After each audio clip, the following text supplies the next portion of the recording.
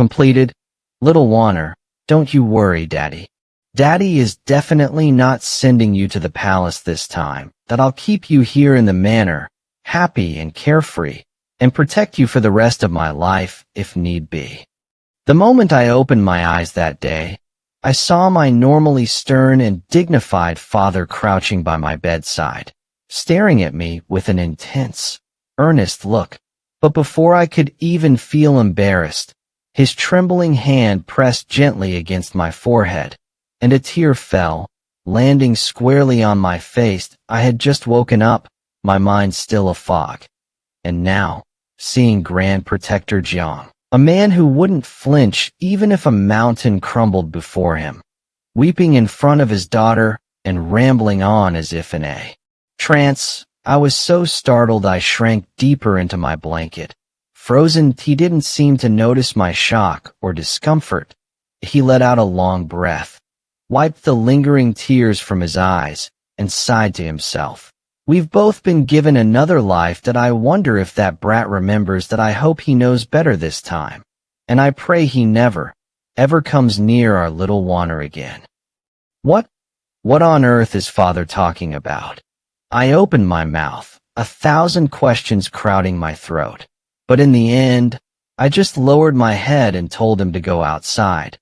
I'd come see him after I washed up and dressed. Even Xia was acting strange. When she was doing my hair this morning, she looked totally lost, dazed. Every time I asked her something, she'd just blank out. And then, just now, with practiced hands, she coiled my hair into a mature married woman's bun. That it was gorgeous and elegant. A style I'd often seen on the high-ranking noblewomen mother mingled with in the capital. But I'd only just turned 15 this year, an unmarried girl. There was no reason for a married woman's hairstyle. Frowning, I gazed into the bronze mirror. Reflected, there was a girl with lively black eyes, skin like congealed cream, lips like peach blossoms. When she smiled, her eyes slightly narrowed, showing off 2 shallow dimples, naive and sweet. "Do you think your young lady is old already? I'm only 15. Why would you put me in such an old woman bun?" I pouted, mildly annoyed. "Why? Yes, our young miss is only 15. So many beautiful years ahead. That I was wrong." She stuttered as she scrambled to undo the bun, tugging out a few strands of my hair in the process. It hurt, and I winced. But when I saw her quietly crying behind me, I held my tongue. Xia is my personal maid, 2 years older than me. That we grew up together, and she's always been like an older sister. Yet, looking at her today, why does it feel like I haven't seen her in years, like she's from another life? That feeling never left. Not when I saw my father, nor my mother, nor my eldest brother. It just built up in my chest, heavier and sharper, laced with traces of sorrow. That I had no time to puzzle over my irrational emotions, because when I saw the 3 of them sitting across from me, sobbing together, baffled doesn't even begin to describe it. What happened? Then, they took turns pouring out pieces of their past life memories. Memories of me. In them, I was either resolute, cold, and composed, or broken by love, crushed by pain. Basically, nothing like the clueless, childish girl I am now. They said that in my past life I married the crown prince and became Empress. That I had a little son. They said I lived gloomy and unhappy in the deep palace, walking on eggshells beside the emperor. In other words, we'd been reborn. They remembered the past life, and I didn't. Then, someone tugged at my sleeve. I turned around, through the dense haze, and saw a tiny figure. A perfectly sculpted little boy gazed up at me with big, round eyes. His innocent look tugged at my heart, melting it instantly. Even though I was practically still a child myself, the moment I saw him, a wave of pure maternal affection flooded through me. That I crouched down, cupped his cheek, and whispered, "Why are you all alone here?" Where's your mother? He giggled, his tiny face flushing pink. Suddenly, his little arms reached up to circle my neck, clinging to me as he rubbed his cheek against mine. That I heard him say, "My mother's name is Jiang Wanwan. She calls me Pingle." I froze, a chill sweeping over me. That it was only when I sat up, clutching my blanket and catching my breath, that I realized it had all been a dream. Jiang Wanwan, had been called mother by a child in my sleep. After mulling it over, I decided I should mention it to my family. The moment I brought it up at dinner, all three of them stopped mid-motion, their chopsticks frozen. Since that day 2 weeks ago, my brother Jiang Tingmo had been fussing over me, piling food into my bowl, watching me with eyes weighed down by worry and remorse, like a doting father it was caring. Yes, but I missed our bickering matches that used to ricochet across the halls, with no one to trade barbs with. It was truly boring, that I confess. I really missed the chaotic, noisy life when he and I used to go at each other day and night. Now, he lowered his gaze and set his chopsticks aside. Father and mother wore the same grim expression. After a long pause, mother asked tentatively, "You said his name was Pingle?" "Yes, mother. Who exactly is Pingle to me?" "Just a dream. Speak of it no more." Father's voice was heavy as he said this. Mother seemed to want to add something but bit her lip, and in the end said nothing. Truthfully, I'm not stupid that I could guess. Pingle must be my child from the previous life. That little prince they had mentioned. That I asked for what happened to him later. They never told me. I could tell it was no happy ending. Afraid I'd be heartbroken, they kept silent. To be honest, I don't have a single scrap of memory from that life. I feel nothing. They really were worrying too much. That conviction vanished the moment I saw the ninth prince. It only took a tiny nudge, after all, to stir something in me. From afar, when he saw me, his hand clenched his wine cup so hard his knuckles whitened. His face remained eerily calm, but those star-bright eyes were fixed on me, tracking me. That night, a palace banquet. Grand Protector Jiang was attending with his entire family. On stage, bare-skinned, seductive dancing girls twirled, the moonlight falling on their porcelain-smooth waists. Bored, I lifted my gaze, and through the shifting crowd, I accidentally met the ninth prince's gaze. Blazing, unreadable, intense. Heaven knows how long he'd been watching me. I was going to flash him a smile and wave. But then, a heaviness, an unbearable tightness in my chest, a vast, bitter ache spread through my heart. So sudden, I nearly burst into tears.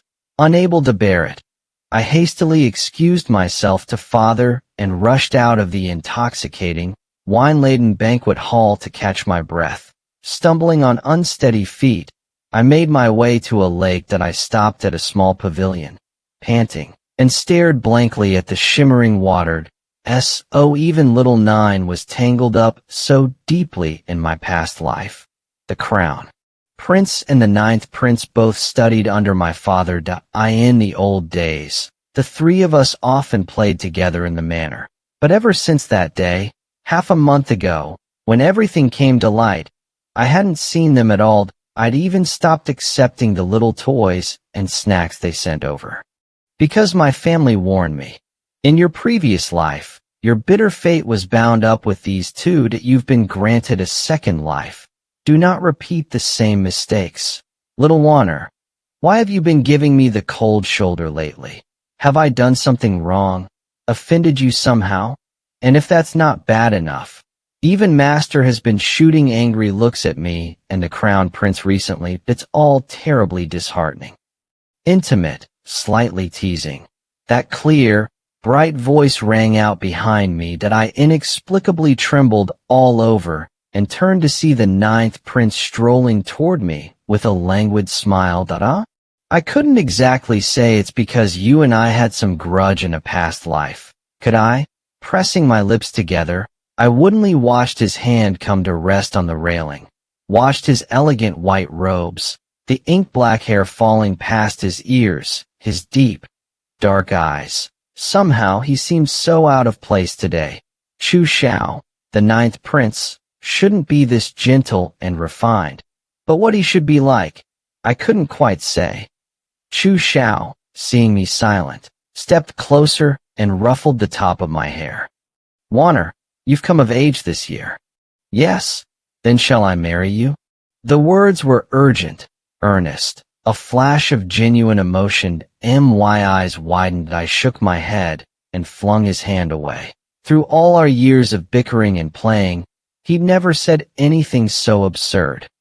Now, suddenly, this. Could it be that little Nine also had his past life memories? I truly was curious. My last self marrying that tight-lipped crown prince was bizarre enough. How could there also be a thread connecting me to him? Now, with his hand thrown off, Chu Xiao was still all smiles. But though he smiled, I felt a chill that I glimpsed in that smile, a ruthless, predatory certainty. Then he bent over, pointed at my nose, and laughed like a pig. Little Wanner, oh little Wanner, you didn't actually take that seriously, did you? I was just teasing. And you really went and daydreamed about marrying me? You little shrew, you little dwarf. Any man who'd actually want you would be the real pig. Watching Chu Xiao laughing his head off, I slowly recovered a sense of familiarity. There. That was right. That was the insufferable, brash, ever-smiling little Nine who always drove me My heart relaxed. I stepped right up and delivered his favorite kind of gift. A good, solid slap to the ear. The teasing and laughter died down, and somehow, in the midst of it, the distance that had built up over the past half-month melted away. Chu Xiao was still catching his breath after my roughhousing. We leaned against the pavilion pillars, exchanged a glance, and then, as if by tacit understanding, both of us smiled. So nice. The cobblestone path gleamed under the moonlight, a night breeze blew softly, cicadas trilled, and Chu Xiao and I walked side by side. Head lowered, he suddenly murmured those two words. What's so nice? The teasing and laughter died down, and somehow, in the midst of it, the distance that had built up over the past half-month melted away. Chu Xiao was still catching his breath after my roughhousing. We leaned against the pavilion pillars, exchanged a glance, and then, as if by tacit understanding, both of us smiled. So nice. The cobblestone path gleamed under the moonlight, a night breeze blew softly, cicadas trilled, and Chu Xiao and I walked side by side. Head lowered, he suddenly murmured those two words. What's so nice? Nothing. I just feel that I haven't experienced such a serene, beautiful moment in a long, long time. So long it feels like a whole lifetime. He abruptly turned world-weary again, his hoarse voice tinged with dampness that I didn't speak, only secretly took hold of his hand. This little Nine, half a month apart, and he'd grown so melancholy. But the warmth of Chu Xiao's hand had barely registered before I heard hurried footsteps up ahead. Someone's coming. Father and Mother just warned me not to be too close to him. If we were seen, and word got out. Panic seized me that I tried to pull my hand free, only to find his grip iron tight, as if he feared I'd run away. Xiaojiu, let go, let go. Someone's coming. I hissed, tilting my face up urgently, only to see his ice-cold expression, and the faint, almost imperceptible upturn at the corner of his lips. Ah, it's the Crown Prince. I wonder what brings your highness here. Truly, you're spoiling the mood for others. His tone was steady, even as his warm fingertips traced circles against my palm. The Crown Prince? Trembling, I lifted my eyes, and saw the usually stern, unsmiling prince with his handsome brows faintly furrowed, his gaze fixed straight on our entwined hands. That it felt like a trick of the light. When I looked again, his gaze had shifted, coolly turning to Chu Xiao. Bathed in milky moonlight, the prince approached, his indistinct features sharpening with each step. He, too, was smiling, his peach-colored lips parted just so, his face like flawless jade, yet his eyes held a chilling, icy cold. Come. The prince grabbed my arm, completely ignoring his own younger brother Chu Xiao beside him. To my surprise, Chu Xiao let go. You know very well she was always meant to be mine, no one can take her away. The night wind shrieked. I shuddered at Xiao Jiu's words, goosebumps rising all over. That cryptic sentence left my mind reeling in a haze. It wasn't until the prince led me back toward the lively banquet that I slowly came to my senses. He stopped abruptly ahead, and I couldn't stop in time, colliding with his rigid back.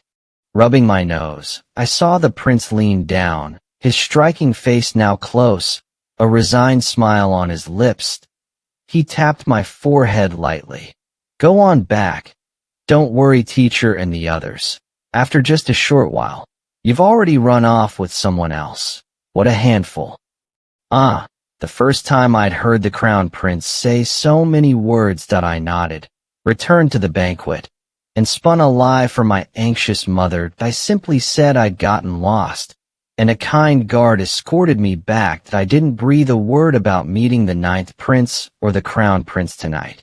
Back home, utterly exhausted, I hastily washed up and fell into a dream. A man clad in golden armor, astride a white steed at the head of a vast army, his face resolute and mature, his eyes glinting with carnage. He said, wait for me to return. Another dream.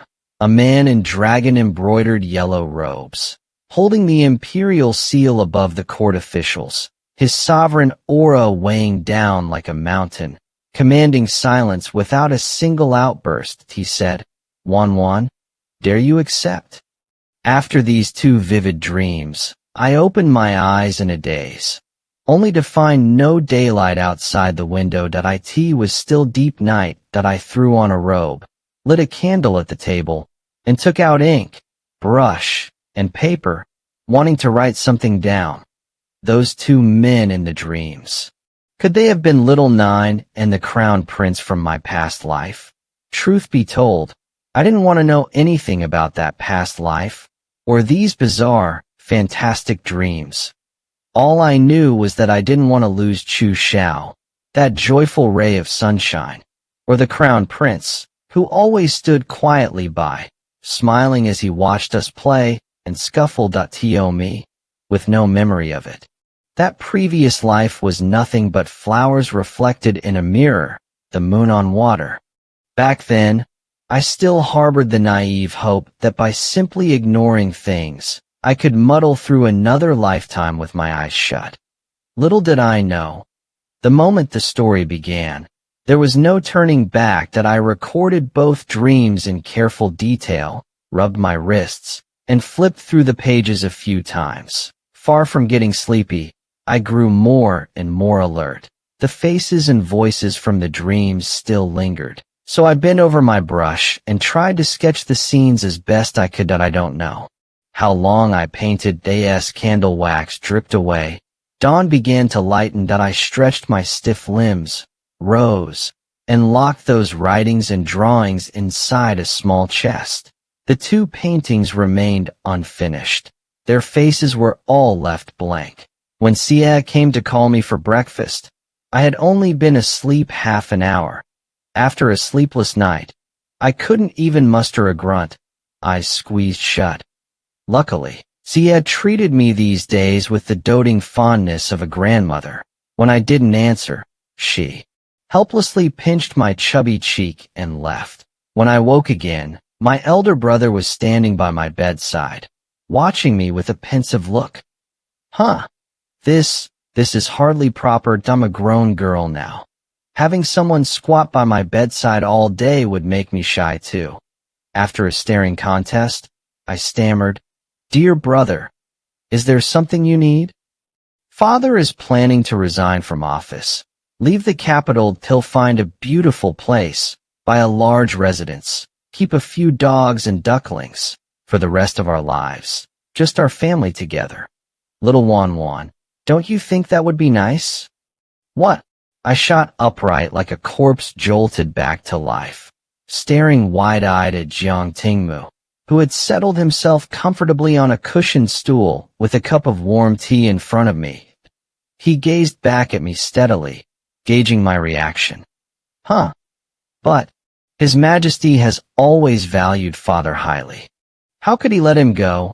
Besides, Father is still tutoring the 9th Prince and the Crown Prince. I huddled in bed, eyes wide that I found no joy in his proposal. Instead, a strange, subtle sense of disbelief filled me, as if some ties of fate were still unfinished, pulling and tripping me, refusing to let me take a single step away. Those two have been getting far too restless lately. Naturally, they no longer need their teacher, Grand Tutor Jiang, to discipline them.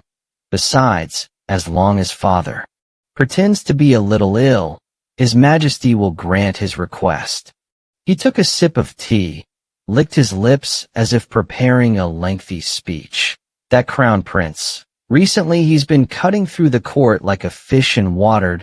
He spouts his political views with effortless eloquence, acts with such sharp brilliance that he overwhelms everyone, forcing others to swallow their dissent. The court officials are already crowing that he displays the air of an emperor before even ascending the throne. Born to be the Crown Prince. How laughable. I listened, stunned that I simply could not picture the Crown Prince as that sharp and aggressive. Not with the way he always smiled so gently and magnanimously before me. And the 9th Prince? Taking another sip, Jiang Tingmu narrowed his slender eyes and curled his lip with undisguised scorn. Him? Even more flamboyant than his dear elder brother, at least the Crown Prince puts on a hypocritical show of playing the good guy, only wounding with his words. But this one is different.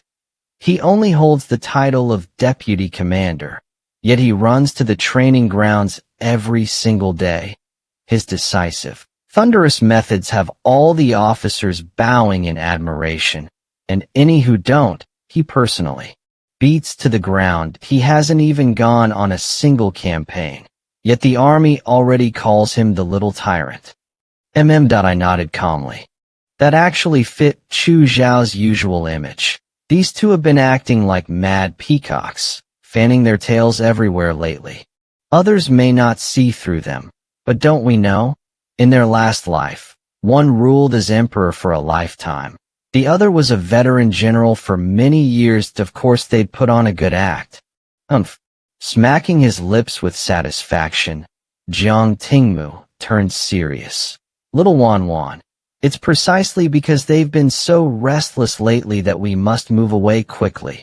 Otherwise you might end up tangled up with them again and suffer the same fate as in your past life. After Jiang Tingmu left, Xia helped me dress, and we stepped outside.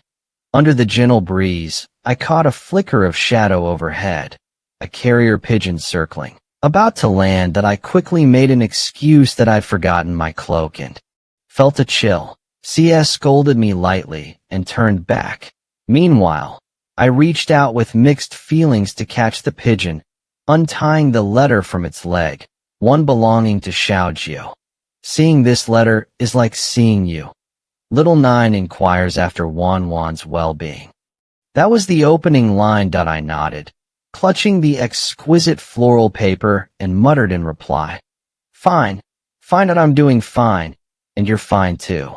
I feel the evening was not fully enjoyed, and my heart is filled with regret. Thus, I invite Wanwan to a gathering at the fragrant tea pavilion, with no idle people to disturb us this time. Idle people must mean the Crown Prince. That my sluggish brain jolted to a realization. When had their relationship gotten so terrible? Last night was the same. They didn't even speak to each other. Chu Zhao's words were particularly rude. Just a short while ago, the Crown Prince was still speaking kindly on his behalf. Xiaojio is clumsy with words, Don't be angry with him, Wanwan. My brother's words from this morning still echoed in my ears. Combined with the half-heard laments about past lives I'd picked up over these last half-month, a hypothesis slowly formed. I remembered someone had once said, I wonder if those two brothers will fall out in this life as well. Well then, if father, mother, brother, and Sia all have their past life memories, why wouldn't the ninth prince and the crown prince also have theirs? Exactly because they reawakened half a month ago, regaining their past life memories. That would explain their enmity toward each other, and why each had been shining so brilliantly in such a short time that I lowered my gaze, tucked the flower paper note into my sleeve, and listened to the approaching footsteps. That at just the right moment, I turned and took the cloak Sia had brought. At the hour, I hurried to keep my appointment with little Ninth. Before leaving, I had to talk Sia out of coming along. If she saw him, she'd spit blood on his head, throw herself at him, and strangle the life out of him. He ruined us so terribly, she had said. The terror still clung to her fine, pale face, and her eyes were steeped in a thick, unyielding hatred. For some reason, whenever I went to see Chu Xiao, I felt as if I were doing something shameful. When I found him, little Ninth was on the second floor, leaning idly against the railing, dozing with his eyes shut. His dark hair was loosely tied, his clothes rumpled, and his long fingers tapped the table in an absent, random rhythm. At the sound of my arrival, he slowly opened a pair of dull, indifferent eyes. The moment he saw me, a light came into them, and a smile bloomed. Wanner, you've come. I gave him no good grace. I averted my eyes and asked, sullen, Chu Xiao, do you actually remember our past lives? What makes you ask? I've dreamed of it. That I know we had a former existence. All right, that I do remember. To my surprise, he admitted it so openly. His lazy grin faded. He straightened up and tapped the table sharply. The crisp sound drew my gaze back to him. We stared at one another in silence. For a long moment, I was so choked up I couldn't find a word. It seems you definitely have no memories, but Lord Jiang and the others do. Right? He said. Yes. But how did you know? If you remembered, the first thing you'd do is run. Run so far that the crown prince and I couldn't even touch a strand of your hair. And master, every time he sees me, he looks as if he wants to chop me into pieces and swallow me alive. His tone was even, almost teasing. While we talked, Chu Xiao had deftly made tea and pushed a steaming cup in front of me. The curling fragrance blurred his features. That I realized I had nervously twisted my fingers into my skirt. That I breathed out quietly, steadied myself, and said, Our family is leaving. That I came today to say goodbye. Since you have your past life memories and know the enmity between us, there's no need for long explanations. That I in this life, we can't go on meeting one another without warning. He stretched across the table and seized my wrist.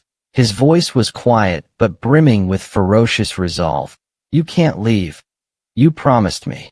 His grip was too strong for me to break free. I stopped struggling and shot back, angry. What did I promise you? When, in our past life, you promised me, he murmured to himself, then let out a laugh, as if to console himself. Forget it. Forget it. Little Wanner remembers nothing. What's the point of saying more? But it doesn't matter. That I remember. That day, his extreme words frightened me, and we couldn't even say a proper farewell. That I never imagined our last meeting in this life would end in such bitter discord. Yes, I had resolved that for the rest of my days I would never see him again. Though I had no memories of that past life, I trusted my family. The hatred carved on their faces whenever they spoke of the crown prince and the ninth prince could not be faked. I believed they had surely suffered horrors back then.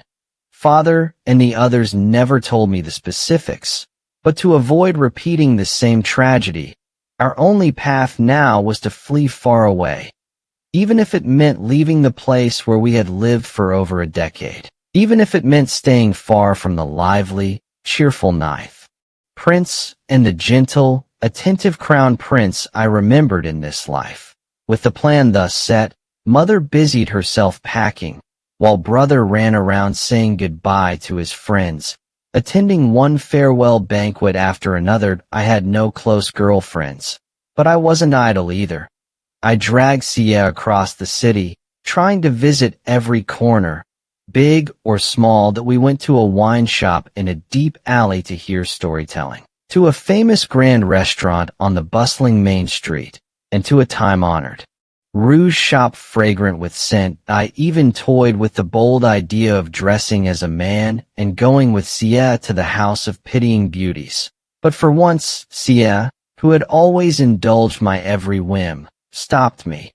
"Miss, please, let's not." Hearing the bursts of seductive laughter inside, her face turned pale, her lips quivered, and she didn't dare so much as glance at the half-dressed women hustling for customers before the entrance. That I nodded quickly and took her hand. It was ice cold. That I didn't ask. I knew her reaction was tied to some horrific experience from that past life. After urging Sia to go home and rest, I wandered the streets alone. That I queued to buy some crispy oil cakes, her favorite, and was about to head back when I spotted a tiny thing flapping its wings on the greasy ground. That I call it a tiny thing because it was so filthy you could hardly tell what it was. After a moment of hesitation, I shook out a handkerchief from my sleeve, crouched down, and carefully picked it up. It was a bird. I didn't know the breed, but it was still alive. Its eyes were closed, and it looked as though it was breathing its last.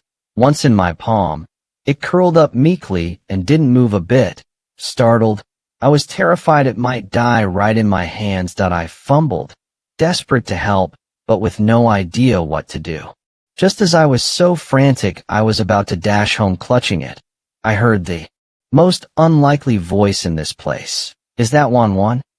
Come to think of it, this was the first time in a good long while that I had properly met the crown prince. Father had long since stopped receiving them, and they were sensible enough to stay away from the Jiang residence. Even that one rushed meeting long ago was the night he had taken me from Chu Zhao's arms.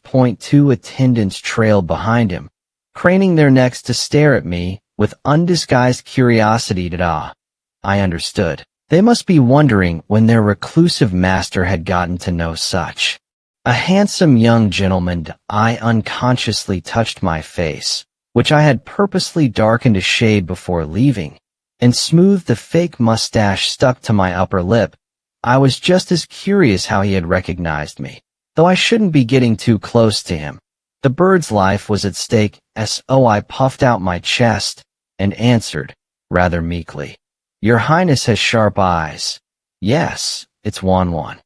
Today he must have been out of the palace on business, for he was dressed far more plainly than usual. A simple, dark purple round-collared robe with no adornments at all, his black hair neatly tied, as meticulous as his character.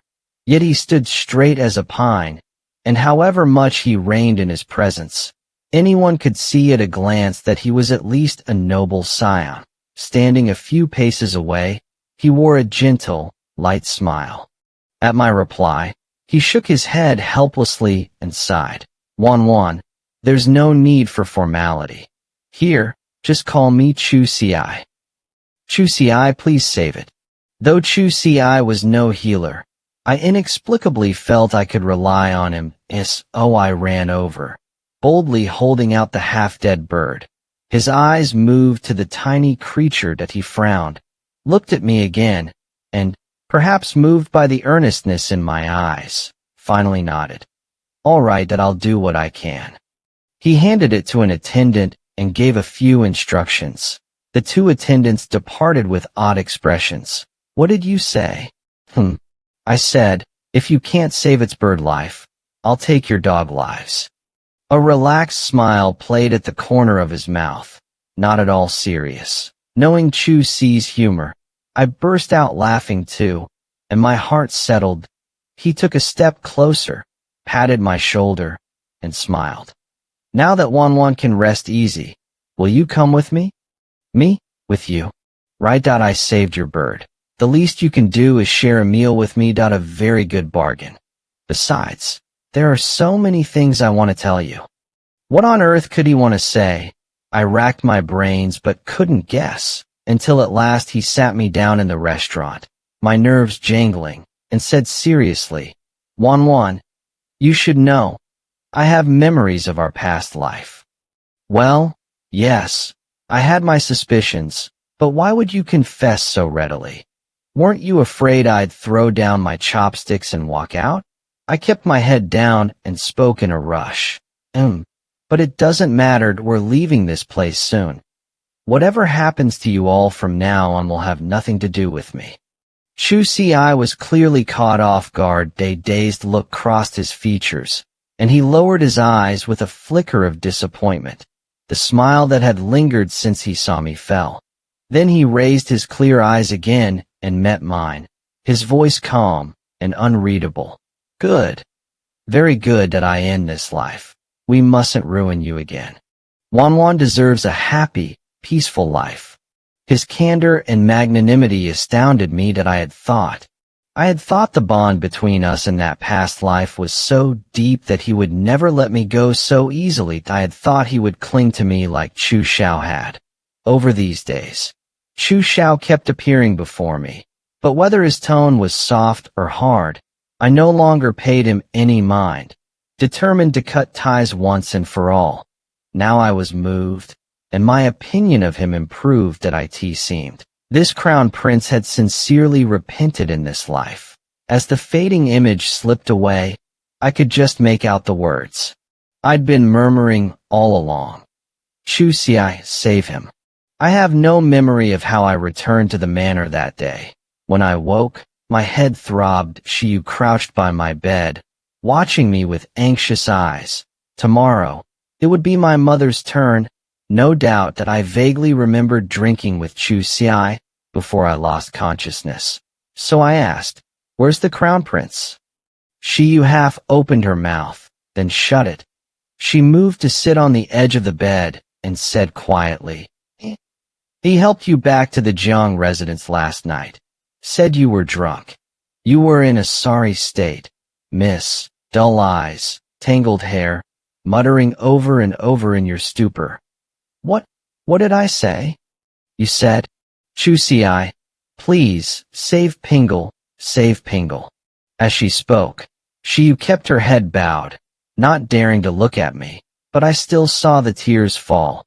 Through a soft sob, she said, last night the madam saw you weeping with your eyes closed, calling for Pingle. It broke her heart. She didn't sleep a wink all night. So, miss, did you remember something? I felt dazed. With my hair still loose, I burrowed into her arms. Even my own voice sounded foreign. Good Shiyu, don't cry. Even if you never told me who Pingle was, I already know that I was just curious and asked Chu Ci, and I won't ask about the past life ever again. I'll just live this one well and let the rest go. As those last words left my mouth, my heart suddenly clenched. Then a far greater bitterness flooded through it. A profound, crushing reluctance. I wept in her arms too, watching my tears spread in damp circles across her clothes, the ache only sharpening. Why? Why? When I was the one with no memories, the one who should be light-hearted and free, why did I keep chasing after every trace of the past? Outwardly, I claimed I didn't care, but every time the past was mentioned, my heart couldn't help but pursue it. Like a fate you can't outrun, that what's meant to come will always come. Shiyu helped me dress and took my arm to lead me outside. I wanted to see my mother. After all my rambling the night before, who knew what dark thoughts were plaguing her? I stepped out the door, crossed the covered corridor, and was nearing my mother's little courtyard when I froze. Was that Chu Ci? That upright figure, kneeling in the yard. Someone tugged at my sleeve and whispered by way of an explanation, After the crown prince brought you back, he spoke with the master in the study, then came out, and has been kneeling ever since. I walked into the yard with a blank face, not so much as glancing at Chu Si, as he seemed to glance at me. And just as I was about to set foot inside the house, he called out, "Wanwan." His voice was hoarse and thin, as if from a whole night of kneeling that I stopped, but didn't turn. Just stood there, still. I was a disgrace, drunk and out of line, that I beg your highness's pardon. I heard him give a humorless laugh before his voice sank. I shouldn't have told you so much, it's my fault. It unsettled you, and made you recall even more. Pingle, and all of that belongs to the past. Forget it, Wanwan. He seemed to truly want me to forget what had come before, that I wished the same. But I couldn't. Even though I remembered nothing, something from that former life had lodged itself deep inside me. I knew perfectly well I should keep my distance from those people and those events. Yet whenever they drew near, I couldn't help sinking back into them. When I entered the room, both father and mother were already there at the sight of me. Their faces brightened with relief, and they rushed over, looking me over from head to toe. "Little Wana, you're awake. Did you remember something? You kept crying out Pingle's name all last night. It nearly frightened your mother to death." Mother stroked my cheek, her voice soft, her eyes red-rimmed. I nuzzled her warm palm reassuringly and answered gently, "No, nothing much. I only saw a few scattered images flash by." All those words were just senseless, drunken babbling. "Mother, father, don't worry about me." They both heaved a sigh of relief and drew me to a seat. That I, in truth, I had lied to them. That I did remember more. So much more. But these memories burned like fire. That I couldn't speak of them, not to anyone. That I had to chew on them alone, swallowing through my tears. That I, in the dream, I sat beneath a crimson silk canopy, still wearing my red bridal veil, swinging my bare feet in boredom. That a cold wind blew in. The door creaked softly. In a daze, I realized what I had done, and quickly yanked the veil back over my face. I'd lifted it when no one was looking. Then I scrambled up and sat primly on the edge of the bed. Through the gap below the veil, I saw my bare feet. That I'd forgotten to put on my wedding shoes.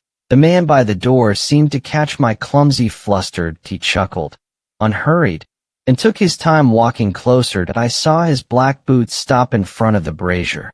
He waited until the chill had left him. Only then did he approach, carrying the heavy scent of wine and a last trace of cold air. With great care, the crown prince lifted my veil. But today he looked nothing like the stern, focused young man I saw during his studies at the Jiang Manor. The corners of his eyes were tinged pink, and his gaze sparkled with laughter. "You little fool, if you're tired, go to sleep. There's no need to put the veil back on. Planning a second wedding for yourself, are you?" My face blazed. "Don't you dare tease me. My mother said it's the groom who lifts the veil on the wedding night. You came much too late. That I was drowsy and just rested a moment. How can you blame me? It's all your fault. All your fault." Chu Si laughed out loud, his expression helpless and doting. He pinched my nose lightly. All right. I was wrong. Got a beautiful bride like you tonight, and here I am, ungrateful enough to keep you waiting all alone."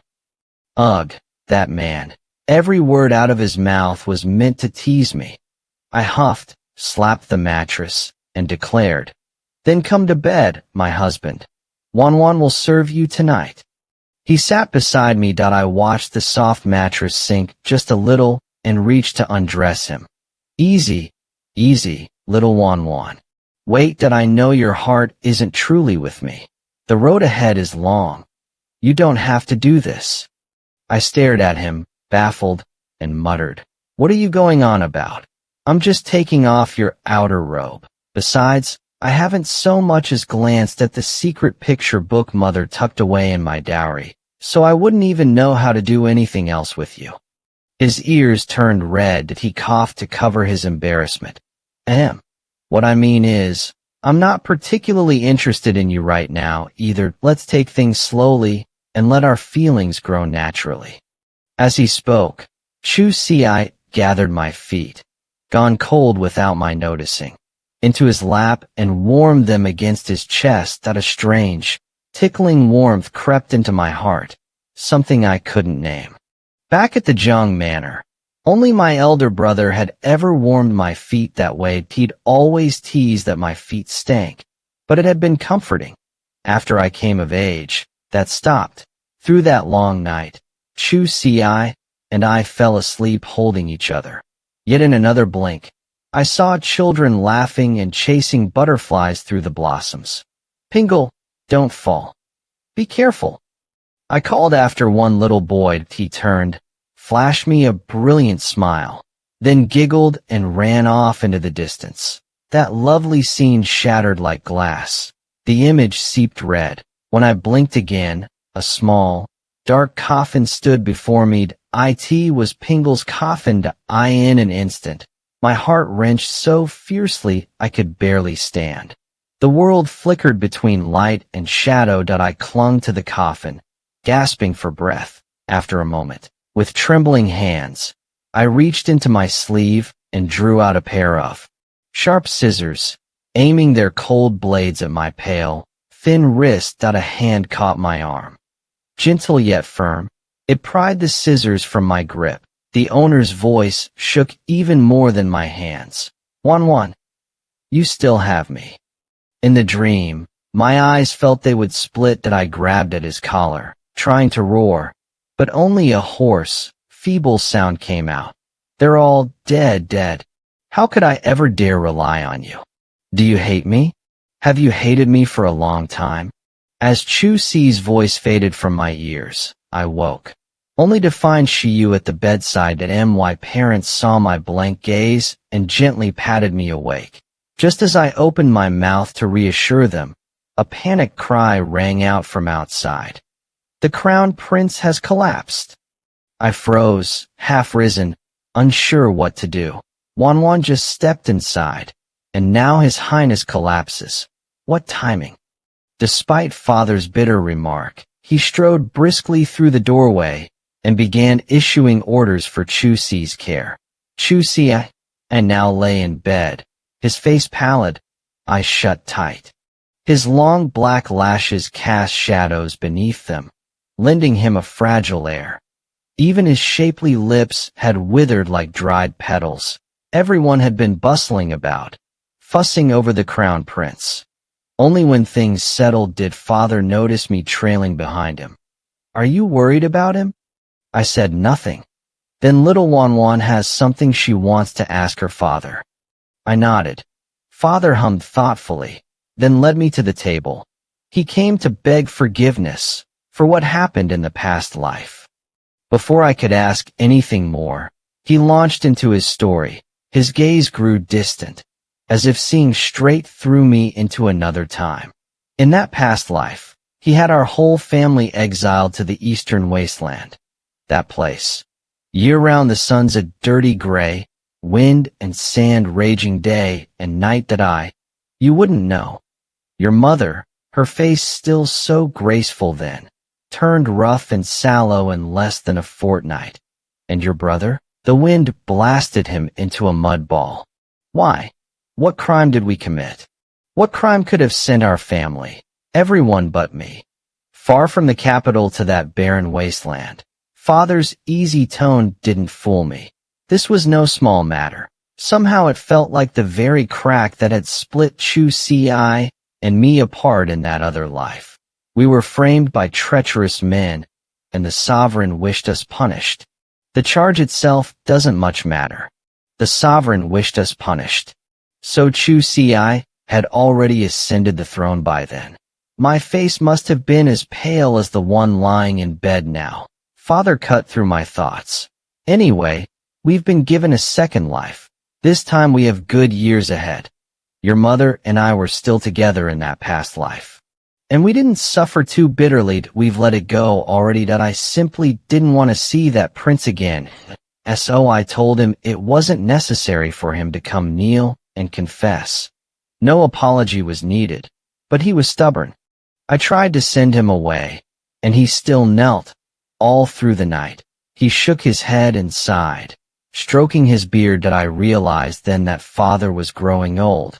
Having been granted another life, he'd softened, grown merciful, and no longer held any hatred for Chu Xi. After he left, I stood alone, dazed. My parents, despite their memories, seemed to have found peace. But I, the one without those memories, was left haunted by a love and a hatred stirred up by nothing more than a few dreams. When awake, I couldn't forget the gleam in Chu Xi's eyes, the warmth of his palm, or, most of all, Pingle's coffin. A fool tormenting herself over nothing. How ridiculous that I was about to turn and leave when I heard faint, broken murmurs. Wanwan, don't know. Please, please. I crept closer. He was shaking his head barely, sweat beading on his forehead, brow furrowed in frantic distress. That I stood watching as he repeated the same handful of nonsense, over and over, until his eyes grew wet and his trembling fingers clutched the blanket blindly. What am I doing in your nightmares, to cause you such pain? Without thinking, I reached toward his face, my fingers hovering, wanting to offer him some warmth. Just then, he woke. Those red-rimmed eyes met mine. My heart jolted. Embarrassed, I curled back, the fingers still hanging midair. Before I could say a word, he yanked me into a crushing embrace.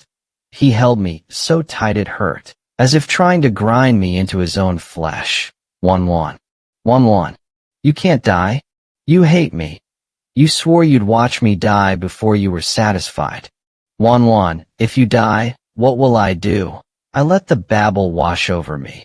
Just sleep talk that I didn't want to dig into the weight behind it. For once, I let myself respond. I stroked his back gently, quieting a child still lost in a nightmare. It took him a long while to come to his senses. When he released me, he didn't even meet my eyes. Without a single word, he stumbled away in a daze.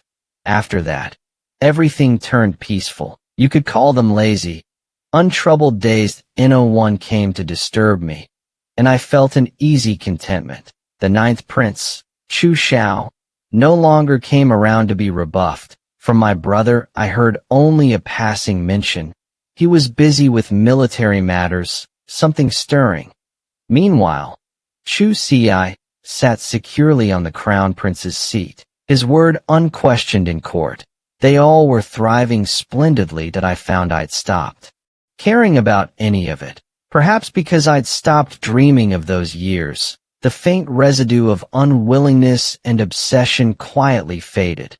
Those memories not meant for this life were slowly being forgotten. It occurred to me that my dreams of a past life had only come because I'd been in contact with those two. I savored this idle time.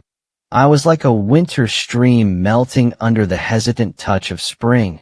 All the dark, cold things gradually thawed away. At dinner, father and mother would laugh brightly, already planning what animals to keep in the garden of our new home. My brother and I would squabble over a piece of honey-glazed pork, and Sia, clever with her hands, would weave my hair into a different beautiful style each day. They no longer tiptoed around me, no longer looked at me with those deep and sorrowful eyes. Every face shone with ease. When we caught each other's eyes, there was a hard-won happiness brimming there. Father had sent people ahead to scout the place we would go. He had them inquire about the colorful willows along the streets, sniff the oil, salt, and sauces of the neighbors' kitchens, listen to the wind and rain and the clip of horse hooves. Their reports came back one by one, and after my brother and I had chattered and argued over every detail, we finally settled on a residence. Everything had been prepared. All that was left was for us to go. Go on, little Wanwan. This will be your last time entering the palace, your last time seeing those nobles within the imperial city." Just then, Father had accepted the invitation to the banquet the next day. The reason for this palace banquet was simple: farewell.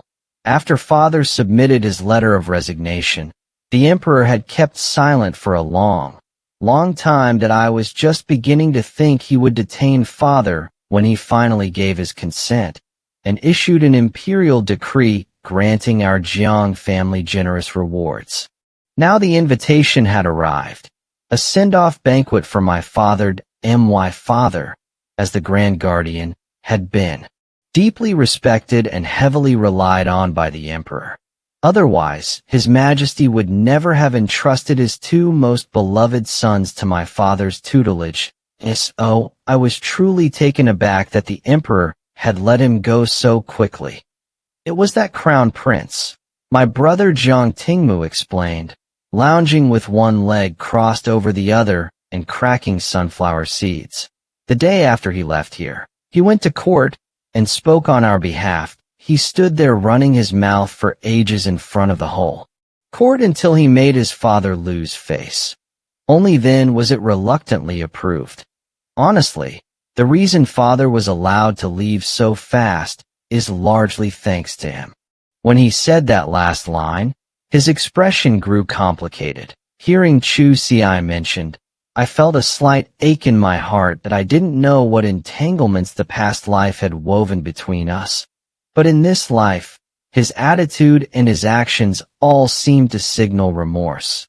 That former life was, after all, already gathering dust, being forgotten little by little, if only this time. Chu Xiao, Chu Xi, and I could each live well, even if our lives never intersect again, each of us far apart in different corners of the world. And so, half reluctant, I gave in to Father's urging. "Fine, I'll go point one last distant look at those two boys from deep in my memories, the ones I'd once laughed and played with, bound by ties that had once pulled hard." Something was pressed into my damp palm. Hard, a paper note it seemed. Silently I closed my fingers around it and hid it in my sleeve. Turning, I saw it was the little palace maid. As fate would have it, she had just knocked over the wine flask and drenched my skirt. I watched the stain darken on my robes, the clean scent of wine rising. I steadied myself and shook my head at her, as she stammered desperate apologies under her breath. Lifting my gaze, I saw Father standing with the Emperor, drinking, Mother smiling gently as she spoke with the Empress, and my brother, chin propped in his hand, staring blankly at a white-robed lutenist performing on stage. The zither notes rang clear and forceful, seeming to pierce the clouds and the moonlight, casting a silver glow over the mortal world, and straight into my heart, as clear as glass. I finally let my eyes drift to where he sat directly opposite me. Chu Xi, I met my gaze unexpectedly. For an instant, our eyes locked. His lips seemed to tremble. Then he quickly looked away. I lowered my head in silence and smoothed the paper note flat on my palm. It was a floral note card of crimson flecked with gold. The night. Dark ink. The moon. White. Tonight's banquet. Everyone was dressed in plain elegance and light makeup, except this brilliant red and shattered gold in my hand, which made my heart leap. In that moment, all other colors seemed to fade, leaving nothing but this slash of red. And this red, it was the kind used for a daughter's wedding finery. I quieted my strange galloping heart and silently read the note. "Wanner, after this parting, I know not when we shall meet again. I have a farewell gift for you. I await your acceptance." I traced those powerful, wild, free black strokes of calligraphy and let out a quiet sigh. It was Xiao Jiao. Of course, no wonder I hadn't seen him at the feast tonight. He'd been waiting to make his move. I didn't want to be tangled up with him any further. I knew he'd arranged this little maid, and going with her would no doubt mean meeting him. but this wet gown clinging to my legs was truly unbearable. Where on earth he could rustle up a place for me to change into dry clothes, I had no idea. The palace maid sized things up neatly and half dragged me to my feet that I followed. After first slipping a word to Mother, she furrowed her slim brows, glanced over at the guilt-stricken maid still hovering at my back, and waved her off. Remember, I packed an extra cloak when we came to go fetch it first. The night wind carries a chill. You mustn't catch cold. I turned to leave, but hadn't taken half a step before a steady, beguilingly dignified female voice cut in. Wanwan, take her along to Cunning Palace. I have a new robe there. Never worn to go change into that. The Empress, her face full of kind goodwill, nodded toward me. After my mother murmured her thanks, we departed as though it seemed Chu Xiao and the Empress had arranged this in advance. Halfway there, I tried to veer off toward fetching nothing more than that cloak, but that cunning maid had my arm in an unyielding grip, almost dragging me along. Resigned, I let myself be led all the way to the gates of that grand compound. Before the imposing entrance steps of Cunning Palace, above the lintel, the plaque bearing the name Cunning Palace loomed, cold and imposing. The maid who had guided me retreated soundlessly, withdrawing into the shadows. The vast hall was utterly deserted, not a single attendant in sight. Xiao Wanner's here. A voice cooed. The sound jolted me. From the dimness, Chu Xiao emerged. His eyes laughed, shaped like crescents, a soft moonbeam glittering in them that I wavered. Not sure how to respond, my gaze fell to the dark patterns on his robe, his hem brushing the cold flagstone floor, the polished stone reflecting his motionless figure. Don't be angry, pet, if I hadn't set things up this way. How else could I have gotten a moment of your time? He spoke with a flat levity that revealed nothing, his footsteps drawing closer with measured ease that I pressed my lips straight. Aren't you offering me a gift? Hand it over. That. He slid his eyes toward the screen that an enormous embroidered panel stood there, covered with lush peony blooms in full, deep splendor. He flicked his gaze upward. The proper gift is a change of clothes. I stepped back sharply as he moved one square toward me, his footfall echoing hollowly through the empty hall. He halted, then let out a short, dry laugh. Xiao Wanwan. Why the look? He lowered his head, bringing that high, handsome nose of his too close. His expression this time wasn't the usual open mockery. It carried something faint, a flicker I couldn't name. The tension on his face betrayed a hidden frown, a grimness tucked beneath the smooth surface. That look triggered something in me, a flash of recognition that I had seen that exact expression before, in another life. Layer upon layer of time ago that I snapped out of it as his deliberate insinuation landed with a biting throat. He was standing there now, unfurling his silk gown. The dress shimmered from starlight gray into blood ruby red, a restrained cut of noble elegance that clung perfectly to the figure. This, Wanner, the only one suited to help you into it as well. Not me, but I can wait. He gestured toward the screen with a calm, assured smile. Go on then. I stood frozen, measuring him. He remained where he was, loyal to his word. His posture eased at last. I hesitated, then stepped behind the screen. The cool silk slipped over my skin, the fabric fitting as if it had been made for me. In that moment, a hazy, soft note of his voice drifted through. The truest beauty, on the truest person, just as I always imagined. My heart pressed tight that I straightened my clothes and stepped out. For better or worse, the night had waited long enough. Therefore, hesitant as I already was, I agreed after Father's advice to go.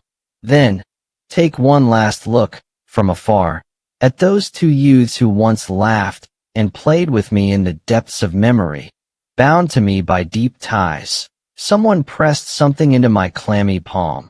Firm, like a paper slip, silently. I curled my fingers and hid it inside my sleeve. Turning my head, I saw it was the little palace maid, the same one who had just knocked over the wine pot and spilled it all over my dress. I watched as my skirt darkened where it soaked, the fragrance of clear wine rising to my nose. That I steadied myself, shaking my head amid her low, flustered apologies. That I looked around. Father was standing, drinking with the emperor. Mother wore a gentle smile as she murmured something to the Empress. My brother was slouched, chin propped in boredom, staring blankly at the white-robed musician playing. On the stage, the zither notes soared, piercing the clouds and parting the moon's shadow. Silvery light washed over the world and fell right into my heart, clear and luminous. That tea last. I shifted my gaze straight ahead. Chu Ci, caught unprepared, met my eyes full on. His lips seemed to tremble before he quickly looked away. I, too, lowered my head in silence and smoothed the paper slip flat in my palm. It was a crimson note splashed with gold. Black night, white moon, plain robes, light makeup. At tonight's banquet, everyone wore soft, subdued elegance. Only this vivid red and flecks of gold in my hand made my heart leap. For an instant, all color drained from the world, leaving only that red, the red of a daughter's wedding. That I suppressed a strange stirring and silently read the words. Wanner, who knows when we shall meet again after this parting? I have a farewell gift. I hope you will accept it. My fingers traced the bold, wild, yet graceful ink strokes, and I let out a long sigh. It was Xiao Jiu. No wonder I hadn't seen him at the feast tonight. He'd been waiting for me all along. That I had not wanted any further entanglement with him. That I knew this maid was planted by him, and following her would mean meeting him. But the dress, wet and clinging to my legs, was unbearably uncomfortable. But where on earth had Chu Xiao found a place and a gown for me to change into? The maid, tactfully, half lifted me to my feet, and I rose with her. Before leaving, I first spoke to Mother. She furrowed her delicate brows, glanced at the guiltily bowed maid behind me, and waved a hand. I recall I brought an extra cloak. Put it on first. The night wind is cold. Catching a chill would do no good. I turned, but before taking even half a step, a steady, dignified female voice called out, Wanwan, let her take you to Kunyi Palace. I happen to have a set of clothes I haven't worn yet. To go and change into them. It was the Empress. That I faced her kindly, smiling face and nodded, then withdrew amid Mother's thanks. It seemed Chu Xiao had arranged things with his mother beforehand. Midway, I tried to change course and fetch the cloak, but the maid at my side firmly clamped my arm. Resigned, I followed her all the way to that lavish, stately Kunyi Palace. Looking up, I saw the grand plaque gleaming with cool moonlight. Once there, the maid silently slipped away. I stepped inside. No attendant stood anywhere in sight. Little Wanner has come. The sudden voice startled me. An instant later, Chu Xiao appeared before me. Eyes crinkled in a smile. That I stammered a reply, head lowered, staring at the dark patterned hem of his robe and the cold, glossy floor tiles. Don't be angry. If I hadn't done this, you probably wouldn't have seen me. I couldn't read any particular emotion. He sounded easy and casual. Didn't you say you had a gift for me? Then give it. Once given, we could be clear. Chu Xiao pointed to a tall screen embroidered with blooming peonies. First, change out of those clothes. I pressed my lips together and stalled. Give it to me first. He stepped one step closer, the footfall echoing through the empty hall. That I promptly retreated a step. He took another step nearer, curved his lips, and let out a short laugh. Chu Xiao looked down at me with a lofty, commanding air. That I stared back numbly, for I had never seen this side of him. the smile faint, not baring his little tiger teeth as he did when laughing heartily. His eyes dark and deep like a still spring, utterly calm, not a ripple. Between his brows not a trace of humor, only an underlying cold severity. Yes, this was how he truly should be in that flash. Facing his indifferent expression, I actually felt a sense of familiarity, as if he had been treating me this way for many, many years. Wanner, don't make things hard for me. I don't know how to dress a lady, let alone undress one.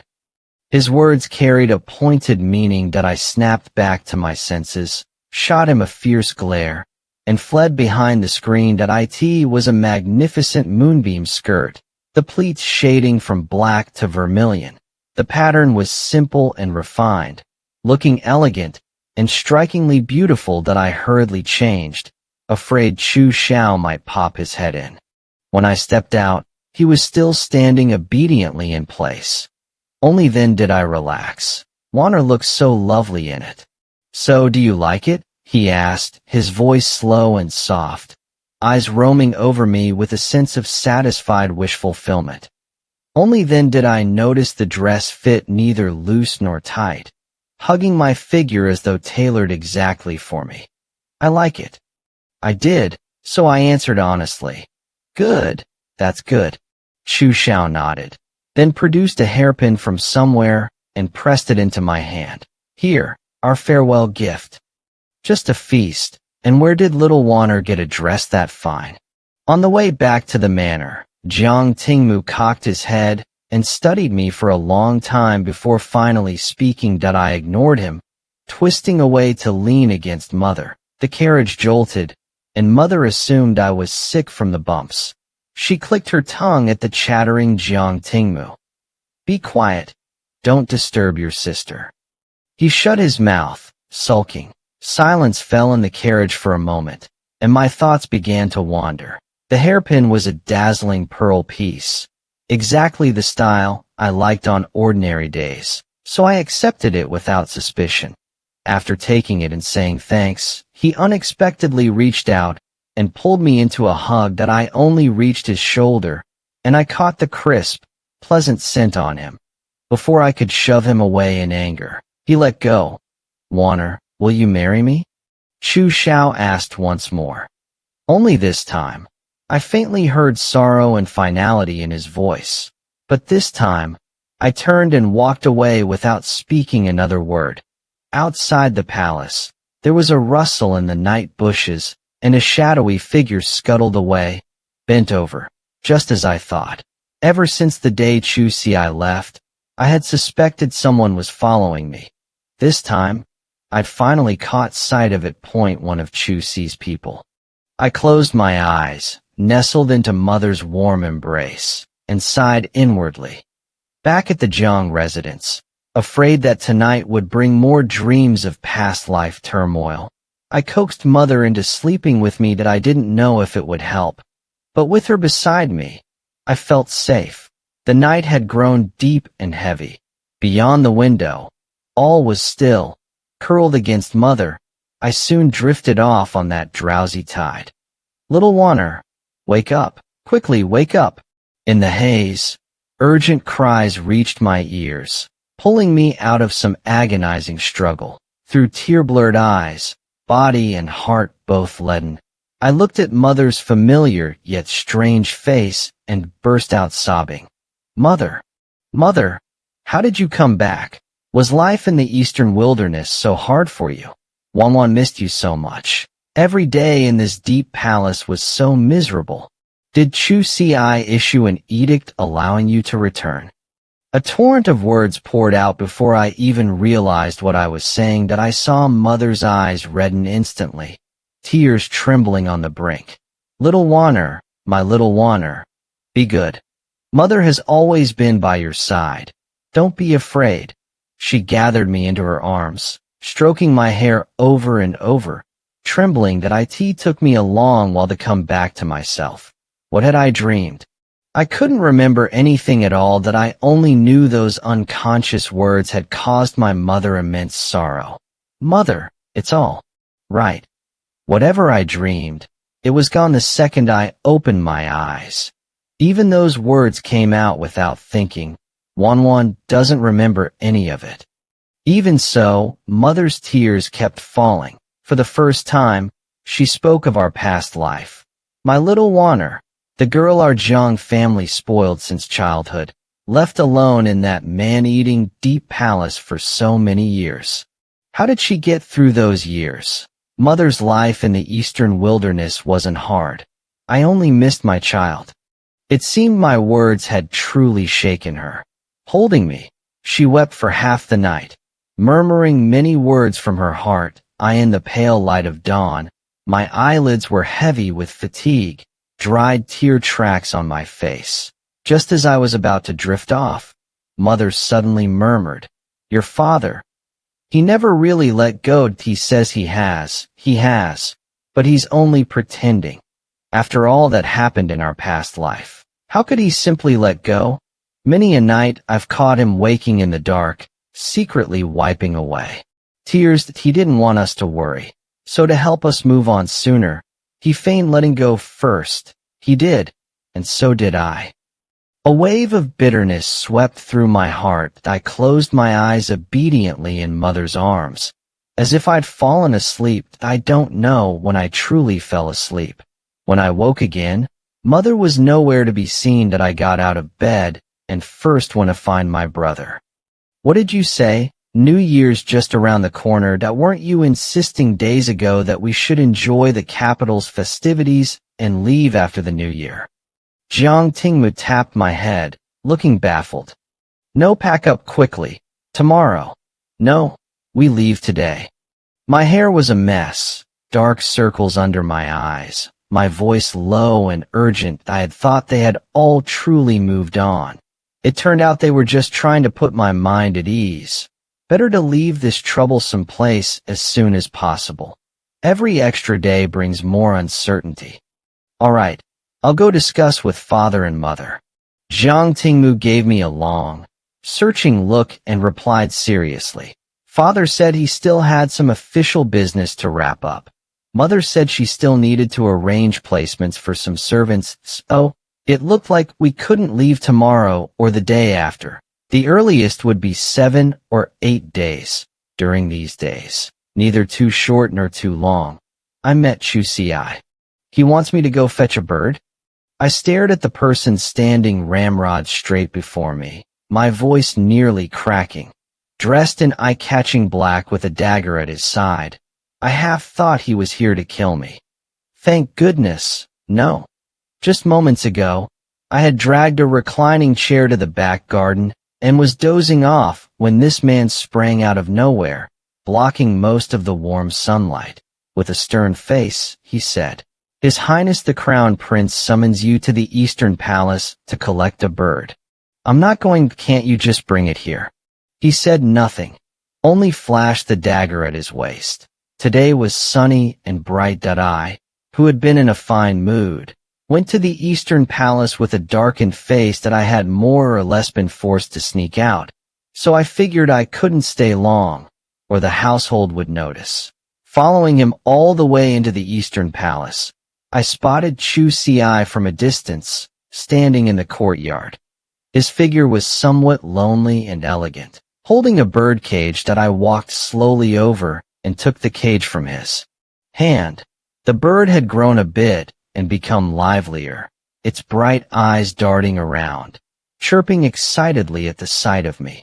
Only its feathers were still sparse, probably because it had just recovered from an illness. "Thank you for taking care of it these days." I murmured my thanks, stood there blankly for a moment, and when Chu Si, I didn't say anything. I turned to leave. "It's called Pingle." My heart jolted violently. That I lifted my eyes to study his calm expression. "What do you mean?"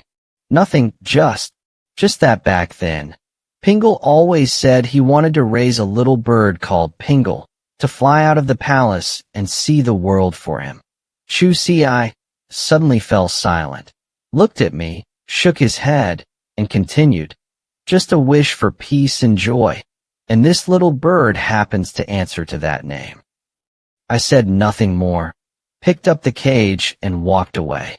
After only a few steps, I turned back, tilted my face up to meet his eyes, and spoke. Chu Ci, these days someone has been watching me constantly. It's your people, isn't it? Yes, after all, you're about to leave. He met my gaze frankly, a gentle smile curving his lips, though his complexion was as pale as the day he lay in bed that I stood stunned for a moment, my mouth moving soundlessly. When all was said, and I was finally about to leave, the man who had escorted, no, abducted, me rushed in again. Your Highness, that Qinghe is here to deliver medicine. Qinghe was probably the young palace maid who dirted my dress that day. I had glimpsed her palace badge that I didn't understand why I hid. Maybe because Chu Ci was afraid that if she saw me alone in the Eastern Palace, word would spread and cause trouble for me that I hid and listened to their intermittent conversation. Your Highness, the Empress ordered this. She's uneasy and insists on seeing you drink it all. Understood. The rustle of curtsying in fabric, and soon after, quiet that I came out. Chu Ci was staring blankly at the bowl on the table, which held nothing but dark, scorched dregs that I walked over, and without quite thinking, I picked up the bowl and sniffed it. This medicine is still as bitter. I dragged out the last word slowly, just as porcelain shattered. The moment I lifted the bowl to smell, he snatched it from my hand and smashed it onto the floor. Wanwan, what are you doing? Did he insanely think I was going to lick the dregs? Back in the Jiang residence, he had to drink a big bowl of bitter medicine every day. Once, Chu Xiao and I were curious and took a sip. The bitterness hit our tongues so hard our mouths went numb, and we ran around frantically looking for water, ending up with bitter tears, applauding Chu Ci. I wanted to glare back, but I found Chu Ci trembling, his eyes wide, and I could clearly see the anger and fear in them. Chu Ci, this medicine, it isn't poison, is it? I blinked, half-jokingly. He froze, a thick sorrow flashing through his eyes. He pulled my arm to a spot clear of shards, then let go as if burned, his voice hoarse. Half in jest, half in earnest, he replied. Yes, it's poison. Only I can drink it. Just like at the banquet days ago. Chu Ci was in a terrible state. Gaunt, his gaze unfocused, drinking cup after cup in silence. Now, a few days later, it had only worsened. His brow no longer carried its former righteous brightness and good looks. Instead, there was only sickness and a world-weary, rebellious air that I couldn't bear to look. I averted my eyes and, as if beyond control, let out a torrent of words long buried in my heart. Chu Ci, you haven't moved on at all, whether it's this bird's name or your sleep-talking the other day. You're still drowning in that illusory past life. You keep telling me to forget the past, but you know perfectly well I have no memories of it. Actually, you're telling yourself to forget. Please, move on. Chu Ci suddenly closed in on me, one step after another, and before I could react, he had me pinned against the wall that I hastily lowered my eyes to avoid his scorching gaze. He pressed closer.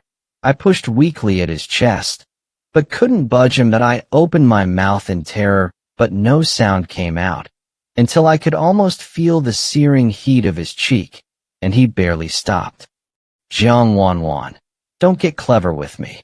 Why are you persuading me like this? Why say these things? I finally convinced myself to let you go, to cling to those scraps of memory, and eke out this life without wronging anyone again. How dare you? How dare you ask me to let go? If I let go, how am I supposed to live? I had never seen him like this, like a wild, wounded beast, pinning you down and cruelly tearing open his own bloody wounds for you to see. The gentle, courteous, dignified and steady man I knew seemed nothing but a false shell.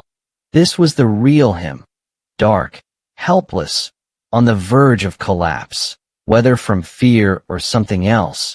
Tears fell in a rush, unstoppable, and in an instant my face was soaked. No one spoke.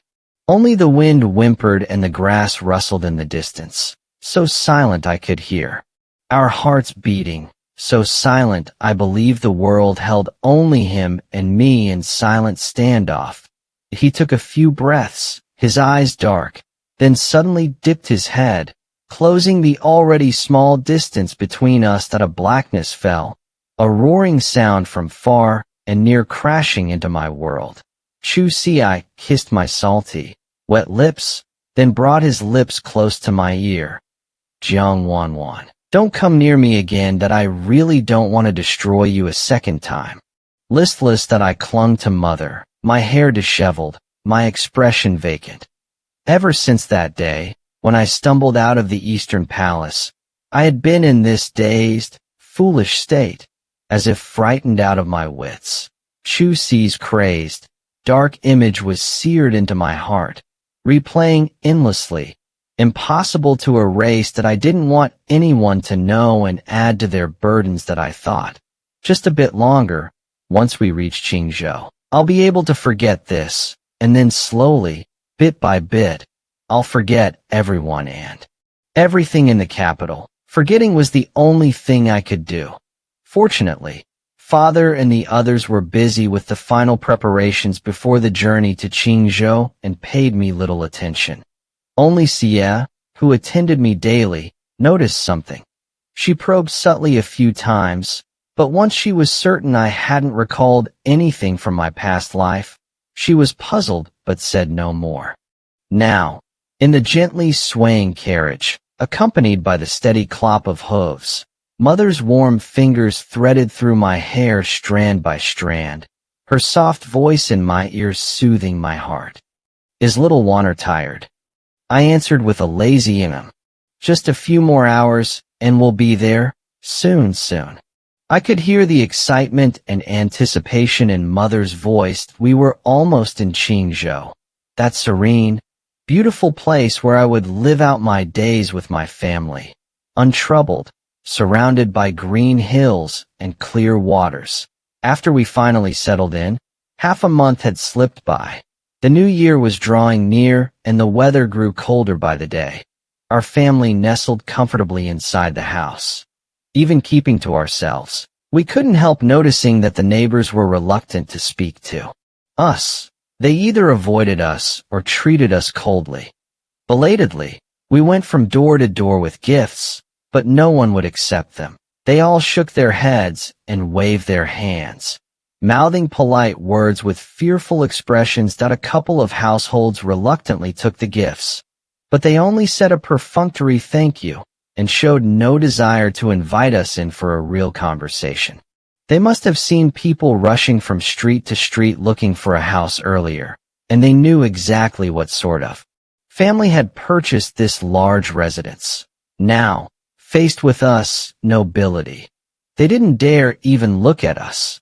Just like that, the Jiang family was inexplicably isolated, deeply depressing. Still, there was some consolation. When I knocked on the Wei family's red lacquered door with gold trim, it slowly swung open before me, revealing a gentle, elegant face. She frowned slightly, her gaze moving between my brother and me as if searching her memory, but then she smiled sweetly. Are you the family that just moved in? We both nodded politely. It's cold outside. Please, come in and sit. We were, for the first time, graciously invited inside. The reception hall was bright and spacious, with silver charcoal crackling as if it cost nothing, radiating cozy warmth. The tables and chairs were all made of fine Wangwali wood. At intervals stood artfully pruned rare plants, and from nearby came the faint, soothing sound of water trickling over a rockery. The Wei household was certainly one of the few truly wealthy ones in this small city. She thoughtfully pressed a warm hand warmer into each of our hands and only took her seat after we were settled. She introduced herself as Wei Qing, saying her family was in the timber business. Her parents were often away for trade, and she had 2 younger brothers, so she basically managed the household. Wei Qing said all this while pouring tea with calm concentration, her delicate, pale wrist trembling slightly as she carefully set the teapot down. Then she raised her clear, limpid eyes to look at us. I smiled back at her and waited for my brother to say something appropriate. But I waited and waited until the very air seemed about to freeze that I stole a glance at Jiang Tingmu. He was staring at Miss Wei, his eyes a little dazed. If you pinned a tail on him, it would probably be wagging. I nodded knowingly to myself. Propping my chin on my hands, I beamed and started chattering on my own. Sister Wei, you're truly a girl, both beautiful and capable. Managing such a big household at your age, so orderly and neat. I wonder who will be so blessed as to marry such a lovely, virtuous wife. Wei Qing blushed and laughed behind her hand, then composed herself to retort. You little girl, your tongue is even sweeter than mine. I giggled and tossed off a few more playful remarks that made her chuckle. Soon, the 2 of us were merrily chatting about everything from jewelry and ornaments to flowers and birds, completely ignoring Jiang Tingmu, who loomed beside me radiating a quiet, brooding aura. After draining the last of my tea to wet my throat, I tugged my brother to his feet to take our leave. Wei Qing took my hand and said earnestly, I find you so bright and adorable. Just to my liking. I truly enjoyed our time together today. Since you call me sister, from now on you must come to visit. Often. My younger brother is about your age. He happened to be out today, but if you come again you won't be lonely. I'd been fretting about having no one to pass the time with in Qingzhou, so her words delighted me. I eagerly nodded and promised I would as soon as we got home. My brother sat down with a deep, solemn air that I sidled over and asked, Brother, what do you think of Wei Qing's dress fabric? Huh? What fabric? Little Wan, honestly, I was drinking tea the whole time. How would I notice such things? Jiang Tingmu's ears went red as he spoke with steadfast conviction. The way he said it, I almost believed him if he hadn't been staring at her. A charming little smile flitting at the corner of his lips, I gave a mysterious smile of my own, blinking innocently. You didn't notice, brother, but Wanwan did. I was thinking, the fabric of Sister Wei's dress would be perfect for my future sister-in-law's dress. The moment the words left my mouth, I sprang up and bolted. Jiang Tingmu was half a beat too slow and came chasing after me with heavy footsteps. He panted like a clumsy bear, shouting as he ran. You? What are you saying? I don't feel that way about her. I turned, stuck out my tongue, and called back, the wind snatching at my voice. I'm just telling the truth. Don't get angry just because you're embarrassed. It was sunset. In the pale golden afterglow, we laughed and bickered, hopping and skipping. Our shadows danced across the ground, light and lively. The breeze teased our hair, and from a nearby cage rose a joyful chirping. I smiled secretly. In that hazy, golden moment, it felt like months ago, back before everything came to light, when we would fool around just like this. Nyang, nyang, nyang, nyang. The next morning, still groggy from sleep, I yawned lazily before unhurriedly opening the door, and the moment I did, someone called me Nyang. The string of Nyang sounds made me blink away the sting of drowsy tears. I craned my neck to see who this visitor was, and whether he had something wrong with his eyes. I actually had to tilt my head up just to see his face. He stood more than a head taller than me. Aside from his night black robes and boots, he wore no accessories whatsoever, which gave him a somber, weathered look. Me. It seemed like he was trying too hard to appear mature, because he had a rather youthful face full of boyish vigor. He looked about my age. His breathing was heavy, his eyes dark, yet a hidden light glinted in their depths. He fixed his gaze on me without blinking. He stood rigidly outside the door for a long moment, biting his lip, before finally speaking. "Who are you?" Swallowing an inexplicable surge of temper, I replied reluctantly. "It's early in the morning that you're knocking on my door. Fine, you call me Nyang the second you see me. Still fine, but you've come all this way to my home, and you don't even know who I am? You're Jiang Wanwan. Jiang Wanwan. No, it can't be." He backed away as if he'd seen a ghost, his gaze dropping to his feet. Unwilling to look at me again, that he forced the words out with great difficulty. I suspected this person not only stuttered, but also had a screw loose. The evidence was overwhelming. So I gave him a cold look and shut the door. That I leafed through some storybooks, played with my bird, learned embroidery from mother, and romped around with the new puppy. The day quickly darkened. That I in the kitchen, Sia and I were noisily debating whether to add sugar to the new dish. I wheedled that I loved sweet things. She looked pained and insisted the dish was never meant to be sweet. We were at a stalemate when the door creaked open in the wind, and my brother came home. That I in the depths of winter. He'd been running off to the Wei household day after day, saying he was teaching martial skills to the younger Wei brother. But I knew full well it was to see Sister Wei. Why else would he brave the wind and snow every day and only return at dusk, and came back each time looking foolishly, blissfully content? Alas, once a son comes of age, you can't keep him at home forever. His face was red from the cold wind, and mother clucked sympathetically as she helped him off with his heavy cloak. Father rapped his chopsticks on the table, motioning him to come eat. Jiang Tingmu sat down next to me, still trailing a chill, and immediately launched in with great excitement. "Little Wan, did you meet Wei Qing's younger brother today?" I blinked blankly, his words slowly turning over in my mind.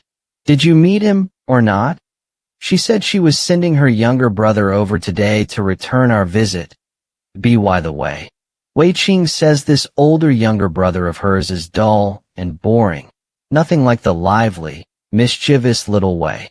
Recently, he's been acting strangely, tight-lipped, staring in certain directions with deep sighs, and he's taken to wearing black. He's become so solemn and silent. It's like he's aged before his time. "Hey, why are you looking at me like that?" Those are her exact words. I didn't badmouth him, but I honestly didn't expect Wei Qing to be so witty in private. Heh. I recalled the boy from this morning, his silent, pale face, his quiet gaze, his halting speech. Perhaps I could add two more, stutterer and simple-minded. "What's his name?" After dinner, feeling comfortably full, I patted my belly and asked casually, "Wei Ling, what's your name?" "Your humble servant Wei Ling," paying respects to the crown. He was half bent in a bow, the formal greeting not yet completed when I cut him off. "All right. Wei Ling, can you fetch my paper kite from that tree?" It must have been spring that I wiped a faint sheen of sweat from my forehead, blinked up at him, and tugged the black hem of this young guard's robe. Then I turned and pointed to the red paper kite, caught high among the bright green branches. What a shame. I can't fly." He seemed utterly at a loss, bending his tall frame even lower. "Princess, please forgive me. His Highness has ordered that no one in the household is to engage with you. That I'm already in breach of duty. Please, don't make this harder for me." Wei Ling's voice was quiet, as if he feared being overheard. His words. My nose prickled, my eyes reddened, and a tear trembled on the brink of falling in the breeze. That my heart swelled with grievance. Once sorrow rose, it couldn't be contained. I opened my mouth and wailed, "Wah! That bastard Chu Si, I can't do this to me.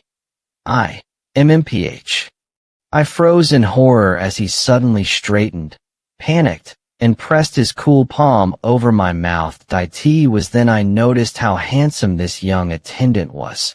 Dark, arched brows, long eyes tilting slightly upward, thin lips of a muted rose. But those beautiful brows instantly drooped, and his face paled to the color of paper. The only sound in the silence was the soft rustle of the wind through the green leaves. Wei Ling's hands trembled as he drew them back. I licked my lips and stared dumbly as he dropped to his knees before me, face ashen. The thud of his kneeling was jarring. I stumbled back a few steps. I acted out of urgency. I disrespected the princess. That I deserved death. As he raised his hand to strike himself, I lurched forward and grabbed his solid, tensed arm. No, no, no. Get up. I won't ask you to fetch it. All right. Honestly, that I just wanted him to retrieve a kite. How did it end with him looking so victimized? He's not the one who got hurt. I'm the one. Chu Ci is publicly humiliating. That I'm the one who should be crying. Stubborn, silent, unmoved, he stayed kneeling on the cold stone. That I nearly jumped with frustration. The angrier I got, the more fired up I felt. So I huffed loudly and turned on my heel. But after a few steps, I stomped back and jabbed a finger at his forehead, poking the smooth brow. Wei Ling, I fumed. I won't forget this. Night fell by the wavering candlelight. I dipped my brush and wrote down this dream. Returning to past life memories leaves me feeling numb. When the pages were neatly folded and tucked away in a box, I returned to bed and fell asleep again. Another person from my former life. That I thought I could bury it all by fleeing to Qingzhou, but fate wasn't done with me yet. That was my last drifting thought. Brother, when you go to the Wei estate today, tell Sister Wei for me that I don't care for her brother at all, that I find him irritating to look at. Ask him to stop coming.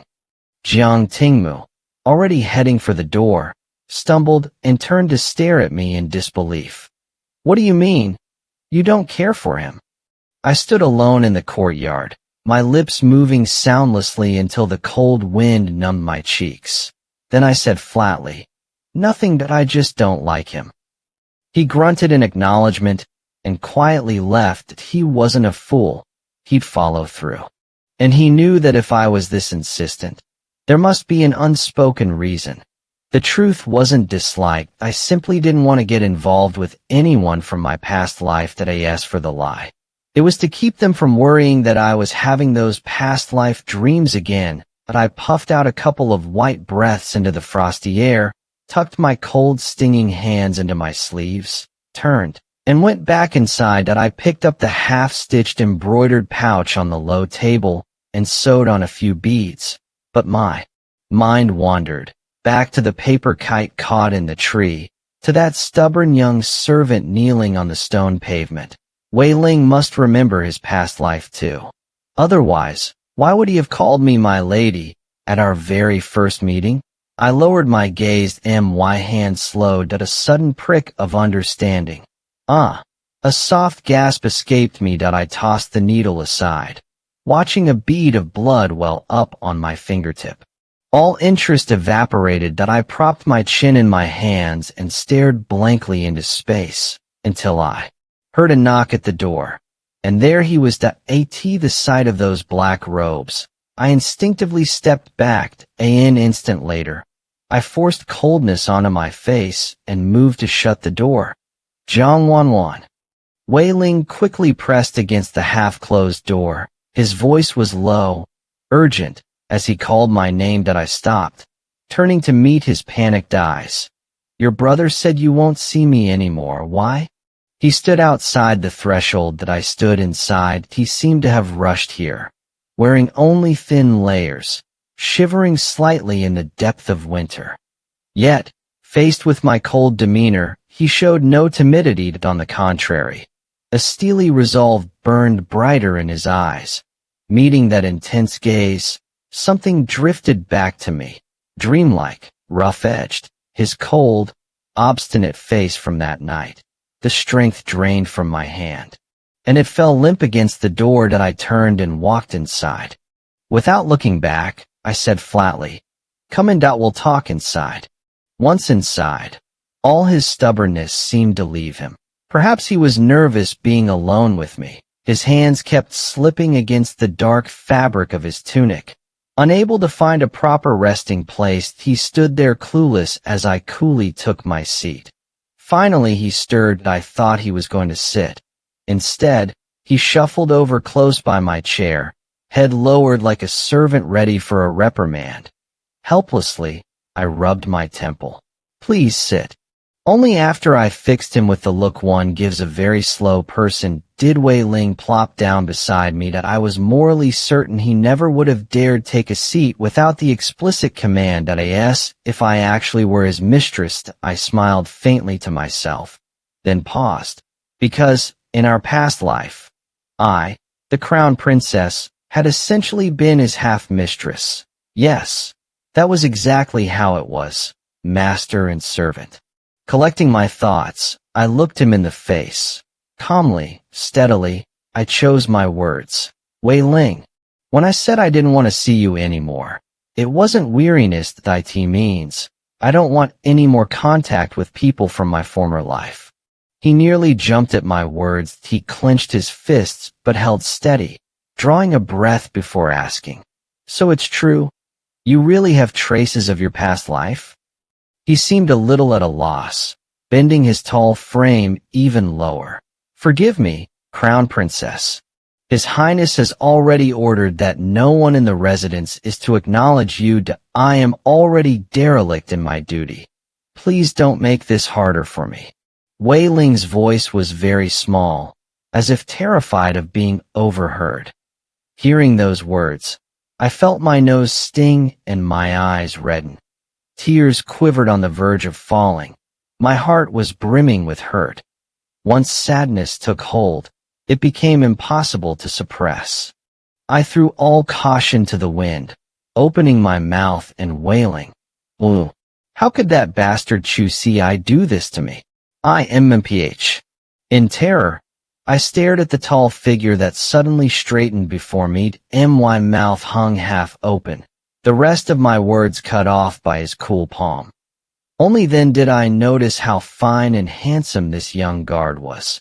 Dark, curved brows, slender eyes that tilted up at the outer corners, a pair of dusky pink thin lips. But now those good looks crumpled in an instant, his face turning ashen as a sheet of paper. All around, a hush fell. Only the soft rustle of a warm breeze stirring green leaves could be heard. Wei Ling's trembling hand withdrew. I licked my lips and stared dumbly as he dropped to his knees before me, his expression deathly pale. His kneel struck the ground with a loud crack, and I couldn't help stepping back. In my urgency, just now, I dared to offend the crown princess. That I deserved death. As he raised a hand to slap his own face, I sprang forward and grabbed his solid, muscular arm. "No, no, no. Get up. I won't ask you to fetch it anymore, all right?" Honestly, all I'd wanted was his help picking up a paper kite. How had he turned into this pitiful, bullied figure? Nothing had been done to him. Right now, I was the one being bullied by Chu Ci. I was the one who should be upset. He remained stubborn, silent, unmoved, still kneeling on the icy stone floor. I hopped with frustration, growing angrier by the second, and with a heavy huff I turned to leave. After a few steps, I hurried back, jabbed a finger at his smooth forehead, and fumed. "Wei Ling, I will remember you."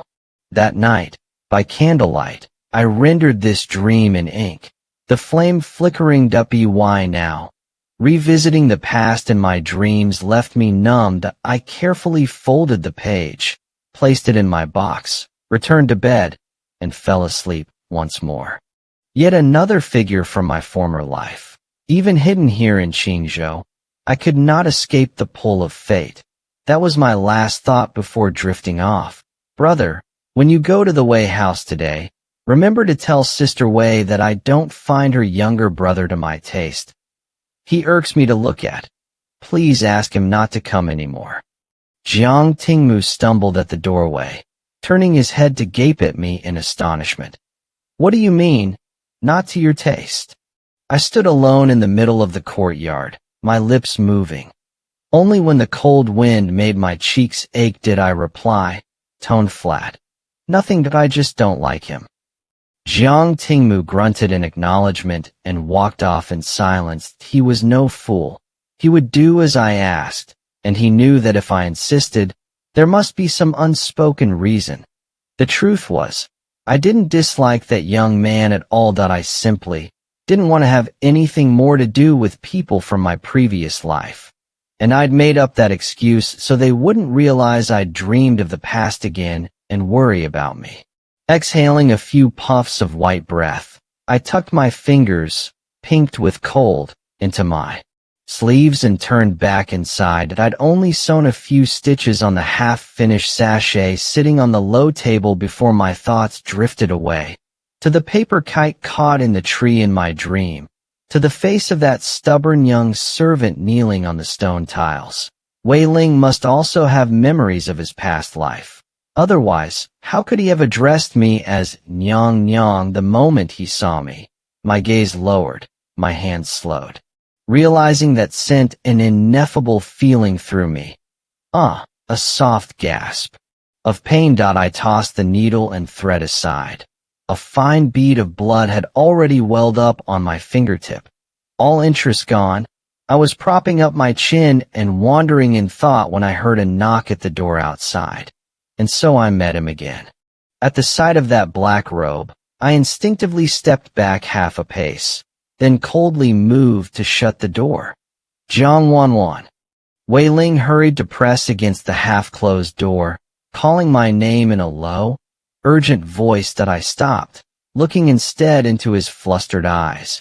This morning I heard your brother say, "You don't wish to see me anymore. Why?" He stood outside. I was within. He seemed to have rushed over in thin clothes, shivering slightly in the harsh winter. Yet faced with my cold words, he showed no trace of timidity. Instead, the light in his eyes grew all the more determined. Confronted by that blazing gaze, I vaguely recalled the cold, stubborn face he'd worn in my dream, but I suddenly lost the strength to resist. The hand bracing the door went slack and fell away. That I turned and walked into the room alone, tossing over my shoulder, "Come in and talk." Once inside, he shed that bullish obstinacy from outside. Perhaps because we were alone, he seemed ill at ease, hands rubbing against his dark clothes. Not knowing where to put them, he just stood there foolishly, watching me sit down calmly. Finally he stirred. That I thought he'd take a seat, but instead he moved to stand beside me, head drooping like a pupil ready to be scolded. That I rubbed my forehead in exasperation. "Please, have a seat." Wei Ling hesitated, then plopped down only after I gave him my "Are you an idiot?" look. I was quite certain, no, absolutely sure, that if I hadn't told him to sit, he never would have. Just as if I were his mistress. That I smirked to myself, then suddenly jolted as a thought struck me. Yes, that was exactly how it was. That I, in our past life, I, the crown princess, had essentially been half his mistress. That so, Wei Ling, too. He couldn't get free of our previous life in just a short while. Collecting my thoughts, I looked him in the face. As calmly and evenly as I could, I chose my words. "Wei Ling, when I said I didn't want to see you, it wasn't because I dislike you. What I meant is, I don't want any more contact with anyone connected to our former life." Hearing this, Wei Ling seemed startled, nearly slipping off his chair. He clenched his fists, then drew a deep breath and asked, "You actually have memories of your past life?" I shook my head, answered truthfully, "Not exactly, just bits and pieces, fragments." He grunted, his previously pinched face relaxing as he nodded slowly and heavily. "If that's the case, yesterday you still didn't recognize me. So today, how did you know I'm someone from your former life?"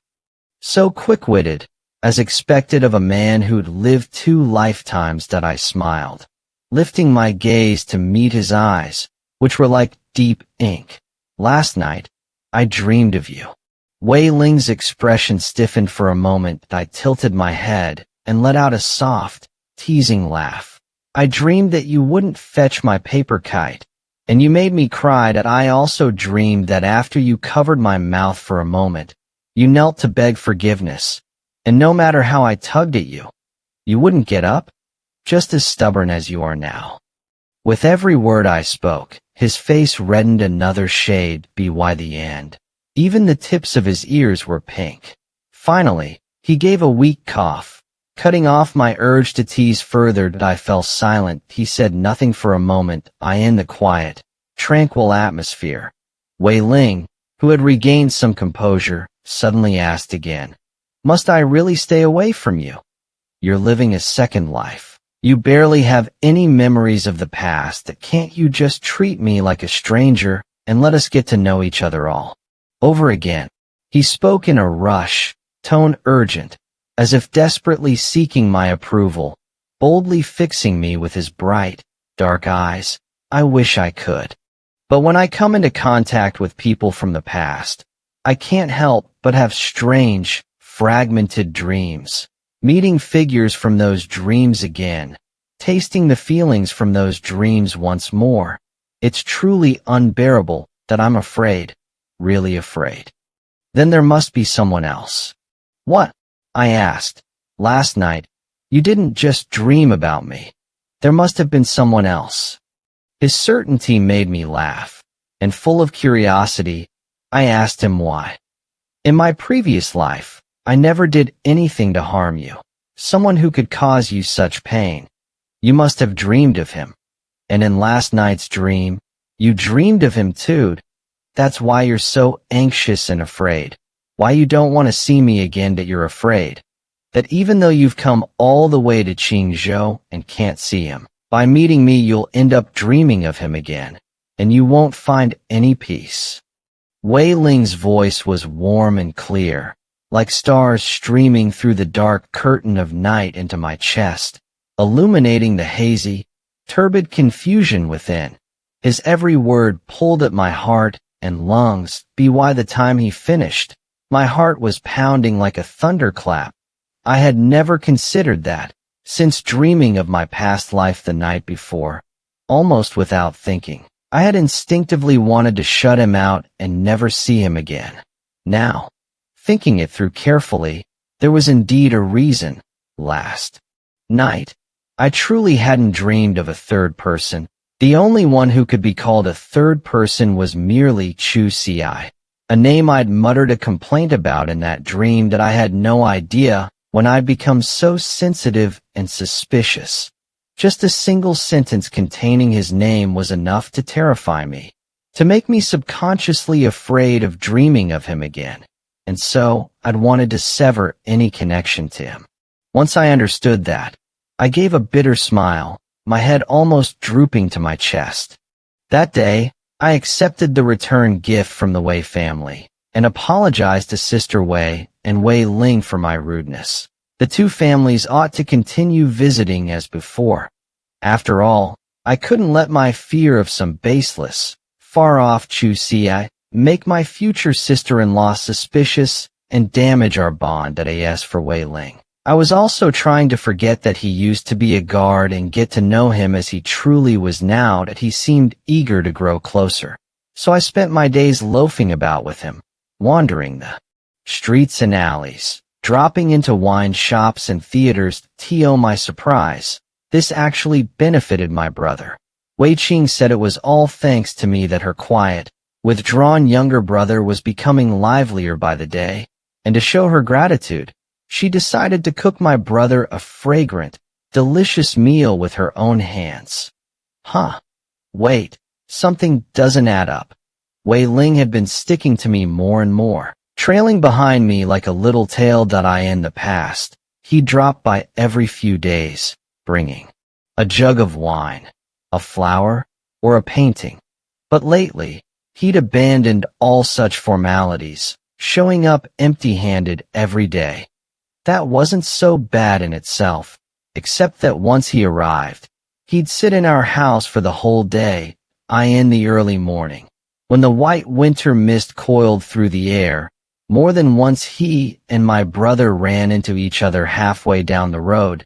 They'd exchange an awkward greeting, brush past one another, each heading to the other's house, at dusk, as the weary birds returned to their nests. My brother would rub his hands together, shove open the door, and bellow, "I'm home." And Wei Ling would still be sitting in our chair, leisurely holding a teacup, lifting a hand to greet a green-faced Jiang Tingmu with a beaming smile. After he left, my brother slammed the table and demanded furiously, "What's that Wei boy doing always hanging around our house? He's definitely up to no good. He must be scheming something against you." "Oh, please." As if the way you trot off to the Wei house every day is all that innocent that I naturally didn't believe my brother's accusations. Wei Ling. He was probably just following me all the time, plain and simple, without a trace of desire in his gaze, like an old father watching his toddler daughter take her first steps, just following, just watching. Even so, my brother's words stirred a cloud of doubt in my heart. So the next day, when I opened the door and saw that familiar face, I instantly pulled it almost shut, leaving only a crack, and asked, "Wei Ling, why do you keep coming over so often?" Blocked outside, he wasn't the least bit annoyed. He scratched his head, smiled a little sheepishly, and his eyes were very bright. I spent my whole past life watching over you. I guess it's become a habit. I just always want to be near you." I said nothing, pressing my lips into a thin line. That answer was far from satisfying. But under his sparkling, hopeful gaze, I opened the door for him anyway. I endured a few more days under his intense stare, and then noticed something that no matter which way I went, west, east, there he was. The moment I wanted to stroll down the main street, he pulled me back. Wei Ling planted himself in front of me, stretching out his arms self-righteously, and earnestly advised, "Little Wanner, you'd better not go out these next few days." That a man in the east part of town just collapsed in broad daylight and dropped dead. How terrifying. Wei Ling, don't believe every rumor you hear. He was dead drunk, tripped over a pebble, and fell flat on his face, bleeding all over. It wasn't until everyone heard him snoring that they knew he was still very much alive. Madam Chun was kidnapped right outside the tavern. Oh, that's because she's pregnant. Her husband won't let her touch a drop of alcohol. Watching me smile, calm and collected, he blushed bright red for a moment. He stuttered as if he wanted to say something else. But in the end, he shut his mouth and scratched his chin, looking rather troubled. Wei Ling paced around me, his steps heavy and slow. The black shadow he cast made me dizzy, so I grabbed the hem of his robe. He stopped, raised those lacquer black eyes, and gazed at me blankly. "Wei Ling, be honest with me. Stop making things up. Why do you keep watching me? And why won't you let me leave the house?" "I'll tell you. Just give me a little more time. Trust me, I would never harm you. Wait a little longer, and I'll explain." Seeing my resolve to get an answer, Wei Ling sighed. He lowered his head slightly, his tone softening, yet it felt like coaxing a child. He spoke with conviction, his handsome brows and eyes brimming with sincerity, a steadfast light flickering in his lowered gaze. I let out a sigh of my own, shot him a glare, and muttered, "Find it, I'll wait for you to tell me." At that moment, I thought I had all the time in the world to idle, to wait. That I didn't yet know that the things of this world, fortune and misfortune, are more fleeting than drifting clouds or morning dew, impossible to measure or predict. Days passed. Then, in the blink of an eye, wind and snow swirled, and the year's end drew near. That it was almost pathetic. I didn't realize New Year's was coming until I saw Jiang Tingmu gleefully pull a red paper-cut window decoration from his robes. Honestly, it was Wei Ling's fault. He'd been watching over me day after day, keeping me indoors, so I'd spent my time feeding the birds, playing with the dogs, tending the flowers, and doing embroidery. Even my mother teased me for being so much more docile. "Oh, what's so precious about that?" I blurted out, only then noticing the sour, plaintive edge in my voice. "Your sister Wei Qing made this. She's beautiful and clever with her hands. She can do anything that I asked her for this one, to add a little festive cheer to our home." At the mention of Wei Qing, his eyes lit up, his tone overflowing with admiration. Just one paper cut, and he'd had to ask for it. "If this continues, you useless brother, when are you ever going to get me a sister-in-law?" I glanced at him and saw my foolish brother's face glowing with a blissful smile that in the end, I was kind enough not to spoil his mood. "I wonder if Sister Wei Qing's parents, who trade abroad, can make it home for the new year. If not, wouldn't it be so lively for our two families to celebrate together?" Propping my chin on my hand, I tilted my head and looked at him, my voice full of undisguised regret. Jiang Tingmu stood frozen for a moment, then shot up and rubbed my head vigorously. "Good sister, I'll go find Qing'er right away." I watched him stride off, saw him stumble over the threshold in his excitement, and covered my mouth to stifle a laugh that so my brother could be clumsy and impulsive after all, so different from his mature, steady self back in the imperial capital. When people leave behind the capital's dazzling, intoxicating whirl of desire and luxury, they eventually relax and become simple and genuine again. Then I patted my gradually rounding belly, pinched my dewy, plump cheeks, and sighed deeply. Yes, they also get fat and easygoing. Something utterly shocking happened. After Jiang Tingmo left, I dozed off on the daybed for a while. The charcoal fire inside burned bright and warm, while the wind outside sobbed, lulling me to sleep. I felt myself swaying, drifting into cozy slumber, when my brother slapped me awake. That I frowned, looking up at him with groggy irritation. "It's settled. She's agreed that our two families will celebrate the new year together." I jolted upright, too stunned to speak properly. She agreed that easily. I truly hadn't expected Wei Qing to say yes so readily. To be honest, when I first suggested it, I'd been half teasing, half mischievous.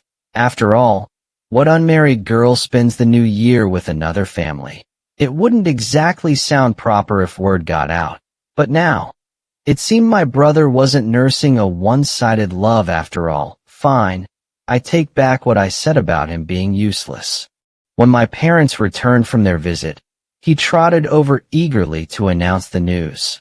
Father simply stroked his beard, nodded, and said good.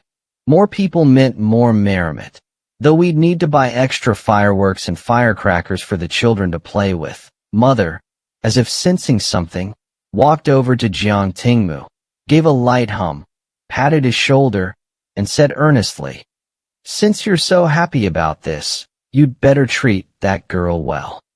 Jiang Tingmu nodded furiously. Seeing that everything had been arranged smoothly, he grinned so wide his eyes became slits. Then, a large palm settled on my cold hair. I heard him click his tongue before he roughly pulled the red hood of my plain cloak over my head. "The wind and snow are heavy. Don't catch cold, little Wanner." At this, I tipped my face up toward the sky. The snowflakes were as fine as powder, cool and pleasant against my cheeks. The wind barely stirred the thin layer of snow on the ground, just enough to dampen the edges of my boots. Heavy? And walking together in light snow until your hair turns white is a kind of romance. This man just doesn't get it. Though it was a thoughtful remark, the way Jiang Tingmu said it felt a little off. He'd never fussed over me, his little sister, this much before. What was with him today? I had been walking shoulder to shoulder with Wei Qing. Turning my head, I fell half a step behind and caught the lingering satisfaction on Wei Ling's face. The kind that comes when a goal is achieved. When he noticed my gaze, he smiled at me quite naturally. I turned away and heard my brother let out an annoyed grunt. The four of us hadn't gone far when Wei Qing suddenly spoke up with a smile. Let's split up. Little Wanner and Ailing. You two go buy some fireworks and treats. Things you young ones like that it's not often you get out. So enjoy yourselves to the fullest. Your brother and I will pick up the other things and hurry back to set up. Wei Qing was draped in a goose-yellow cloak trimmed with fluffy white fur, and underneath she wore a plain cotton dress embroidered with gold cloud patterns. Her smile lifted the corners of her lips, her lovely eyes curving gently, making her look playful yet elegantly charming. I glanced at her, then at my brother. Good heavens, he practically lost his soul. In a few quick steps, he was at Wei Qing's side, rattling off a string of yes, yes. The two of them walked off together. Wei Qing at least looked back to wave at me. My brother. He completely forgot his own little sister trailing behind him. Let's go too, Wei Ling said. Wei Ling shuffled over to me at a leisurely pace, a faint smile tugging at his brows as he leaned down and spoke softly. With New Year's approaching, the streets were lively and bustling. Adults and children had all poured out of their homes, their shouts and laughter blending into a cheerful din. One careless step and you'd be jostled. But he stayed right behind me, never leaving my side, shielding me steadily from the surging crowd. Sigh. Watching over me at home was one thing, but I'd finally found an excuse to step out, and Wei Ling was still tagging along. Just how little faith did he have in me? We neared a sugar figurine stall. I stopped, fascinated by the vivid little figures the vendor was shaping in his hands. He tugged at my cloak and said solemnly, "Buy one that you never had the chance before, and you used to talk about it all the time." I nearly laughed. When had I ever? Before I could ask, he quickly let go as if he'd done something wrong, his hands falling to his sides, his voice dropping low. No, that was in a past life. I'd always thought his old soul, too mature demeanor needed a little lightness. Now I finally had a chance. Buy a sugar figurine and eat it right in front of him. It would be mending a regret, his and mine. The vendor had a glib tongue. Seeing I was about to pay, he flattered me from head to toe. I smiled and gave a few perfunctory replies, and soon took from his hand a sugar figurine made in my likeness. It was me exactly, wrapped in a thick cloak with the hood up, revealing only a small face. The lines of the cheeks were soft and smooth, the mouth curved in a smile, the expression sweetly innocent. I held it up and admired it for a long while, laughing aloud. Just as I brought it over to show Wei Ling, a hurried passerby bumped into me. I lost my grip, and the sugar figurine tumbled into the muddy snow, shattering into mottled pieces. He rushed over from a few steps away and pressed down my hand as I reached to pick it up. "Leave it, it's broken." I gently pulled free and still scooped up the dirty little figure. I licked the clean side, shook my head with a sigh, and let the sweetness spread in my mouth. What a pity. That's enough, it's unlucky. Wei Ling barely exerted any force, yet he smoothly took the sugar figurine from my hand, his voice tinged with amused helplessness. Unlucky? Wasn't he just saying that because the figurine looked like me? I shook my head dismissively and laughed at his superstition. He was about to pay for another one when, amidst the clamor of the street, my body suddenly stiffened. In an instant, I could see and hear nothing. My heart pounded loud and jarring. Even opening my mouth felt like a struggle. That person looked so familiar. That person had a face I thought I would never see again in this lifetime. From a distance, he smiled at me, as if genuinely happy to see me. When he noticed I was looking at him, the curve of his lips grew even wider. I could even see that familiar little canine tooth. He had matured a great deal. Dressed in a pitch-black cloak, he stood silently in the drifting light snow, watching me. His eyes were as bright and radiant as ever, but there was something in his expression I couldn't read at a glance. He seemed even more unrestrained, a thread of that detestable roguishness lingering at the corners of his brows and eyes. That it was the ninth prince, Chu Xiao. Yet my gaze clung to him as though glued. I couldn't tear it away. That I stared at that figure, my hands trembling faintly. And then, unexpectedly, just a moment later, he turned and walked away. That I watched that familiar back disappear into the sea of people, and all the strength drained from my body. That I went limp, my steps faltering, until someone caught and steadied me. Weakly, I turned my head and met Wei Ling's worried gaze. "What's wrong with you?" I shook my head, unable to speak. He wasn't impatient. He simply stood quietly at my side, waiting for me to recover. "I saw Chu Xiao, the ninth prince." Yes, I absolutely saw him. Recalling that scene, I forced a bitter smile at Wei Ling. The charcoal fire warmed my hands, waves of heat washing over my face. The tea's fragrance filled my mouth. A sweet, soothing moisture spread across my tongue, and only then did my heart truly settle. After I told Wei Ling, his expression turned grim. He was silent for a moment, then invited me to a tea house for some warm tea to calm down. That I thought it was a good idea. If I went home looking this distraught, my family would undoubtedly ask questions. He might not be here for me. That if he wanted to seize me, he'd have done it already. "Look, I'm perfectly fine now, aren't I?" Seeing Wei Ling's face darken, his whole presence growing heavy, I couldn't help but try to comfort him, though even I didn't believe my own words. Why would a noble prince come all the way to a small city like Qingzhou for no reason? "Little Wanner, you're too naive. You don't understand how deep his obsession with you goes. Now that you've seen him on the street, I'm afraid this new year won't pass peacefully."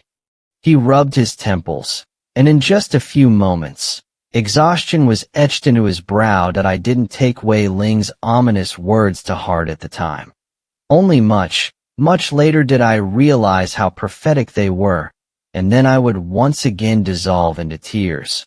But he already gave me a parting gift. We said our goodbyes, that we shouldn't see each other again in this life. I didn't know why I was so eager to refute him.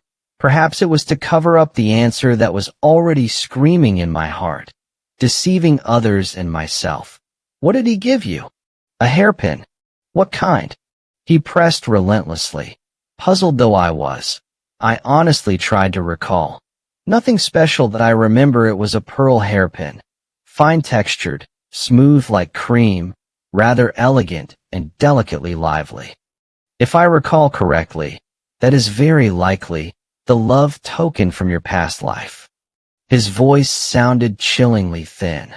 That one light sentence threw my heart into chaos, and I felt as though I'd fallen into an ice pea. My body, which had just warmed up, began to tremble again. "You? How would you know that? Maybe you're mistaken." He looked at me with something like pity, as if watching a fish struggling desperately on dry land. "Perhaps it's only my speculation. Once, I saw you finally lose your temper at the ninth prince, who kept pestering you. You hurled a hairpin to the ground, your eyes red and your voice hoarse, telling him something like, 'The hairpin breaks, and so we part.' And that pearl hairpin, I'd seen you take it out often in the days before, staring at it with an empty, sorrowful look." Whenever he spoke of past lives, he wore that same mournful and nostalgic expression as everyone I'd met who remembered theirs. Without knowing it, I had accepted his love token. My family had managed, with great effort, to build a peaceful life. And now he had tracked us down to Qingzhou. I raked my hands through my hair in distress. Dropping all pretense of composure, I let out a groan, buried my face in my arms on the table, and sobbed softly. It was the first time I'd ever cried in front of someone else. Even when Chu Si had kissed me and said those words, I hadn't felt so heartbroken. But now, a profound helplessness against fate engulfed me like a dark tide, an invisible cocoon of silk squeezing all the air from me. Leaving no room for relief, he seemed to gently pat my head for a moment, then quickly withdrew his hand. Don't be afraid that I'll protect you. The words floated like a breeze, fading swiftly into the air. Unbeknownst to anyone, they weighed more than 1,000 pieces of gold, bearing the lifelong vow of a young man's entire being. By the time we left the tea house, dusk had fallen, that a pale sun still clung to the horizon, and the thin snow on the ground shimmered with scattered flecks of gold. Each step made a soft, crunching sound. The streets had emptied, only a few people passing by. Wei Ling and I walked in silence, the oppressive atmosphere pressing down on us. Little Wanner, it seems we forgot to buy fireworks. His cool fingers caught my wrist, slowing my trudging steps. That I turned to him and nodded dumbly. We followed the twilight until we found a fireworks shop. Inside, my spirits were low, so I stood aside while Wei Ling busied himself among the rows of sparklers and rockets. He made his selections quickly, paid, and we set off for home again. That I walked ahead with my head down, but I didn't hear the crunch of his boots behind me in the snow. Puzzled, I turned. Just as he called my name, his voice clear and cool but not cold, like snow melting from ceramic tiles under the sun. Little Wanner. I looked back to see him standing in the swirling snow of dusk, holding lit fireworks and smiling at me. Golden orange sparks flickered in his hands, eyeing the tender gloom and the mingling light of snow and fire. He looked gentler and more approachable than usual. That a faint smile shone in his eyes as he walked toward me. Here. I took the firework dazedly and watched it blaze freely against my palm. Perhaps the warmth was too searing. I glanced at Wei Ling, then back at the brilliant, dancing light. That a small thaw began in my frozen heart, and a smile crept onto my face. The firework burned out quickly. I dropped the blackened stick and gave a soft cough. Do you want to light another? He asked. That I shook my head, murmured, thank you, and then, very slowly, opened my arms and hugged him. Wei Ling was much taller than me. I couldn't even reach his shoulder. Breathing in his crisp, clean scent, my cheek against his robe, I let out a sigh and, with genuine feeling this time, said, thank you, Ling. I heard the breath above me falter. His body seemed to tremble, just for a moment. Then I pulled away. Maybe it was my imagination, but on the way home, he kept a greater distance from me. That I tried making conversation, but he only answered with vague, s and os, as if he was being shy. Pushing open the Jiang family gate, I waved at his silent figure. Ling, I'll see you tomorrow. He nodded in the wind, a haughty smile flickering across his face. My parents had already eaten. When they saw me come home late, they didn't say anything, though Jiang Tingmu couldn't resist a smirk. He muttered something about a girl whose heart was no longer in the home. Lacking any ambition, that I shot him a dark glare, but didn't bother to respond. My mind was full of Chu Zhao's face, and the suppressed worries weighed on me, leaving me no mood for bickering. After quickly swallowing the meal she had reheated, I retreated to my room. Opening my cosmetic case, I found an assortment of hairpins lying quietly within. That I sifted through them and picked out the one adorned with pearls. I traced its cool stem. I recalled again the earnest expression on Chu Zhao's face when he had given it to me, as if that pearl hairpin truly were a parting gift. Now that I knew the truth, looking at it only left me with unease and discomfort. So I decided to bury it beneath the plum tree in the courtyard, letting it sink into the earth. With that thought, I dropped onto my bed, stared blankly at the ceiling, and curled up in a shadowy corner of the mattress. Ashiyu knocked at my door, her voice gentle outside. "Miss, are you upset? Why are you going to sleep so early tonight? Do you want me to come in and talk with you?" She had grown up with me and was always the most attuned to my moods that I answered in a muffled voice. "I just stayed out too long. The wind and snow tired me a little. Nothing's wrong. Don't worry, She gave a soft acknowledgement, offered a few words of reassurance, and left. I must have drifted off sometime later. When I woke, a thin quilt had been draped over me. Beyond the window, the darkness was so dense I could almost hear the wind swirling snow against the wooden lattice. Once my head cleared, I found my drowsiness completely gone. Unable to fall back asleep, I smoothed out my wrinkled clothes, got out of bed, picked up the pearl hairpin from the dressing table, and slipped out into the night.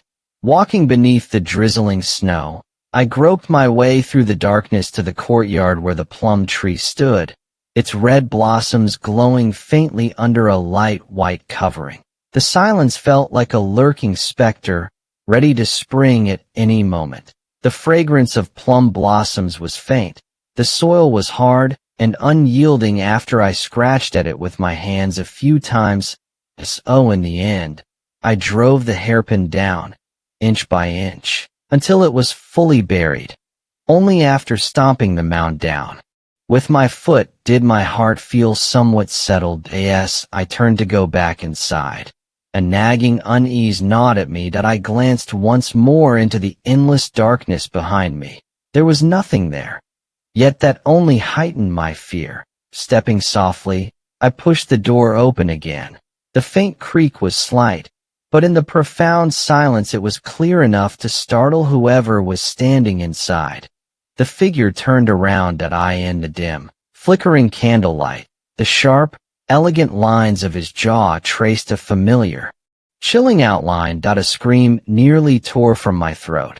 Instead, I pressed my lips tight, frozen in place, each breath growing slow and deliberate. As always, his eyes held a smile the moment he saw me. He walked toward me. My legs gave way, and I slid down along the door frame. He caught my thin, cold shoulders and sent warmth seeping into my flesh like droplets of water. "You go out so late dressed so lightly, Wanner?" Chu Xiao sighed, his tone subtle and achingly familiar, as if coaxing a careless girl from the patience of an old lover. Before I could open my mouth to question him, a handkerchief, light as a thief, was pressed over my nose and mouth. A strange fragrance invaded my nostrils. My consciousness faded slowly into a haze as I heard his voice whispering, distant and soft. Soon after, he caught me as everything grew colder, lighter. Even as something inside him crumbled, he scooped me up effortlessly and retreated toward the stairs. How could I have known, before my eyes closed for that brief eternity, that the world I knew was already shifting irrevocably? What is the meaning of this? Those were the furious syllables that tore from me when my senses swam back into focused, in a heartbeat. I knew exactly where I was, and everything about the night shuddered through me in pure grief. His back was still turned to me. He closed the window and latched its wooden toggle, then turned to face me. A quizzical furrow drifting across his brow. He lifted a hand, slowly, wiping at his nose as if everything were calm and easy. "Dismissing something. I am here to save you." He crossed the room, paused, and slid a soft pillow beneath my ruined, limp body. I still held my breath. The residue of the drug ached inside my head, a blank numbness that kept my questions submerged. Some old attic loft, perhaps. I'd woken to a faint, distant ceiling beheld through shadow. The pale distance beyond the window panes had passed beneath my half-second scrutiny. Why had he whisked me away? Trapped me like this after taking me out of Qing province? In that instant, I feared him. Nothing else seemed logical. I began tilting myself up from the floor at an awkward angle. Had my family at the old house discovered anything in the night? He seemed to tease at my worry, a grim, low laugh rolling from him, brightening into my sight. Yellow, official cloth that I had stared at it once before, when my father had his embroidered emblem ceremony held by the chief eunuch, thrust and swinging, false-voiced. Proclamation overhead, the crowd dropped to rubble, rolling and calling honors down. The bright yellow fabric jolted me awake, and my body went limp inch by inch, yet I still couldn't believe what I was reading. Then, before I could make any reaction, I had already collapsed to the ground. Perhaps it was my imagination, but on the way home he kept his distance even more. I tried to exchange a few words with Wei Ling, but he only answered in grunts and monosyllables. Almost as if he were shy. I pushed open the gates of the Jiang residence. Waving at his silent figure, I said, "Ling, we'll see each other tomorrow." He nodded in the wind and gave me a distant, cool smile. Mother and father had already eaten. Seeing me come back late, they said nothing. Only Jiang Tingmu made a snide remark about a daughter grown too old to keep and lacking any ambition. I shot him a sullen glare and ignored him. My mind was still entirely filled with Chu Zhao's face. With so much weighing on my heart, I had no appetite for bickering. I hurriedly ate a few bites of the food Xia had reheated, then went straight to my room. I opened my dressing case. Inside lay many hairpins of different styles. Still and silent, I ran a hand through them and picked out a pearl hairpin. Fingertips tracing its cold shaft, I thought again of the sincere expression on Chu Zhao's face when he gave it to me, as though that pearl hairpin truly were a farewell gift. But now that I knew the truth, looking at it again only made me feel sick and twisted inside. So I would bury it beneath the plum tree in the courtyard, in its soil. Foolish thoughts like that drifting through my mind, I collapsed onto the bed, just staring blankly, curling myself into the shadows at the foot of the bed. Xia came and knocked on my door. Outside, she called to me in a gentle voice, asking, "Miss, are you unhappy? Why have you gone to bed so early? Do you want me to come in and talk with you?" She had grown up beside me. She was always the most attentive, the one who best understood my heart. I muffled my reply. "I was just out too long, tired from the wind and snow. Nothing's wrong. Xia, you don't need to worry." Xia answered softly, consoled me a few more words, and then left. I don't know when I fell asleep. When I woke, a thin blanket had been laid over me. Outside the window, the sky was black and oppressive, so silent I could almost hear the rustle of wind whirling snow against the lattice. After gathering my wits for a moment, I found I had not a trace of drowsiness left. Realizing I wouldn't be falling back asleep anytime soon, I straightened my rumpled clothes, got out of bed, casually picked up the pearl hairpin from the dressing table, and stepped out into the night.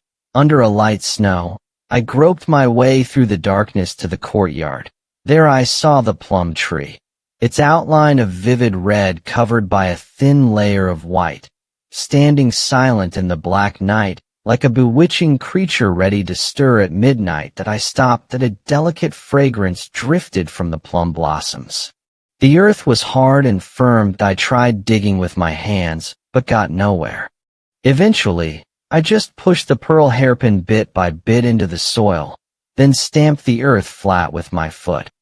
Only then did my heart settle. On the way back to my room, I felt uneasy the whole time. I glanced back once at the boundless, empty darkness behind me. Nothing there. Yet the emptiness only tightened my nerves, lightening my steps.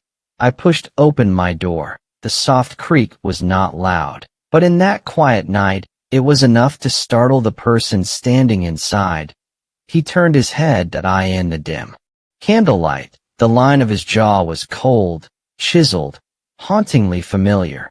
A curve that made my heart shake. To scream nearly tore from my throat. I clamped my hand over my mouth and froze on the spot, my breath slowing to a crawl. Every time he saw me, His eyes always carried a smile. He walked toward me. My legs went weak, and I slid down against the door. He grasped my thin, icy shoulders. Warmth seeped through his hands, thread by thread. The night is cold. Why is Wanner dressed so lightly? Chu Xiao sighed softly, his tone so intimate and exasperated, as though I were a mischievous, ignorant child, and he the lofty adult, caught utterly off guard. I opened my mouth to ask something, and he pressed a cloth over my nose and mouth. A strange fragrance hit me. As my consciousness slowly sank, I only felt him gently lift me into his arms. That moment, I could never have imagined that my next opening of eyes would greet a world turned upside down. What exactly are you trying to do? He had been standing by the window, staring out at something, but at my demand he shut the window, turned around, and met my angry gaze. He blinked slowly, raised a hand to rub his nose, the gesture carrying a subtle, peculiar air. I came to save you. As he spoke, he walked over and tucked a soft cushion under my waist. The drug's effects still lingered. My head was still a little foggy. I couldn't grasp the deeper meaning in his words for the moment, so I stayed silent. I was in a tower chamber. I only knew because, when I first came to, I had glimpsed the vastness outside the window. What was Chu Xiao doing, drugging me, and bringing me up to this tower?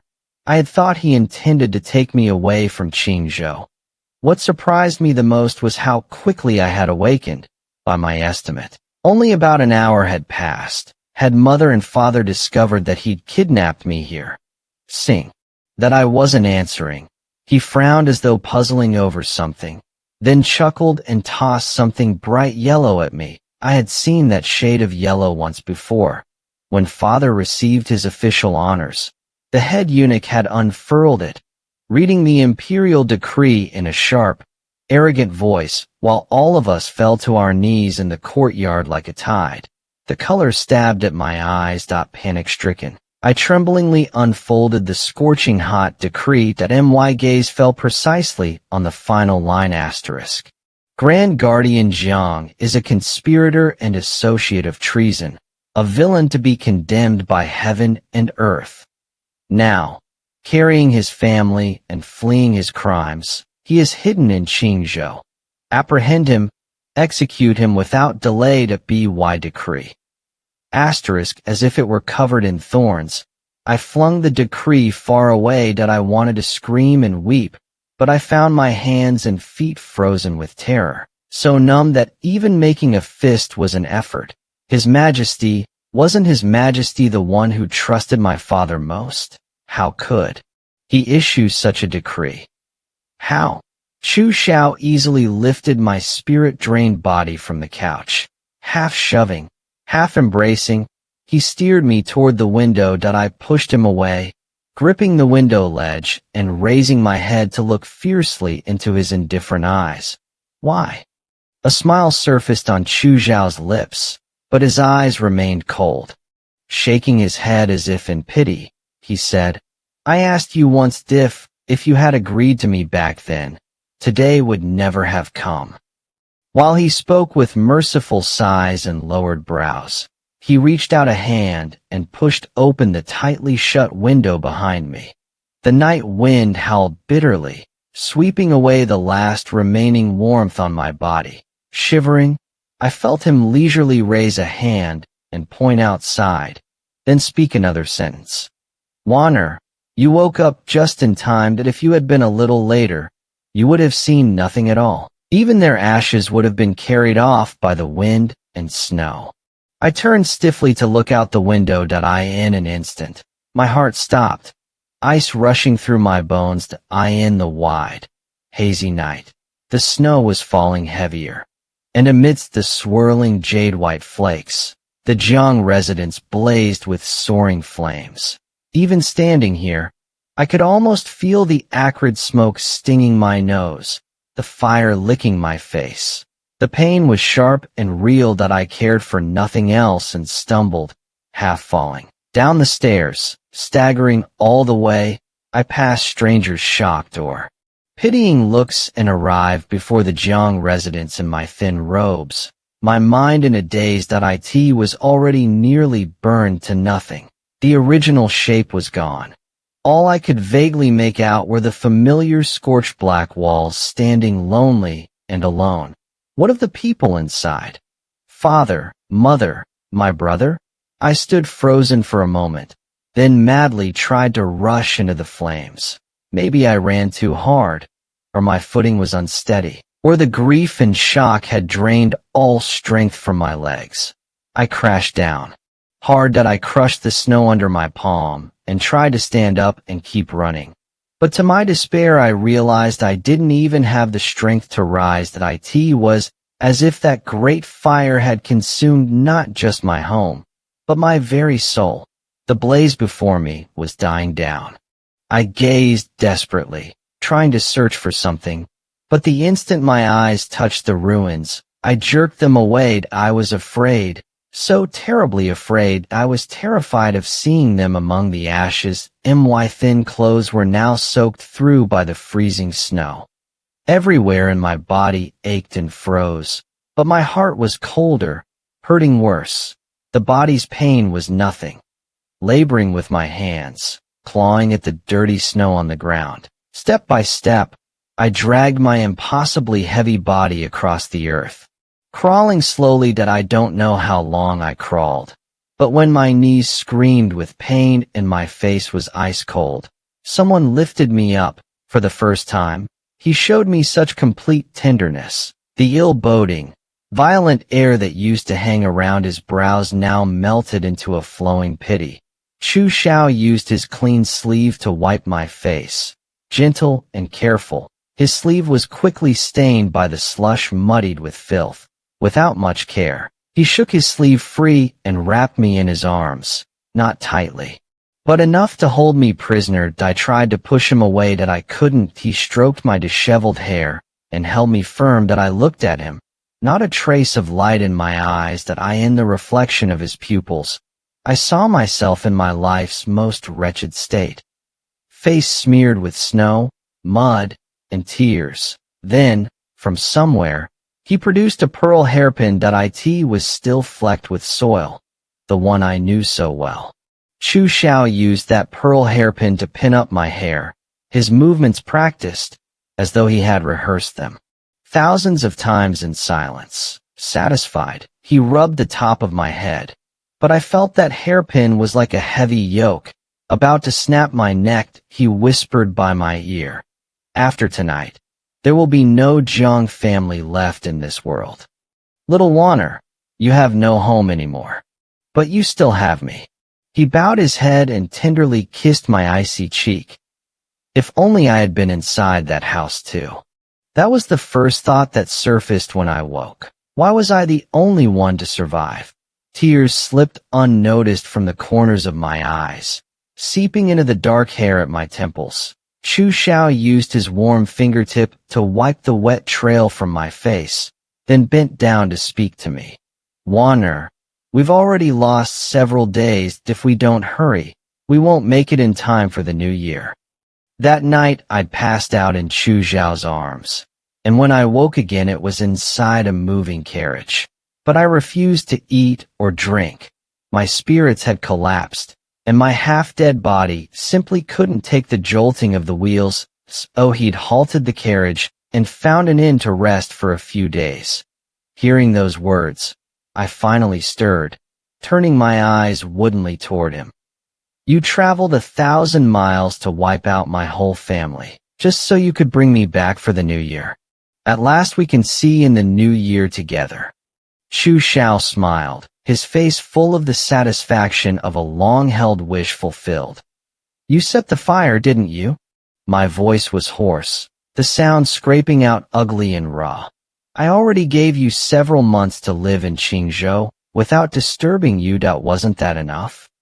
And the imperial decree, you begged for that too, didn't you? Actually, I meant to come for you a few days later, but then I saw you holding him, smiling as you waved to him, speaking to him so warmly, and he kept talking to himself. ignoring my words, which were barely short of a plea that I couldn't bear it any longer. Summoning my strength, I half lifted myself, seized a handful of his collar, and held on with a death grip. Chu Xiao yielded to my force, obediently lowering his head until our faces were nearly pressed together. Chu Xiao, I'm asking you, was it you? The corner of his mouth held a smile, his eyes mild and almost wet. I looked up and traced his features with my gaze, calm and searching. Then he slowly raised his hand and covered my eyes that I couldn't see his expression, only heard his voice, flat and even. Yes. I'd braced myself, but when the answer finally broke open, it was still a bloody, raw wound. Through his fingers, slivers of light stabbed at my eyes that I blinked, and fresh tears slipped out, wetting his hand. Father treated you so well. He was your teacher. What? Chu Xiao withdrew his hand and wiped my tears away with the back of his fingers.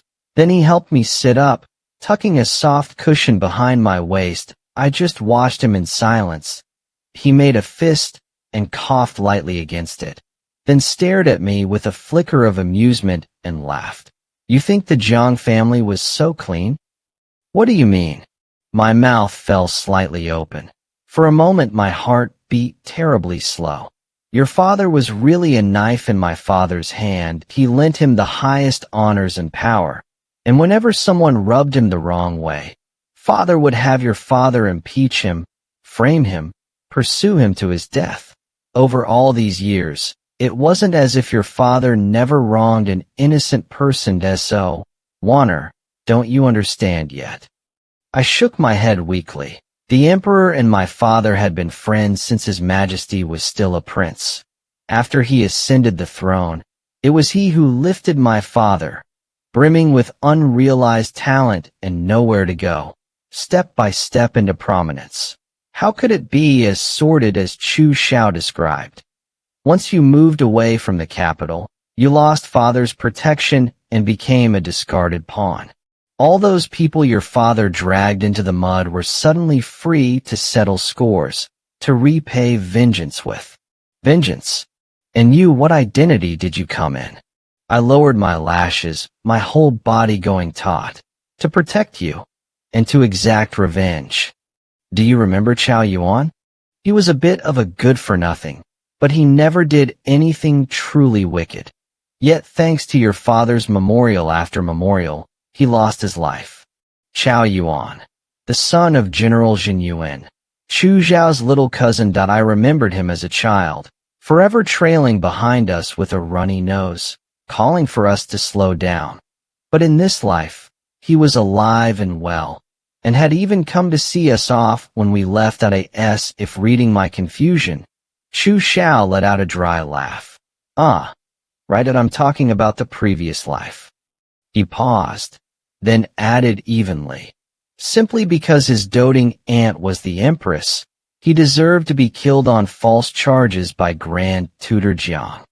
I couldn't understand a word he was saying. Weary, I closed my eyes and turned my head away. In the long silence, he suddenly took my cold hand. His voice was small, almost gentle. Only once the Jiang family is gone will your enemies leave you alone. You must understand that. I didn't pull away from his touch. Instead, I gripped his hand tightly. The mention of the Jiang family. My heart clenched with sharp, stabbing pain. I opened my eyes again, stared at him, and said deliberately, one word at a time. I don't know how much of what you say is true, but I do know that the Jiang family's greatest enemy is you. Chu Xiao froze. Then his vivid red lips parted in a flash of small canine teeth, and he laughed, genuinely. I don't blame you. One day, you'll understand everything. With that, he stood and brought over the bowl of kanji from the table, holding it right under my nose. I kept my eyes lowered and didn't take it. Chu Xiao crouched in front of the bed and looked up at me, teasing as casually as he would on any ordinary day. Eat that if you starve to death first, you really will be parted from them in the next world. What? You mean they're still alive? I clutched the blanket, my voice trembling. Of course. They're still alive. It wasn't until we reached the capital, Luoan, that I learned who the rebel traitor in the imperial decree really was. General Jiang Wanwan, and what stunned everyone most was that Chu Xiao had placed righteousness above family ties. That night, General Jiang Wanwan rose in rebellion. The rebel army marched in force, sweeping unimpeded all the way into the palace, only to be suddenly encircled before the Great Hall by a flood of imperial guards. As the rebels' family members were dragged out one by one, the cold clang of weapons striking the ground rang out in succession. With his men surrendering, the general was defeated without a true battle. He was pinned down, hands and feet bound.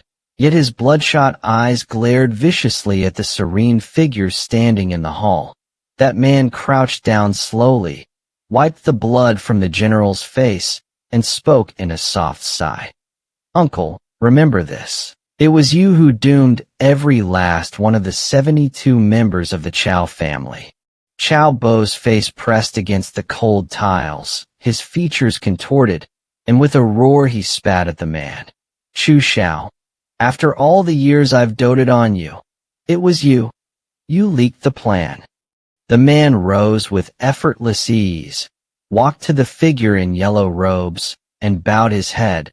Strands of ink-black hair fell across his eyes. "Father, the situation is settled. You may rest at ease now."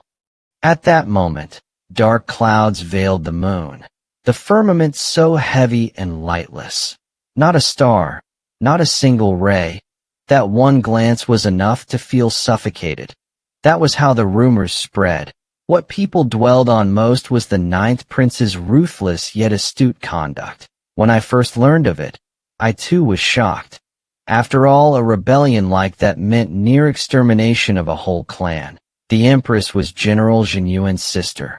Their fates rose and fell together. As the Empress's son, what on earth was he thinking? When I asked Qinghe about it, she cast me a cold glance and curled her lips. "You needn't trouble yourself, Miss Jiang Wanwan. The general's entire household has merely been detained temporarily in prison, awaiting His Majesty's decision, and Her Majesty the Empress remains Her Majesty." Hearing her call me Jiang Wanwan, I didn't react at first. Only after a long pause did a bitter smile settle on my face. Right. From the moment the Jiang family was destroyed, I was no longer Jiang Wanwan. Now he'd installed me in his residence under the cover of a dancer called Jiang Wan. That I was about to speak when the door swung open. That he unfastened his cloak, then came over and, with familiar ease, bent his cool fingers and brushed them against the tip of my nose. That I kept my eyes lowered, neither flinching nor avoiding. Chu Xiao sat beside me. In a cold, flat voice, he said to Qinghe standing silent at my side, "You may withdraw." After Qinghe left, he tossed something at me. I caught it, took in what it was, and my hands began to tremble. Yet for the first time in days, a smile broke across my face. It was the embroidered pouch I'd sewn for father with my own hands. It hadn't been burned in the fire. Did that mean they really were still alive? It's not easy to pass messages in prison. I could only bring a little token. In prison? So they were in prison. I blinked my aching eyes and nodded. "This is enough. I'll believe you." "Good." He smiled, the relief plain on his face. "When will you take me to see them?" Chu Xiao suddenly leaned in, his jade-like face inches from mine. I could feel a stray strand of his hair brushing my cheek. I looked up into his dark, unreadable eyes as he raised a finger and tapped his own crimson lips. "Give me a kiss, little Wanner, and I'll take you." That rogue request was oddly familiar. In an instant, I was thrown back to months ago, when he'd visit the residence carrying my favorite lotus cake in his hands. He'd stretch his arm high above his head and watch me spinning in impatience, his smile bright and untamed. "Say something nice, Little Wanner, and I'll give it to you. It was strange. Only a few months had passed, yet looking back now, it felt like a memory from another life. Perhaps he saw my long silence and expected nothing else. He gave a soft laugh and started to lean away. But in that moment, I flung my arms around his neck, closed my eyes, and pressed forward of my own accord. I couldn't even tell where I'd kissed him. The place my lips met was soft and cool, right at the corner of his mouth. Just the slightest brush before I pulled back, not daring to open my eyes. Chu Xiao clicked his tongue, his low, distinctive voice sounding by my ear. You really went all out. If I'd known, I'd have asked for something more shameless. I snapped my eyes open indignantly, just in time to catch him licking the corner of his mouth, his eyes dark, before his expression softened back into that gentle smile, his whole presence mellowing. Only a few days left until the new year. Once New Year's Eve is past, I'll take you there. I promise. Why was he so fixated on the new year? Time and again, Chu Xiao had mentioned it, always with such longing and anticipation. Desperate to break the awkward tension between us, I opened my mouth, then closed it, and at last stammered. Why are you so set on the new year? It's the promise we made. Back then, New Year's was almost here, but I was about to leave on a campaign. You came to see me off, your eyes brimming with tears, clutching my hand. You insisted that the next year, you'd spend a lively, joyful new year with me. A glimmer shone in his eyes. He must have been reliving that very scene, his voice tinged with moisture. That was another lifetime ago. I pressed my lips together, my fingers curling into fists. He went on in a low, steady voice. Do you know what happened after that? After that, we never had another next year. By the time I returned, you were about to become Empress. Chu Xiao leaned in and gently tousled my hair, as if to comfort me. But now, endless years stretch ahead of us. His face was all smiles, but a shiver ran through me.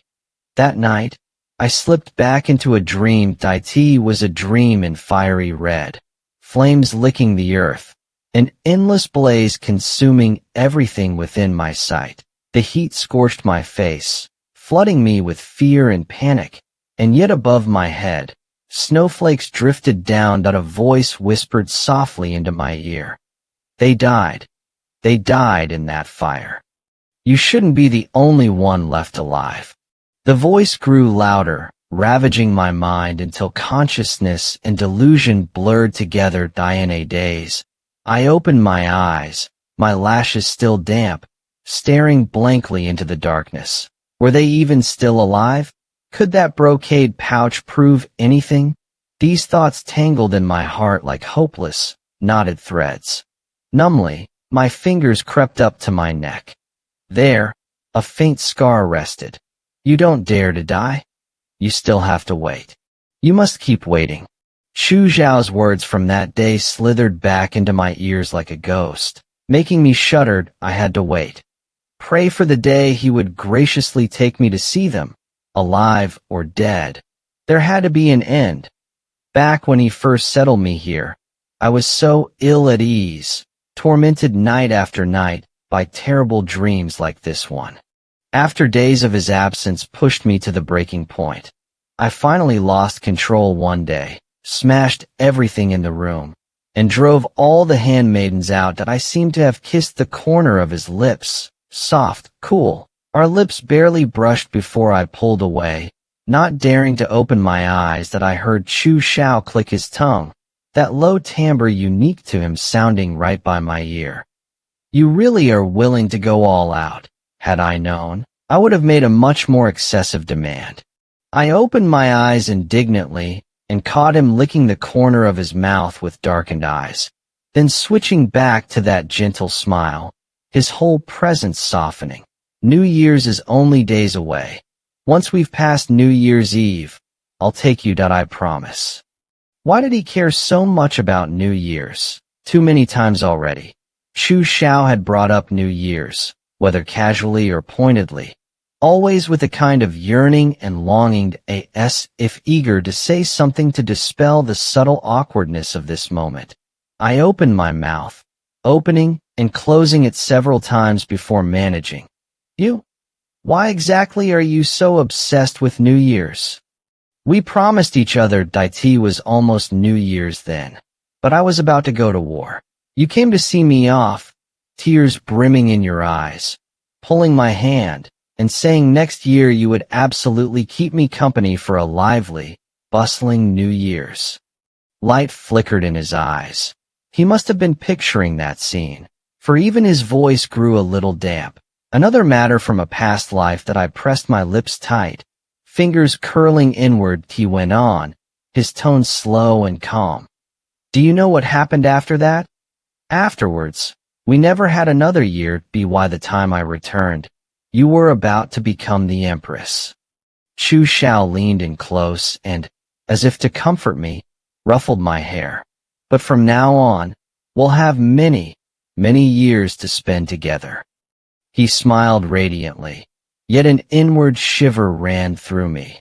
That night, I fell into the dream once more. The dream was dyed the color of fire, flames licking the earth in a blazing, endless sweep that consumed my whole field of vision.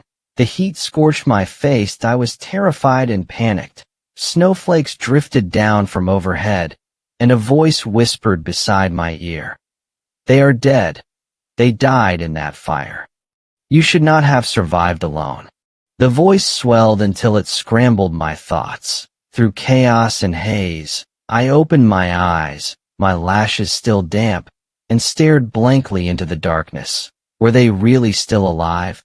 Could that brocade pouch really prove anything? Such thoughts, one after another, tangled like unspooling thread, stuffed themselves into my heart that half numb. I touched my own neck. There, a faint scar rested. You don't dare to die. You still have to wait. You must keep waiting. Chu Xiao's words from that day slithered back into my ears like a ghost, making me shudder that I had to wait. Hope that one day he would, in some fit of mercy, lead me to see them, living or dead. There had to be an answer. Back when he first settled me here, I was constantly on edge, suffering night after night from terrifying dreams like this one. That after days of fussing with no sign of him, I finally reached my breaking point. One day, I could endure no more, smashed everything in the room, and drove all the handmaidens out that I demanded to see him. That day, Chu Xiao came sauntering in, unhurried, pushing open the door to find me gripping a shard of porcelain against my neck. My hand bloody and raw. He stopped at the threshold, tilted his head as if perplexed by my actions. Eyes red and fierce, I glared at him, disheveled and nearly delirious. Chu Xiao, take me to see them. If they really aren't dead, then take me to see them. Calmly, he stepped through the shattered porcelain strewn on the floor and walked toward me. You shouldn't be like this. Wanted I thought you would be cleverer. I gradually pressed harder, and when I felt the sharp sting, I slowly came back to my senses at his words. Chu Xiao was already very close. His lips, stained as if with blood, opened and closed a few times, and what reached my ears was, "You don't dare to die? You still have to wait. You must keep waiting." I shuddered. Then, with barely any effort, he slipped the blood-streaked porcelain shard from my hand. "You don't know if they're alive, but I do. So you must curry my favor. Be meek and obedient to me. Even the faintest hope is worth it." Must I really spell out such an obvious truth for you? He looked down at me, his eyes full of pity, and carrying that particular mixture of fondness and helplessness an adult shows a child who's made a mistake. Chu Xiao pressed his palm against my bloodied one, then slid his fingers into the gaps between mine and interlaced them. His clean, pale hand was instantly smeared with streaks of blood. His hand, stained with my blood. Two bloodied hands wound tightly together, scarlet blood dripping soundlessly from where they joined, facing my horrified gaze. He said nothing, just smiled gently and rubbed the back of my hand with his warm thumb. Though his eyes rested on me soft as water, I felt as if I had been utterly seen through, a bitter, aching sensation spreading little by little through my heart. Suddenly, I grew afraid of him. Facing that familiar yet strangely unfamiliar youthful face, I felt wave after wave of chill through my body, and after that day, I no longer caused a scene day in and day out. I grew numb, grew docile, like a puppet doll. For him to toy with at will. Kissing him today didn't move me much. Even if he had demanded something more excessive, I would have acquiesced, because all I had left was this shell of a bodied, heart. Such an empty shell was good for nothing except pleasing him. Beyond doubt, Chu Xiao really did keep his word. That day he promised to make me believe they were still alive. And today, didn't he bring the brocade pouch? So, if he said they were still alive, then they were surely still alive. Closing my eyes, the blazing sea of fire surged around me again. Trembling, I comforted myself with that thought. You must endure, and no matter how overwhelming the hatred, no matter how exhausted body and mind, endure until the day you see father, mother, brother, and see again. I in the darkness. I clutched that brocade pouch tightly in my palm with trembling hands, pressed it to my cheek, seeking some small comfort. Suddenly, a faint scent of blood drifted into my nose. My heart jolted. I rose and lit the lamp, and by its dim yellow light, I opened the pouch. Inside was a strip of cloth. On it were two faint characters, dark and reddish, as if written with blood. Straining my eyes, I examined them carefully until I finally made out those two words, Chu Xiai. What did this mean? If they were still alive, these two characters could very well be a message sent by father and the others, but they were now in Chu Xiao's hands. Officially, they were all dead. What connection did this have with Chu Xiai? Was Chu Xiai somehow involved in this matter? I forced down my pounding heart, acutely sensing that in the deep, silent night, something had quietly begun to sprout. He had already been staying here for several nights, and my docile behavior the past few days seemed to have genuinely pleased Chu Xiao. Or perhaps he had discovered something amusing about me. He came to me frequently, but did nothing, just propped his chin on his hand and watched me with dark, unreadable eyes. Sometimes when the hour grew late, Chu Xiao would stay overnight. I didn't shoo him away, and as long as he didn't initiate conversation, I treated him entirely as heir, not sparing him even a glance. He slept on the daybed. I slept on the bed. That night, after changing into my sleeping robes and stepping out from behind the screen, I suddenly spoke to him. I've heard you intend to make me your concubine.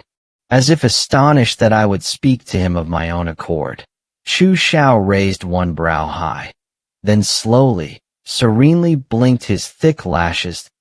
He shook his head and chuckled quietly. Little Wanner, don't let idle tongues trouble you. I am not making you a concubine. Yes, they all said that Jiang Wanwan in the residence was lowborn, a dancer by origin, yet never seen performing even half a dance. Kept like a hidden treasure by the ninth prince, he had been lingering in her room night after night recently, reincarnated fox spirit. One day she'd surely become a favored concubine with the best tricks. Such rumors normally couldn't have reached my ears. But today something concerning me had blown up, spreading uncontrollably until it was all the buzz. Hearing him say that did not put me at ease. I only felt he hadn't finished what he meant to say. I lowered my lashes and stood quietly. Sure enough, after a moment's pause, he spoke again. Jiang Wanwan is Chu Xiao's wife. She can only be my lawful wife. Whether in this life or the last, she can only be mine. The moment the familiar 3 syllables, Jiang Wanwan, entered my ears, bitterness welled up in my chest, reddening my eyes that I paid no heed to whatever else he said after that. Perhaps it was because, for so long, no one had called me Jiang Wanwan. Suppressing the turmoil inside me, I dug my sharp nails into my flesh until I was lucid enough to mock. Jiang Wanwan already died in that fire with her family, does so. You'd bind your hair with a dead woman's. How refined your tastes are. Ignoring my caustic sarcasm, Chu Xiao put on that attitude I despised most. The magnanimous, merciful air of a deity. He rubbed the top of my head and sighed. Why are you still angry? I already had that man's mouth beaten swollen. Guaranteed he won't be able to spit out a single rounded word for at least half a month. That Wanner. Be good. Don't pay those filthy words any mind. I didn't care about those filthy words. In truth, I thought what he later said held some truth. Today Chu Xiao's friend had come to see him, saying he'd heard the prince had recently acquired a new beauty he never showed off. Why not let him have a look at what kind of rare gem she was, and make her dance a piece for his amusement? Later, the story went, a quarrel broke out. That man pointed at Chu Xiao's nose and cursed. She's only a dancing girl. You won't even let me see her. You hoard every good thing. Think only of your own interests without regard for anyone else. And no wonder people say you're venomous and treacherous, that you're not even human.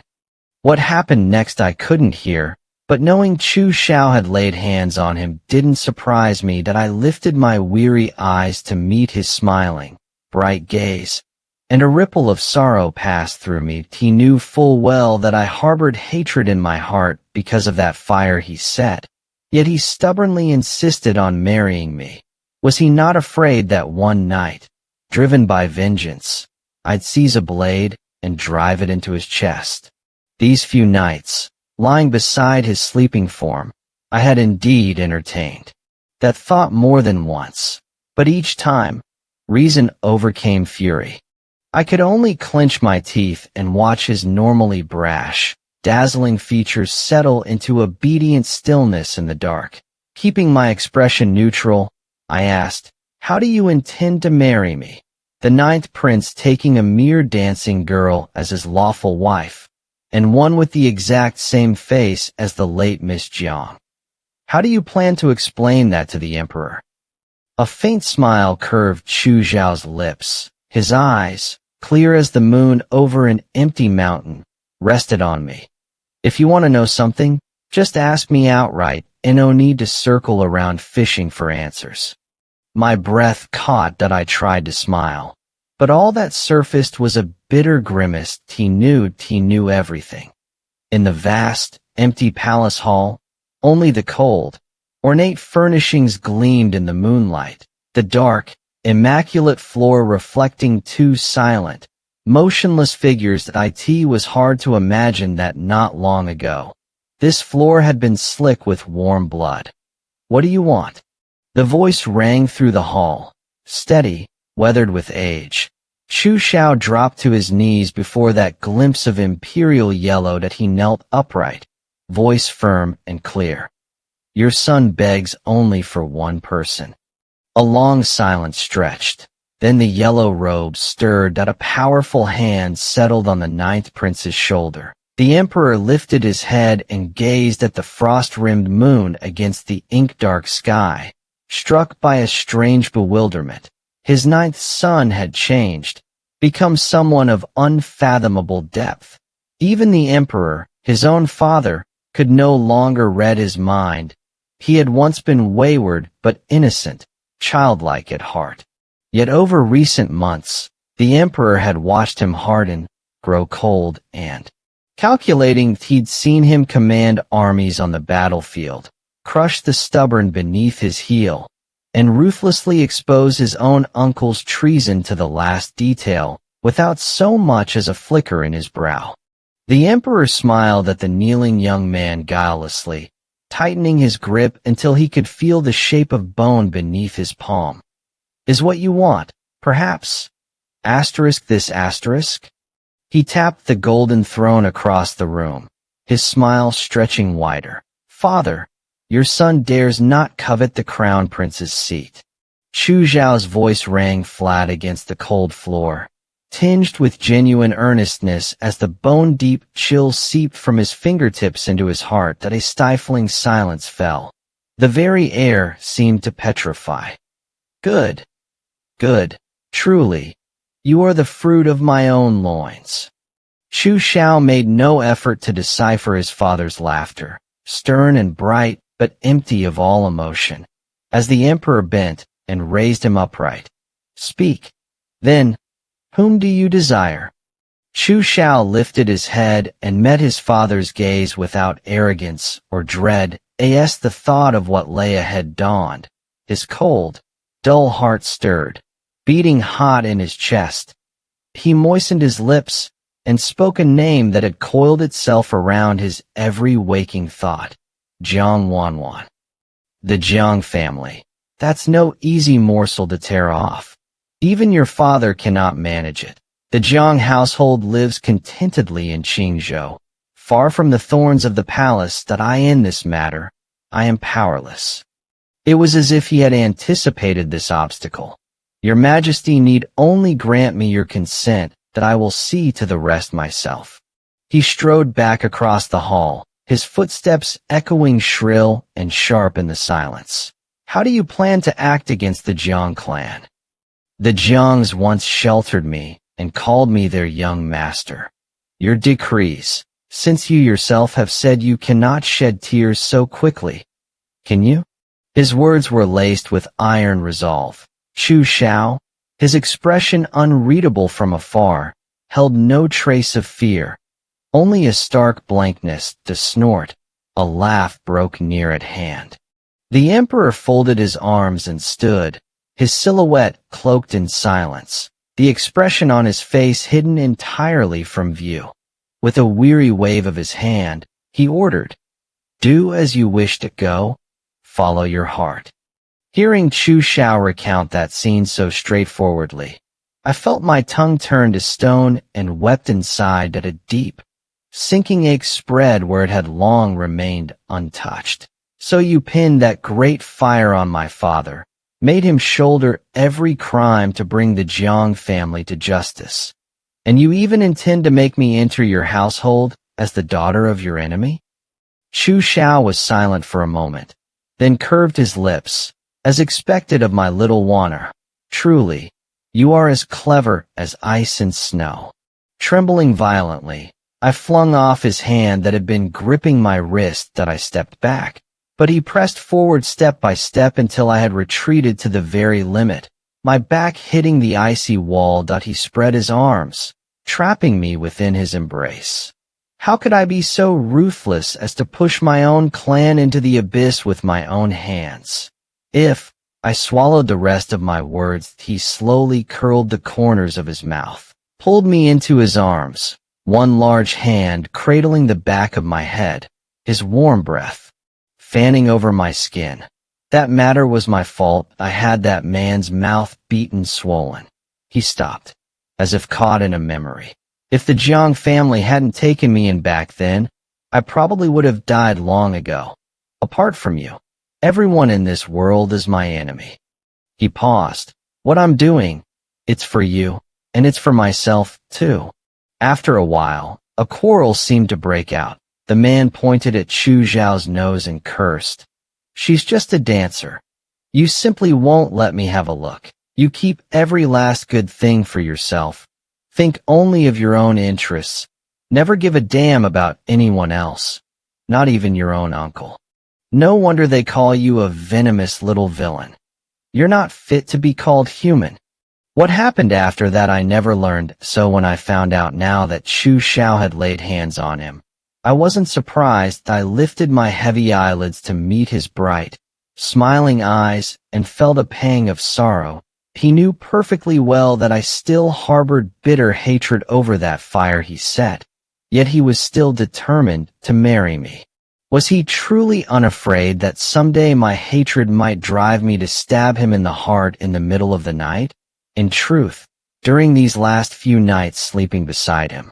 The thought had crossed my mind more than once, but in the end reason always overcame emotion. I could only grit my teeth and watch that ordinarily dazzling, flamboyant face grow docile and tranquil as he fell asleep against the backdrop of night. With my expression unchanged, I asked, "How could you possibly marry me?"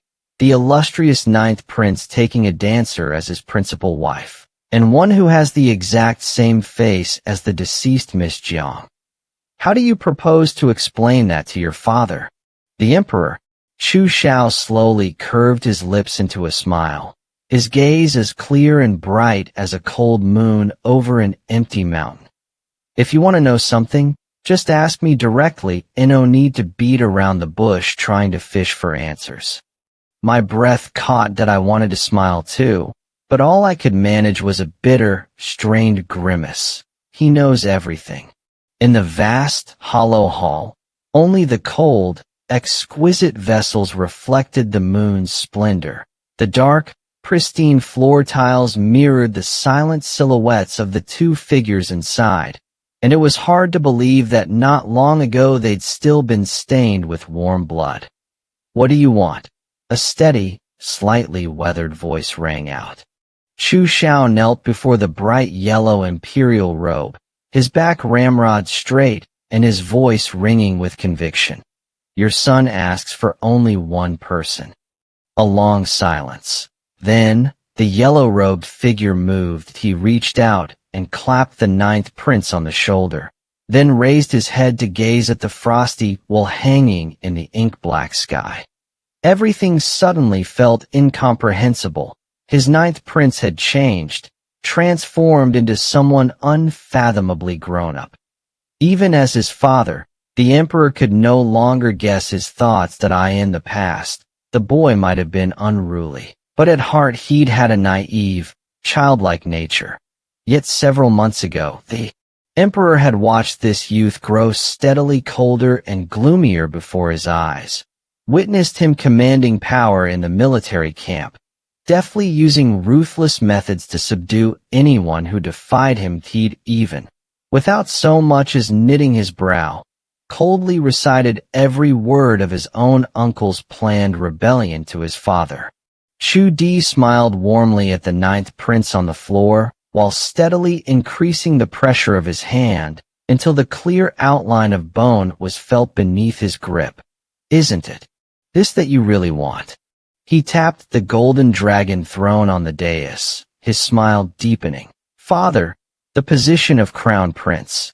Your son would not dare presume even the slightest claim upon it." Chu Shao lay prostrate against the tiles, the icy sensation traveling from his palms straight to his heart, his flat tone carrying a trace of genuine sincerity. Another suffocating silence followed, so thick the air itself seemed frozen. "Good, good. Worthy indeed of my ninth prince." Emperor Chu suddenly clapped his hands and laughed, though neither pleasure nor anger could be discerned in that sound. He bent slightly and raised the kneeling youth to his feet. "Then tell me, who is this person you want?" Chu Shao lifted his head, meeting his father's eyes without humility or arrogance. The thought of what he was about to accomplish. His cold, quiet heart flickered alive and beat warmly a few times. He pursed his lips and uttered the name that had long lingered on his heart. "Jiang Wanwan. Someone from the Jiang family?" "Ah, even your father can't help with that. The Jiangs are now living perfectly well in Qingzhou, far removed from the court that I'm afraid I'm powerless there." As if he had anticipated this, Chu Shao quickly picked up the thread. "Father need only grant your consent. The rest, your son will handle himself." Chu Di paced a few steps across the hall, his soft footsteps making the great chamber feel ever more desolate. "What do you intend to do with the Jiang family?" "I have been under the Jiang family's care, and I am Grand Guardian Jiang's pupil. Naturally, I won't be too harsh. After all, father and my teacher have been close friends for many years. You would surely be reluctant as well, wouldn't you? The words were heavily layered with innuendo, yet Chu Xiao uttered each one clearly, without a trace of fear in his expression. With a scoffing laugh, Chu Di clasped his hands behind his back, leaving only a broad, imposing silhouette that betrayed nothing as though utterly tired. He waved a hand behind him. Go, I grant you this. After Chu Xiao finished telling this story, I was speechless and choked. What I felt most keenly was a tremendous grief welling up inside. So you exposed your uncle just to bargain for me. And, while you were at it, to pin half the treason charge onto the Jiang family? Chu Xiao nodded. Then suddenly, he wrapped his arms around me from behind. The warmth of his body seeped through the thin sleeping robe. Instinctively, I tried to pull away, but in the end I let my hands fall, lowered my eyes, and let him hold me. Wanner, you're trembling. Are you cold? No one answered him. Only silent stillness and oppression filled the room, but he nuzzled the soft hair of the little figure in his arms, and continued on his own. Don't think I'm cruel that I, in truth, Uncle already failed in his last life. He could never outmaneuver Father. Even without me in this life, he would have failed just the same, that it's just that this time, luckily, no irrevocable disaster had yet been committed. I turned myself in for the cause of righteousness first, so Father will at least spare his life, however grudgingly did I in a way. You could say I saved his life. I found it laughable. Only now did I belatedly realize that the young man who once laughed and fooled around freely with me had long since been utterly altered. I could never find him again. On the 27th of the 12th month, Qinghe handed me the spring couplets and paper-cut window decorations, and brought along some new clothes and jewelry. She said Chu Xiao had sent her with them. A bit late, but still a token of his heart, that I accepted the exquisitely cut window decorations without a word, staring at that jubilant scarlet, lost in thought as I remembered the color of the paper cuts my brother used to hold back in Qingzhou on the 28th. Chu Xiao was so busy he hardly touched ground. Since he didn't come to bother me, I stayed lazily in the past. That was never allowed. My mother or Xie would always drag me out of the covers. Now that no one looked after me anymore, I often lay there until the sun was high, just lying in a daze, wanting only to lie there, idling the day away to fill these hard-to-bear hours. On the 29th, he came to see me, sat down beside my bed, and took my hand. I must have looked so haggard and lifeless. Otherwise, he could not have looked at me with that kind of eyes, that pitiful gaze reserved for the dying. That day Chu Xiao ordered Qinghe to help me go out for a walk. That I sat in the pavilion, feeling the breeze, and truly sensed that the wind in Luoan was indeed a few degrees colder than in Qingzhou. The surrounding branches stretched their bare frames toward the sky in a haphazard tangle, just like me, foolishly dreaming of breaking free from this square, four-walled cage. That I stared blankly at the withered scene and shivered in the cold wind. At that moment a serving maid handed me a cup of hot tea. That I caught a glimpse of her profile and felt a faint sense of familiarity. During my earlier fits of temper, it seemed she had once said something to soothe me. Whatever it was had sent my mind wandering for a moment. But back then I was so crazed, so set on confronting Chu Xiao for a clear explanation, that I couldn't take it in. Even with Qinghe standing right there, I had no qualms about beckoning the maid over. What would it matter if I sent Qinghe away? Someone would always report my every word and deed to Chu Xiao anyway. You spoke to me before, I said. She nodded, and, without waiting for me to ask, repeated it of her own accord. This servant asked if you would care for a sugar figurine. Sugar figurine.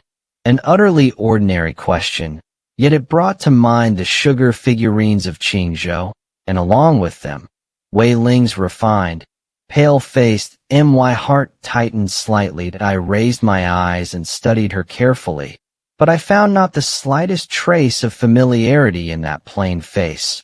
She was no one I'd known in Qingzhou. Oh, how did she know about those things? I wasn't stupid. For her to ask me that out of nowhere, she must know something of my past in Qingzhou.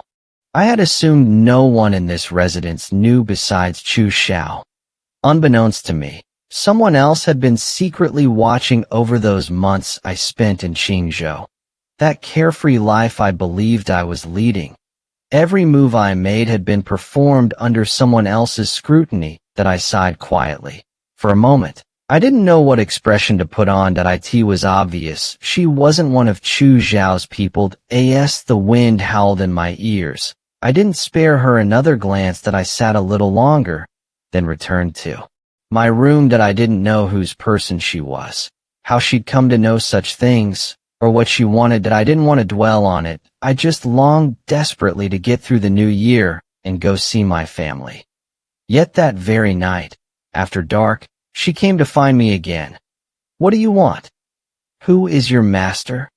I shut the window that had been rudely pried open.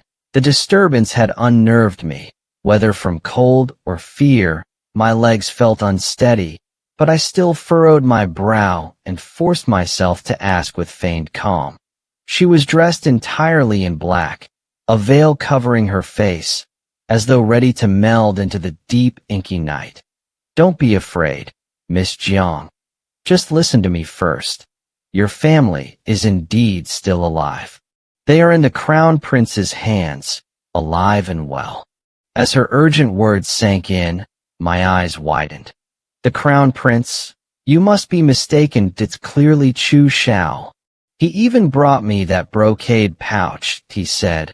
My voice trailed off. In my mind's eye appeared those two dark red characters on the cloth strip inside the pouch. Chu Xi. Without realizing it, I had taken a step forward. The unease had dissipated, yet as I tried to suppress the faint speculation rising within me, the more I thought, the more unsettled I became. Her tone was utterly certain. He must have tampered with that brocade pouch from the very start. He's been lying to you, through and through. Indeed, his story had been so seamless. How could it not breed suspicion? I was about to ask more when a rustling sound came from beyond the room. Peeking out, I saw several figures heading this way, lanterns in hand. When I turned back, she had clearly sensed the urgency too. She strode forward and pressed a letter into my palm. Miss Jiang, if you have further questions, there's no need to ask. Everything is in this letter. The smooth, delicate envelope slid between my fingers. That I clutched it reflexively, my heart in turmoil. The commotion outside grew louder. She cast me one last glance and turned to leave. Wait. I believe you. What's your name? How can we get in touch? I called out before she could disappear, my words stumbling over each other, fearful and eager, not even sure if I was doing the right thing. Waiting obediently for news from Chu Xiao was too agonizing. That I had to take this gamble, staking everything and risking all. This was the only chip I had left. That I had no more cards to play. Besides, those two characters on the cloth strip could very well have been father and the others, hinting that I'd been taken away by Chu Xi. You may call me Peach Lady. When the time comes, I'll seek you out. She shot me a somewhat odd look, as though startled by the abrupt shift in my attitude. Then, without further words, she hurried away. She had just slipped quietly out the door when a knock came. The heavy, muffled sound rippled through the night air. That I jolted and whirled around, heart pounding, pitched my voice as calmly as I could, and scrambled back onto the bed, diving under the still warm covers. Who's there at this late hour? But outside fell suddenly silent, the earlier hubbub gone. Only after a long while did a voice drift in. Little Wanner, open the door. Let me take a look at you. Before I could refuse, Chu Xiao pushed the door open and entered. He stepped barely halfway inside, not even glancing around the room before turning back and saying blandly to someone, "All of you, withdraw. Search somewhere else. That it seems that thief isn't with little Wanner." He said it indifferently, with no conviction whatsoever. Those men clearly harbored doubts, but facing the ninth prince, they dared not utter another word. They could only answer, "Yes," and disappear into the night. That I clenched the edge of the blanket and swallowed hard, discreetly shifting the letter under the pillow. Chu Xiao closed the door, walked over to the window, and pushed open the freshly jimmied casement.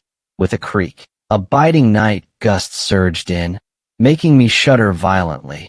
But he said nothing, just headed straight toward me. That I wanted to shout at him to stop, but when my lips moved, no sound came. That I was too afraid. Afraid he would destroy that fragile hope I had only just picked up. His large, long-boned hand seemed as pale as jade against the inky blue of the night. He wrapped the blanket snugly around me. He didn't sit at my bedside as usual, nor did he smile at me. This was the first time Chu Xiao had seen me, and did not smile. Without that smile, his features were cold and hard. His thin lips pressed into a rigid line, his narrow eyes still glinting with a dangerous, cunning light. His entire being radiating a chill menace. One look was enough to freeze the blood. "What did she say to you?" His tone was icy. That I propped myself up on one hand, inching back against the headboard, shrinking into the blanket as I stared up at him standing beside my bed. The chill only cut deeper. Could he know?" I stammered. "Why, you saw for yourself. My room is empty. I haven't seen any thief." Every word came out halting and broken. Even I found it completely unconvincing. I loathed my own cowardice as I stole a cautious glance up at his expression. That I felt as though I was suffocating in the dense silence, thick as stagnant water. And then he laughed, a deep, pleasant, unhurried laugh, carrying the lazy swagger of a victor. He even doubled over with laughter. "Little Wanner, why are you trembling? I was asking about that serving maid, the one who spoke with you in the pavilion this afternoon." He exhaled softly, leaned down, and rested his hand on my crown, stroking gently. I froze, both shocked and vexed at having so utterly incriminated myself. But even more than that, I felt overwhelming relief. Whether he was pretending or genuinely unaware, so long as nothing was discovered, I was safe. The next second, however, he plunked himself boldly onto the edge of my bed, his weight pressing the mattress down. With a single easy reach, he stretched past me and flipped the pillow behind me. The taut string in my mind snapped with a click. That my head turned to a muddled mess, and, without thinking at all, I lunged forward to grab, and landed right in his arms. His hand hadn't found the letter. He took the chance to wrap his arms around me, his broad palms sliding slowly up my spine, pressing firmly through the thin sleeping robe, the warmth of his hand gradually seeping in, holding me fast. That I sat there dumbly in his embrace, my mouth opening and closing, but no words came out. That he chuckled low, a bewitching light in his eyes, that burning gaze making my face flush crimson. Then, as if nothing had happened, he let go, casually pulled back the quilt, removed his boots, and lay down beside me. The room sank back into quietude. That I lay rigid, eyes wide, staring into the emptiness. He turned onto his side, stretched out an arm, and drew me into his embrace with entirely natural ease. My back pressed against his chest, my heartbeat a scrambled rhythm. He rested his chin against my hair and said softly, "Really made me worry for nothing. Got up such a huge commotion, and I thought that thing wasn't with you after all." His words came out vague. I held my breath nervously, too afraid to ask, just lay stiff in his arms that a moment later, his hand slipped down to my stomach, gently kneading. Sleep? He whispered. The warmth radiating from his touch drew memories of those other nights we had shared a bed that I relaxed. Finally, I stopped being so rigid. Just like that, we held each other and fell asleep. The pouch. As I spoke, my voice faded, and before my eyes appeared the two characters in dark red on that strip of cloth. Chuxia. Unconsciously, I took a step forward, my unease dissipating as I suppressed the nagging premonition, already feeling agitated. The other party's voice was full of conviction. He must have taken the pouch in advance. He's been lying to you from beginning to end. The light shining in those eyes was so bright. How could I not be suspicious? Just as I was about to ask something, a rustling sound came from outside the room. Looking out, I saw several figures carrying lanterns approaching. Turning back to her, she clearly realized there was little time left. She strode over and thrust a letter into my hand. Miss Jiang, if you still have questions, you needn't ask. Everything is in this letter. The smooth, fine texture of the envelope slid across my fingertips that I clenched it tightly, my heart crumpling with it. The noise outside grew louder. She gave me one last look and was about to leave. Wait. I believe you. What's your name? How can I reach you later? I called out just before she vanished, not even sure if my hasty decision was right. Waiting passively for Chu Zhao's news was too agonizing. I had to summon the courage to stake everything. Such bold recklessness was precisely because I had few chips left. Besides, those two characters on the cloth strip very likely meant that father and the others were hinting I'd been taken by Chuxia. Just call me Taonyang, that I'll come find you when the time comes. Perhaps because my shift in attitude was too sudden, Taonyang gave me a strange look, then hurriedly left after dropping those words. Almost the instant she left, there was a knock on the door. The muffled sound echoed in the night air. I jolted awake, heart pounding. Thickening my voice, I rushed to the bed, lifted the still warm quilt, and slipped inside. Who is it? In the middle of the night? At some point the noise outside had died down. Not a single voice. After a long pause, a voice drifted through the door. Wanner, open the door, let me see you. Before I could refuse, Chu Xiao pushed the door open that he'd barely stepped inside, not even taken in the room's furnishings, when he turned and smiled at someone. All of you, withdraw. Search elsewhere. It seems that little thief isn't here with Wanner. His words were lazy and casual, utterly unconvincing. Yet however dubious, no one dared question Chu Xiao. They all murmured yes, and retreated silently that I clutched the quilt with one hand, swallowing nervously, while the other hand under the cover hid the letter beneath the pillow. Chu Xiao closed the door, then went to open the already pried window. With a creak, the night's chill flooded in. Making me shiver, he remained silent, then walked toward me that I wanted to say something to stop him, but my mouth opened and no sound came that I was too terrified. Terrified that he would extinguish the sliver of hope I'd just found. His large, knuckly hand glowed pale in the thick, deep blue night. He tucked the quilt around me, didn't sit on the bed as I feared, and didn't smile. It was the first time Chu Xiao had ever looked at me without a smile. When he didn't smile, every line of his brow and eyes turned cold and hard, his narrow eyes holding a sinister, dangerous air, his thin lips pressed tight. His whole presence was intimidating. A single glance sent a bone-deep chill through me. What did she say to you? Even his voice was utterly flat. I propped myself up and pressed hard against the foot of the bed, staring at the tall figure blocking my way, feeling even colder. Did he know everything? What? I said, trembling. You saw for yourself. There's no one in my room that I never saw that little thief. The words shattered on my tongue, unconvincing even to myself. Cursing my cowardice, I lifted my eyes to steal a glance at Chu Xiao's face. Just as I felt I'd suffocate in the stagnant air, he burst out laughing that a pleasant, low laugh. Not too loud, not too soft. The smug satisfaction of a successful scheme played on his face, and he even bent over slightly. Little Wanner, what are you trembling for? I was asking about the maid who spoke to you in the pavilion. Still catching his breath, he placed a hand on my head and ruffled my hair.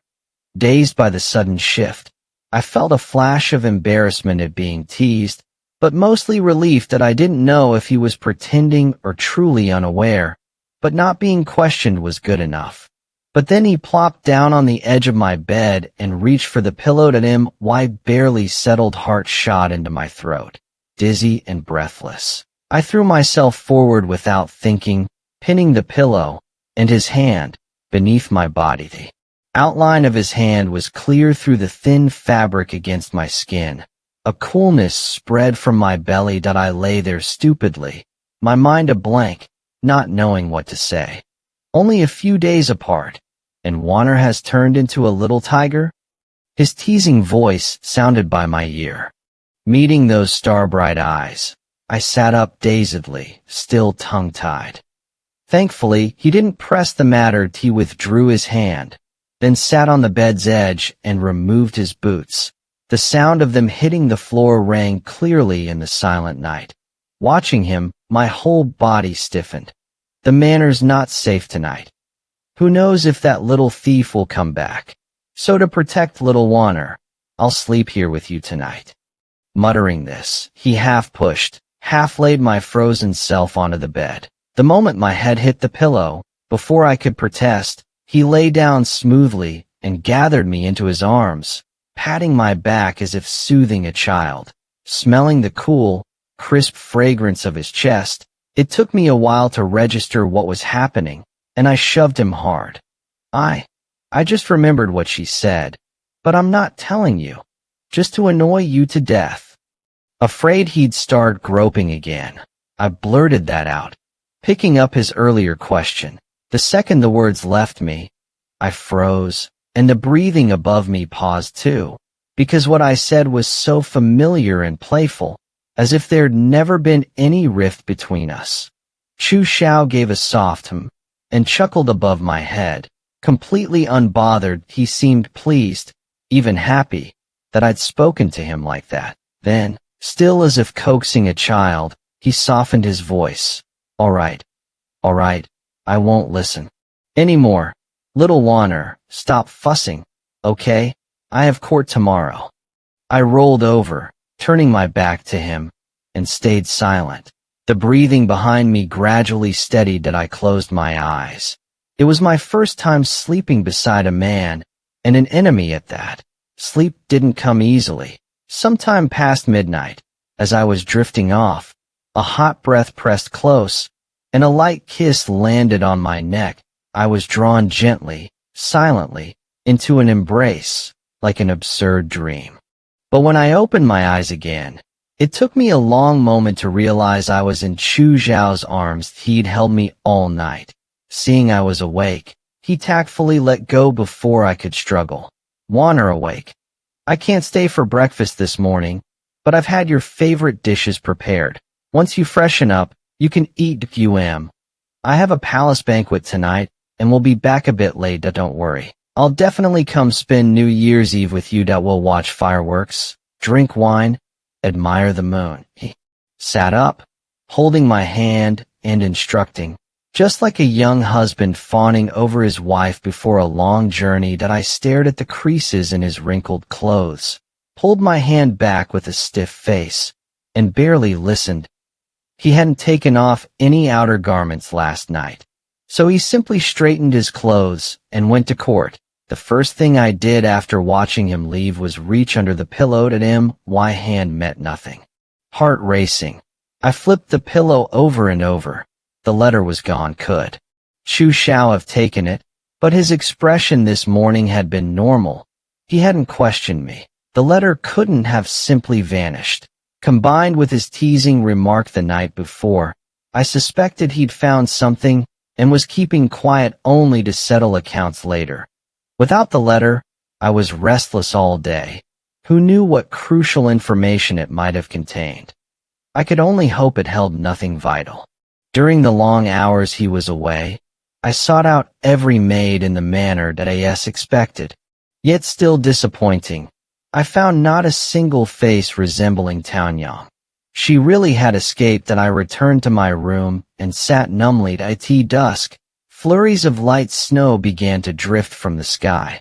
Against the gray-crimson twilight, snow fell in the courtyard, the wind sighing. The last snowfall I remember was a flurry of white and lively chatter, everyone huddled together laughing and talking. But now the things remained, and the people were gone, leaving me alone, weeping self-pityingly like a bitter woman. Truly, the affairs of the world are unpredictable. That I turned to Qinghe and asked, "Is there any wine?" She made a dismissive sound, looking at me with great disdain. "How old are you? And you've already learned to drown your sorrows in wine." That gave me pause. How old was I this year?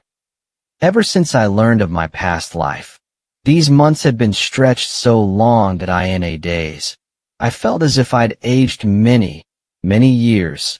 The first time I drank was that conversation with Chu Ci at the restaurant. My awkwardness must have been obvious, yet he hadn't seemed to notice anything. Now that I thought about it, he must have taken me for my past self, assuming a little wine was nothing. Don't you all say wine is a good thing? One drunken stupor solves all worries. You're not the only one who can't reunite with family today. Don't put on such a pitiful act. Qinghe's words piqued my curiosity. I asked, "Who? Could it be you?"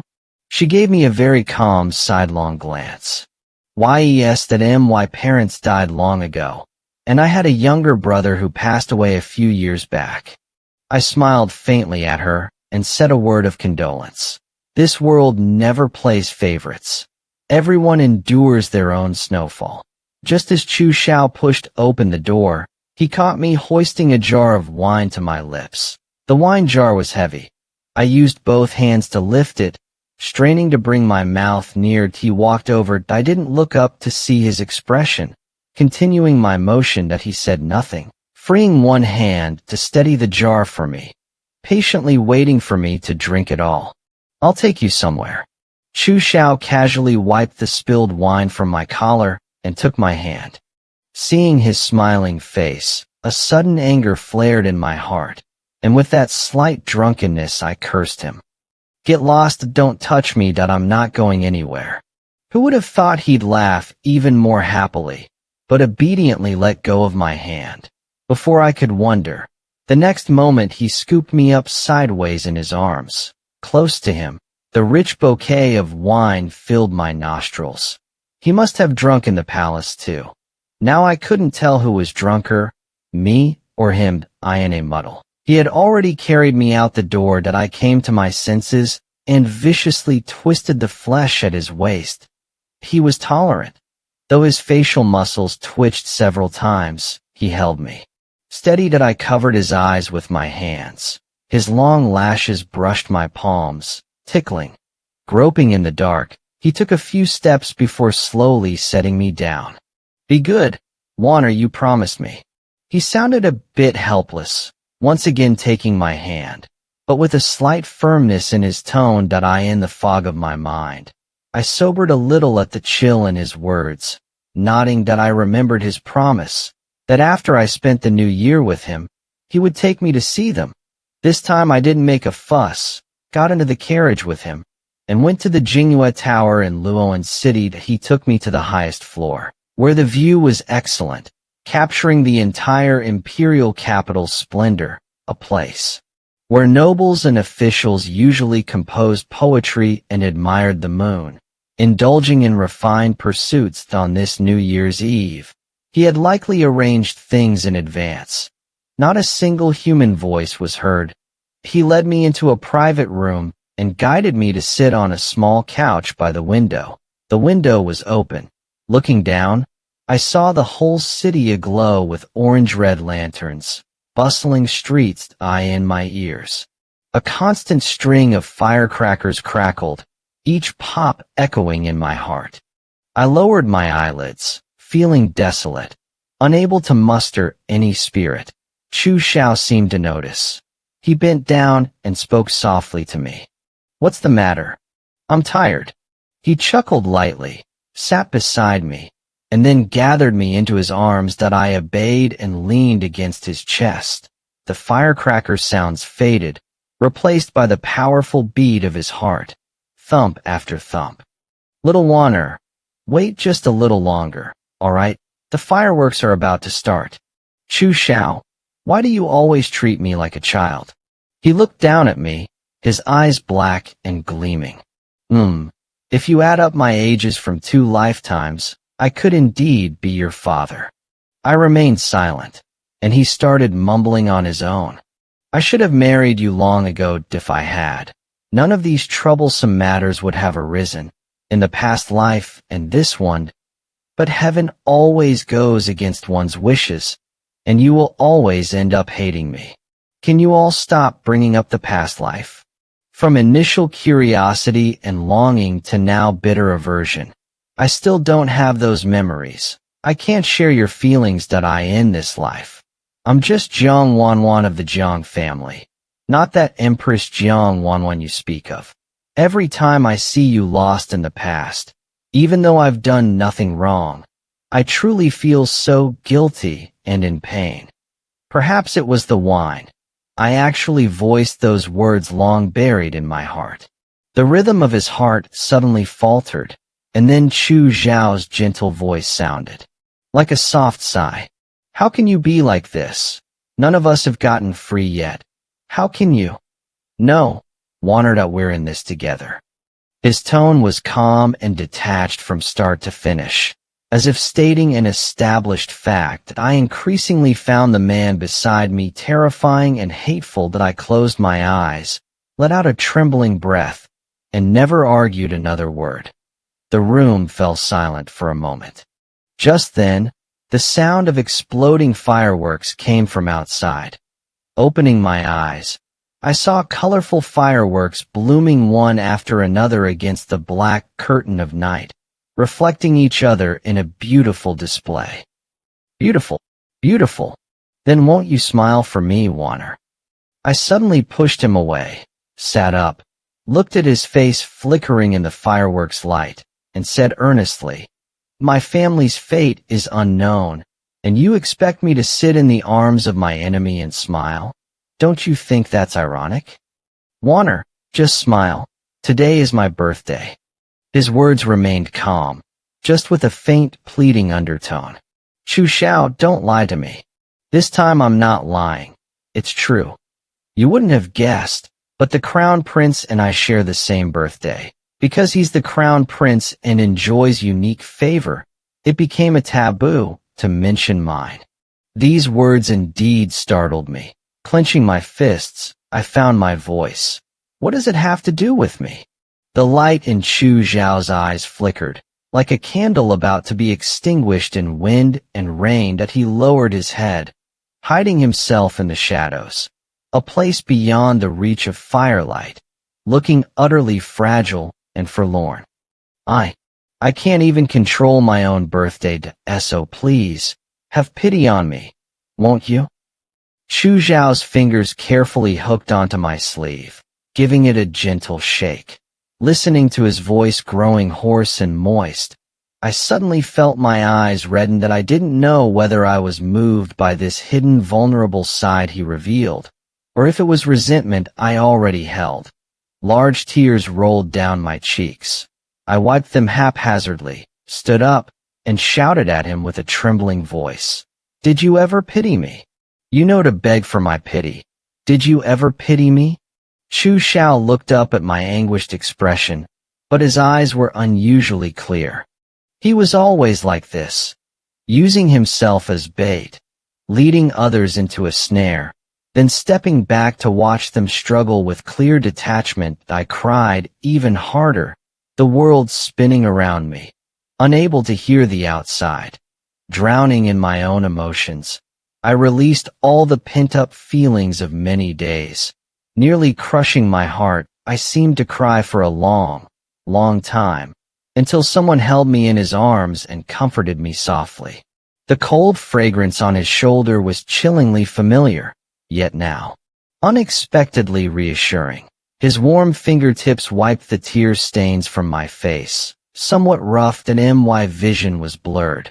I couldn't see his face. He gently kissed my mouth, which was still sobbing, cool and soft. Upon waking, I was met with overwhelming pain that my whole body ached, especially my head. That was nothing. When I turned and saw Chu Xiao sleeping beside me, I was so shocked I lost my voice. We slept in the same bed and my last memory of last night was him kissing me. Then I slapped him, and then I drank jar after jar of wine. Both of us already drunk. Who knows what happened when we got even drunker? Panicked, I roughly slapped him awake. Chu Xiao opened his bleary eyes, lazily propping his chin to look at me. Did anything happen between us last night? Huh, nothing. I just kissed you once. He furrowed his brows in confusion, but answered honestly that I pressed my lips together and continued. And after that? Nothing after that. Rest assured, little Wanner, some things are meant to be done only on our wedding night. By this point, he was fully awake, winking at me slyly, completely without the gentle and fragile demeanor of last night, that I stayed silent. Watching him sit up and get dressed as Chu Xiao reached the door, his hand paused on it. Yet he didn't turn around. Oh, right at the start of the new year. I've granted Qinghe a few days off to visit family. I'll send someone else to serve you. Qinghe has no family left. Chu Xiao, what are you lying to me about now? He seemed not to expect that I knew this. He turned around, gave me an ambiguous look, then nodded as if in approval, drawing out a hum. Yes. What I mean is, it was very wrong of her to serve you wine on her own yesterday. So I've already punished her. You won't be seeing her for a while. These words were nothing more than a clumsy attempt to paper over his lie. Once he'd said them, he didn't linger. He pushed the door open and left. I didn't call out to him. All I could do was sit on the bed, my mind churning with worry, unable to grasp what he was really after no matter how I thought about it. Only a few breaths later, the door sounded again, and someone else stepped in. As luck would have it, the face that appeared was the very one I'd been aching to see all yesterday. Taonyang, yet. She acted as if she didn't know me at all. Approaching the bed, she kept her eyes lowered and helped me up with demure obedience, then dressed me and attended to my washing. Aware that walls might have ears, I suppressed my shock and the urgent need to question her. I let her tend to me meekly. When she finally drew her hands back, I opened my mouth to speak, and she immediately pressed her palm over it to stop me. Taonyang looked into my eyes, smiled, and shook her head. On the table sat yesterday's cold tea. She dipped a finger in the liquid and began writing on the wooden surface. His Highness the Crown Prince wants to see you. Chu Ci? The last memory I had of him was that absurd, scorching kiss, and now I felt a sudden cowardice. I neither nodded nor shook my head, not knowing how to react. Seeing my hesitation, she wrote again. Don't worry, no one will know. Taonyang gazed at me, her look ardent yet questioning. All along, I'd been desperate to ask about my father and the others, and to know the contents of that letter. Besides, what choice did I have now? There was no room for me to be coy. That I closed my eyes and nodded silently. With that, Taonyang raised her voice and said with a bright smile, Young miss, you must be feeling cooped up. That a new tea house has opened recently. Tasteful and quiet. Why not go sit there for a while? This line was clearly meant for the ears outside. After a few more exchanges with Taonyang, no more than a polite pretense, we prepared to leave the manor. Strangely, Chu Xiao made no move to stop me. Perhaps he'd simply sent men to shadow us. Once out, inside the swaying carriage, I studied Tao Nyang and suddenly realized what was wrong. How did you get into the manor?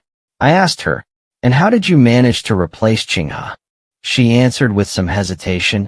I don't know why it went so smoothly. Dai Ti was His Highness the Crown Prince who gave me the instructions that I thought it would be impossible myself. I nodded and sighed inwardly. Dai Ti seemed the trick behind this was something I'd still have to ask Chu Xi about. Before long, the carriage stopped and I lifted the curtain and saw that this so-called new tea house was in fact the very tavern where I'd once talked and drunk with Chu Xi. I stepped down and stood staring blankly at the gilded signboard, refusing to go in. Tao Nyang came to my side and cleared her throat softly. Let's go, miss. I sighed and walked in. As soon as I entered, it was as if someone had been waiting. A man in palace robes walked toward me. Tao Nyang nudged my arm, signaling me to follow him.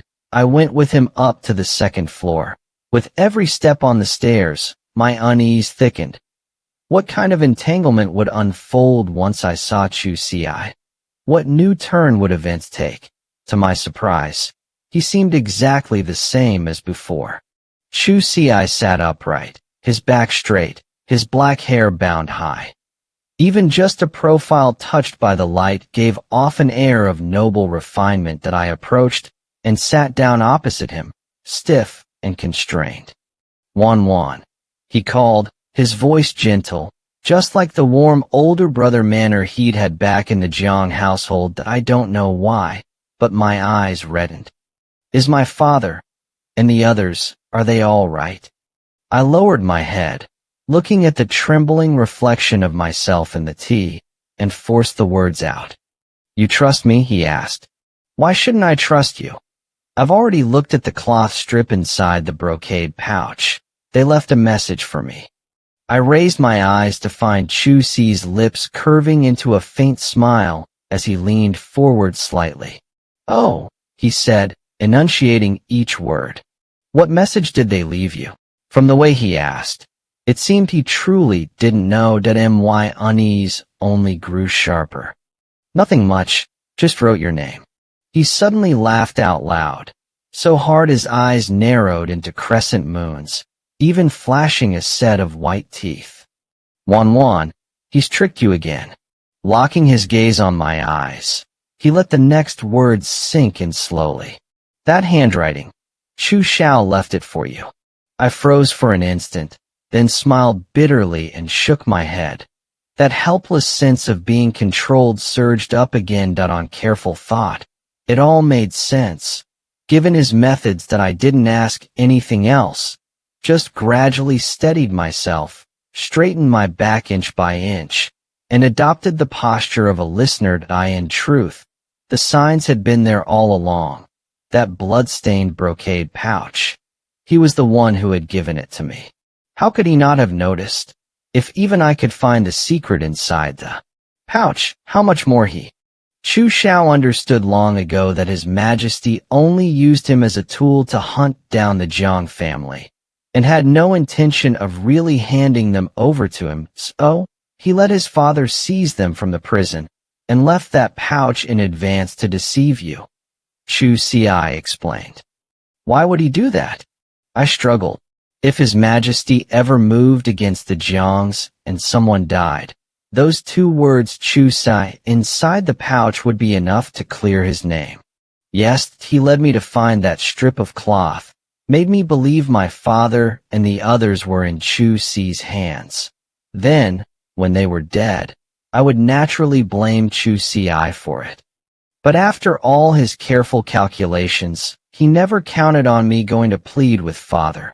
And father actually handed master and the others over to me. Chu Xi spoke as if exhausted, a sigh rising from deep within his chest, every syllable soft, and bit by bit. Wanwan, master and the others, they truly are in my keeping. No threat in that. Just a flat, matter-of-fact tone. I nodded silently. then suddenly remembered something and exclaimed in alarm. The letter. That letter Tao Nyang gave me. He took it. What are we going to do? Chu Xi looked at me and smiled, still the graceful nobleman, not a trace of panic about him. Don't worry. That letter was meant for him from the start. It contains nothing but trivial matters. After reading it, he ought to feel relieved, thinking I'm like a headless fly, wanting to rescue you, but utterly helpless. I let my eyelids droop and forced the corners of my mouth into a curved S. Oh, he'd known all along I wouldn't be able to keep that letter safe.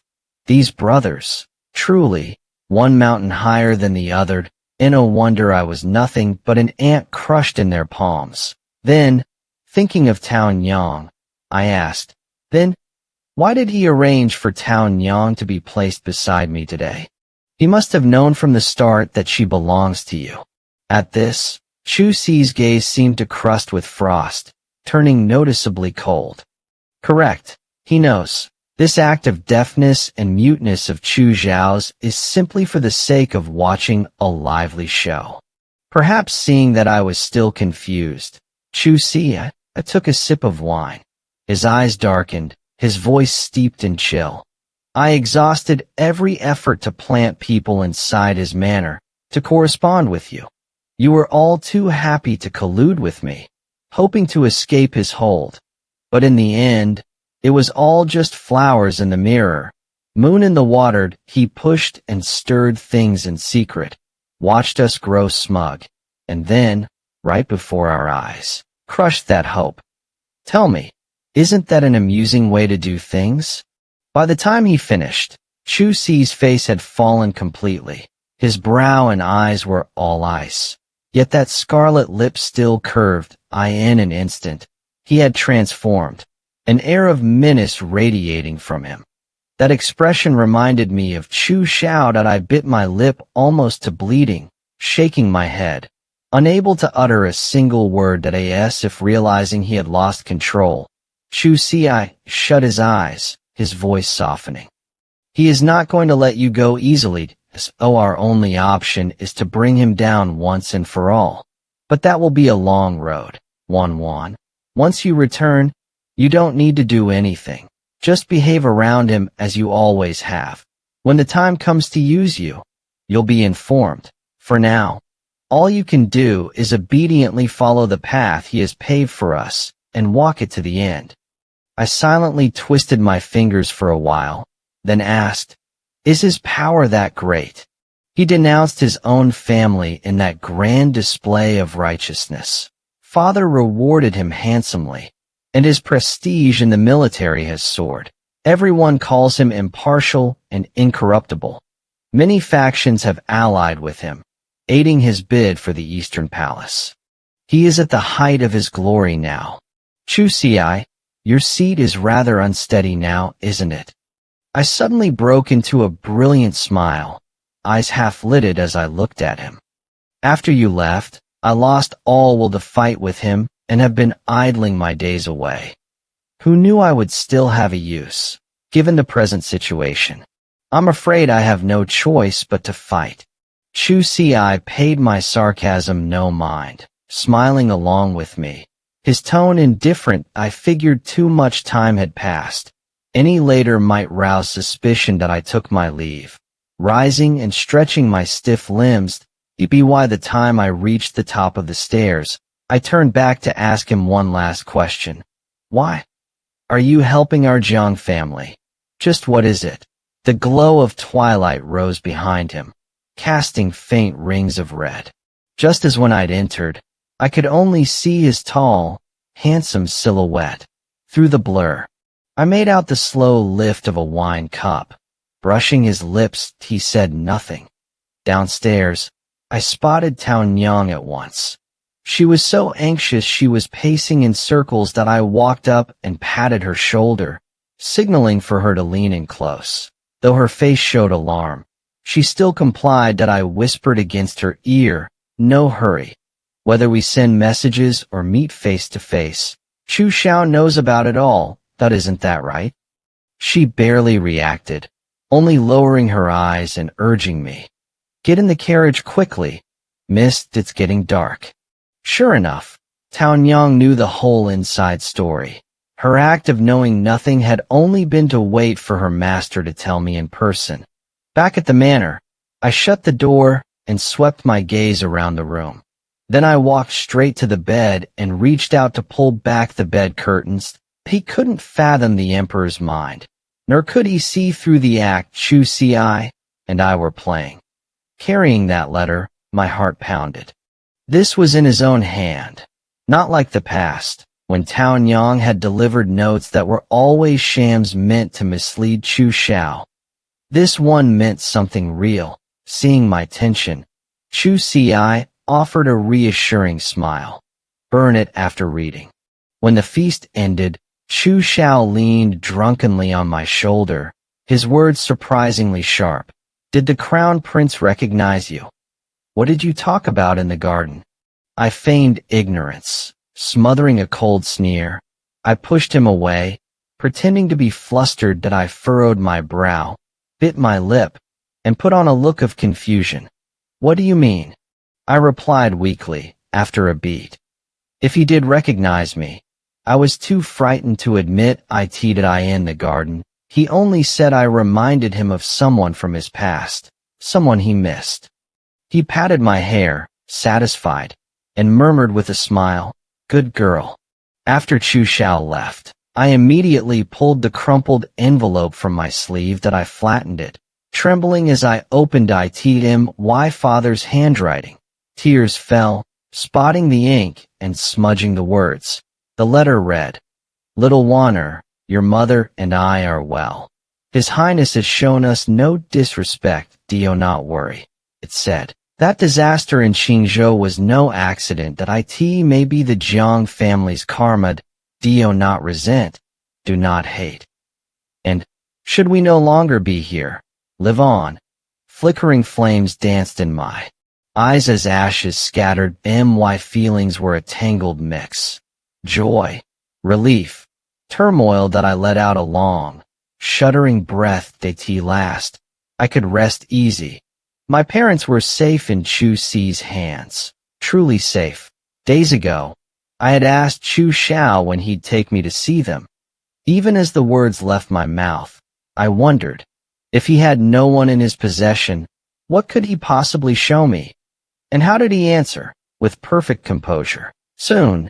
A few more days. Those words had kept me on edge, gnawing at me with the fear that he might know something. But that letter set my mind at ease, confirming that my parents were still with Chu Xia. Yet only a few uneventful days later, my hard-won peace shattered. Tao Yang was gone. She was the link between Chu Xia and me, the one who helped us stage our charade. If she disappeared, what were we supposed to do? Something must have gone wrong. I went to find Chu Xiao again. Just as I raised my hand to knock, a low sigh drifted from inside. What a shame. His skills were truly remarkable. Might as well have him executed too. Who? Death? Like a lead weight dropping into my stomach. The air left my lungs. My hands trembled as I pushed the door open. There Chu Xiao lounged lazily on the daybed, his face half hidden in shadow, only the faint red of his lips visible. One hand rested on his knee. The other tapped a slow rhythm on the table. A man knelt before him, as though in the middle of a report. Each tap struck like a drum against my heart. The sound of the door. His sharp gaze snapped to me, then instantly softened. I walked toward him. He straightened, waved a hand, and the kneeling man slipped away without a sound. His eyes held mine, warm and steady. My mouth went dry, my voice trapped in my throat. My thoughts jumbled. I didn't know what to ask. Instead, he took my hand and drew me onto his lap. In the warmth of his arms, I turned my head. Dazed, we were so close that I stared into his eyes, catching a shattered reflection there. My own. I blinked, and the tears that had been trembling finally rolled down my cheeks. His hand traced my spine softly. "Wanner, shall I take you to see your brother?" Why only him? Why didn't he mention father? Mother, a long silence, then a light laugh, voice steady. He replied, I misspoke to go, and you'll see them all. Chu Xiao took me to a grand estate. Inside, I met old acquaintances, Wei Qing and Wei Ling. Chu Xiao stayed in the carriage, telling me to go on alone, to knock on that door myself. The red-lacquered, gold-flecked door slowly swung open under my hopeful gaze, revealing a gentle, clear face. A face I remembered vividly from Qingzhou. Wei Qing's eyes flew wide. She stepped forward, incredulous, seized my hand firmly, and in just a few heartbeats, tears welled in her eyes. Little Wan, you've grown so thin. That soft, warm voice unlocked all my memories of Qingzhou. Unable to hold back, I threw myself into her arms and sobbed. She led me inside, and a turn brought me face to face with Wei Ling. He wore his customary black, with gentle brows and eyes, a deep and restrained demeanor.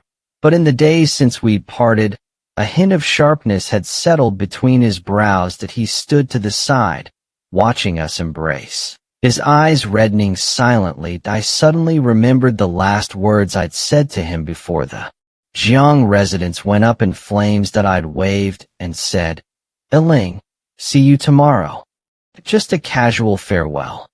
Who could have guessed that tomorrow would stretch into so many endless days? So many that now, seeing him, I felt like laughing and crying at once. The siblings helped me inside, trembling and tearful, fussing over me. Watching them rush about, the knot in my heart slowly loosened. Through sobs, I asked, that day of the fire, did it reach your home? No, Wei Ling fixed his eyes on me, the rims red that he repeated, firm and low. No, I refused to believe you had died. I convinced my sister to move the whole family north.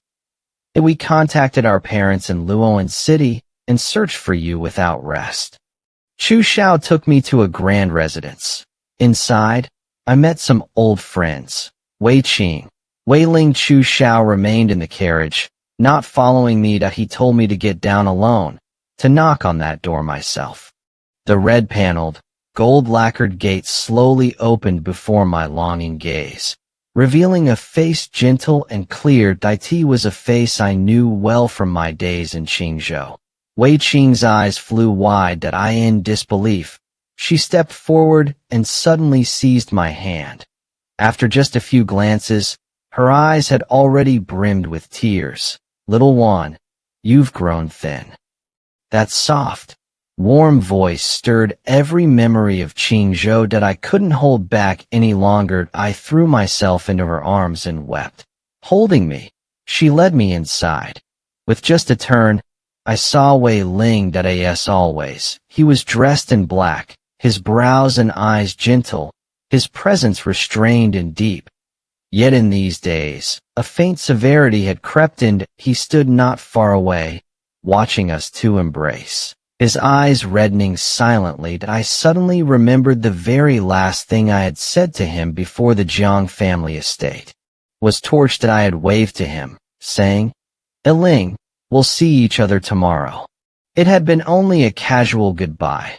Who could have guessed that tomorrow would stretch into so many, many endless days? So many that now, seeing him, I felt like laughing and crying at once. The two siblings helped me, trembling and tearful, into the room. Watching them fuss over me, flustered, the crumpled knot in my heart slowly began to loosen. Still sobbing, I asked them, that day of the fire, did it reach your home? No, Wei Ling fixed his eyes on me, the rims red. That he repeated, low and firm. No, I refused to believe you had died. I convinced my sister to move the whole family north. And we contacted our parents in Luoan City and searched for you without rest. Wei Qing shot him a deep look, then lowered her lashes and nodded slowly. How did he know we weren't dead? How did he know to search for us in Luoan City? Staring into his dark pupils, in an instant I understood everything. All my old confusion fell away. How could I have forgotten?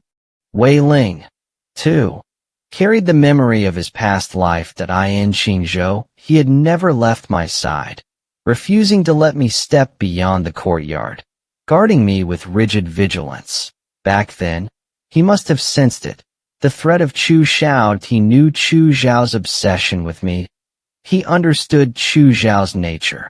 Fearing that Chu Xiao would strike, he kept me only within his sight. He couldn't hold on to me, and so here I am, facing him again. That a suffocating ache gripped my heart, and tears fell in heavy drops. Wei Qing's eyes glistened as well. With pale, delicate fingers, she carefully wiped my streaming face. Do you want to see your brother? Wei Ling. A sharp cry cut off his murmured words. Wei Ling looked at his sister's pleading eyes, then suddenly patted her trembling shoulder. With the steady composure of an elder, he forced a smile. She has to face it, and you have to learn to be hard-hearted. Wei Qing pressed her lips together, her eyes closed but her lashes twitching uneasily, like a taut string struggling to keep an outward calm. She gave me a light hug. Then, with drifting steps, she left the room, unwilling to witness the cruel truth being laid bare. In my heart, a hole tore open and a cold wind howled through. Chu Xiao really did bring me to see my brother. But why are you here? I asked, following Wei Ling's tall back as I moved numbly along the path. A few days ago, someone left him on our doorstep. Chu Xi. No, the emperor. Hadn't the Chu emperor handed them over to Chu Xi? Why would he interfere? If so, were my parents all right? What exactly was going on? The tangled confusion choked me. Dizziness swam in my head that I crouched down, cradling my skull, pounding my temples. Wei Ling noticed. He slowly knelt before me, sheltering me in his shadow, his large hand gently enclosing my frantic fists. His voice came from above, steady and calm. I'll be with you. Whatever bitterness awaits you, I'll be with you. Though propriety kept him from embracing me, I felt as if I were held. That long-lost sense of safety once again filled my heart. That I looked up at him through tear-blurred eyes and said sincerely, "Thank you, Iling." At my words, perhaps I only imagined it. A bleak smile flickered over his lips before vanishing. He led me into the room. That I had never imagined how my brother might look grown old. But it must be exactly like this, slumped woodenly in a chair, hair disheveled, utterly unkempt, gaunt, haggard, weary, fragile. Just the sight of his back sent a bitter ache surging through my chest. My nose burning. I called for him, the way I used to when I was little, sweet and coaxing. "Brother." Jiang Tingmu heard my voice and shuddered violently. Then, without a backward glance, he bolted into the inner chamber. "No." He staggered, nearly tripping. That I followed. That I found him collapsed onto the bed, face buried in the covers, his body shaking even harder. Every step I took toward him felt like a blade stabbing into my soles, the pain shooting through my limbs and bones. When my hand touched his shoulder, he suddenly went rigid, frozen like a statue. I called him over and over. "Brother, brother, brother." Each time, my voice softened by the end. My throat constricted and I could make no sound. Jiang Tingmu still didn't respond. Only a faint trembling began again in his frame. That I wrapped my arms around him, drawing in the scent of him that had always made me feel safe. "Brother, you are my brother, and no matter what you become, even if you turned into a monster, you're still my brother." At that, he suddenly twisted around. His face, smeared with tears and streaked with scars, was laid completely bare before me. The scars were still pink, some so deep the flesh was ragged and mangled, contorting his face into something twisted and terrifying. That I stepped back half a pace before I could stop myself. "I'm not your brother." His unkempt hair hid his eyes, His voice was hoarse and rough and icy. This distant, harsh version of him was utterly unlike the cheerful, easygoing brother I remembered. I didn't know how to face him. He felt like a stranger that I stared for a long time at his scar-ravaged face.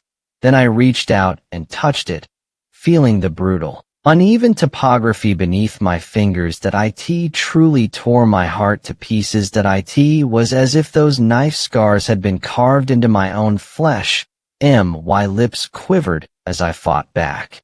Sobs. And then I threw myself desperately into his arms. That I poured out to him all the suffering I had endured by Chu Xiao's side. I poured out all my days of longing for them. That it last. I didn't have to pretend to be strong.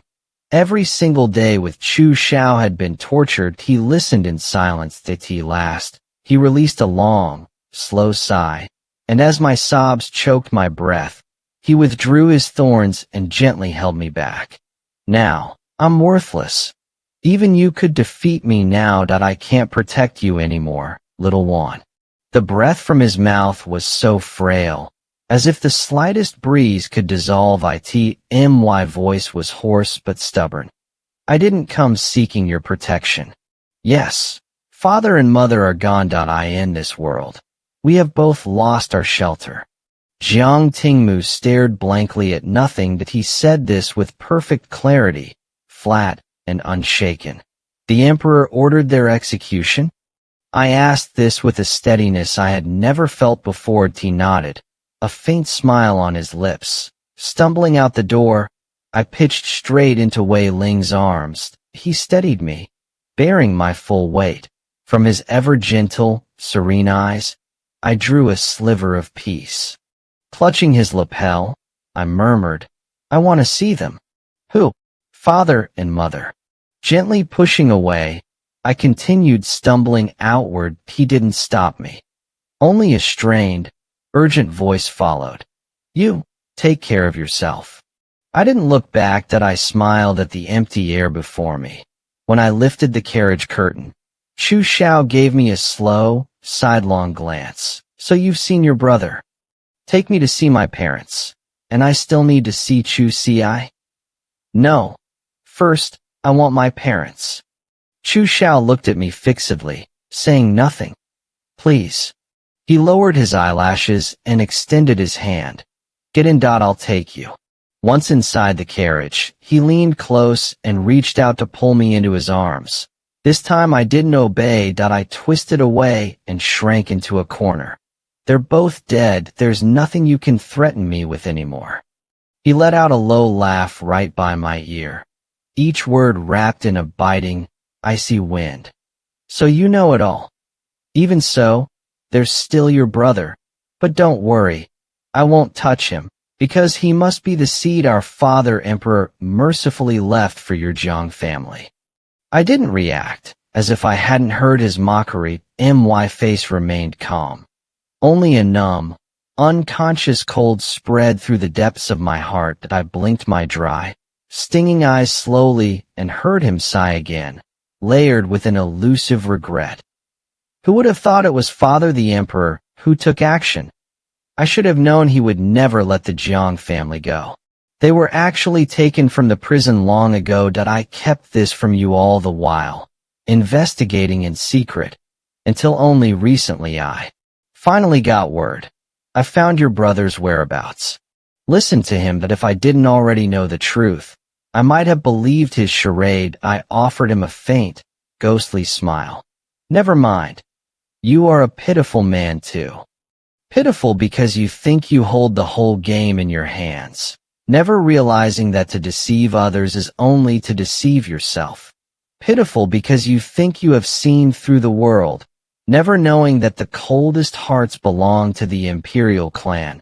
When I left the house today, the sky was wide and dark blue, thick clouds spreading like a scroll, holding back the rain, but letting a ruined gray gloom settle deep in my heart. The carriage traveled out of the city. When I alighted, I found the clouds had given way.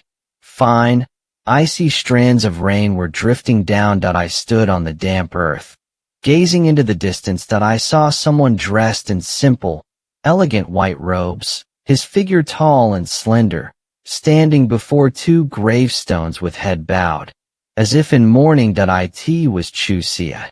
Before I knew it, I was already crouching in front of those two nameless headstones, a stifling ache pressing into my chest.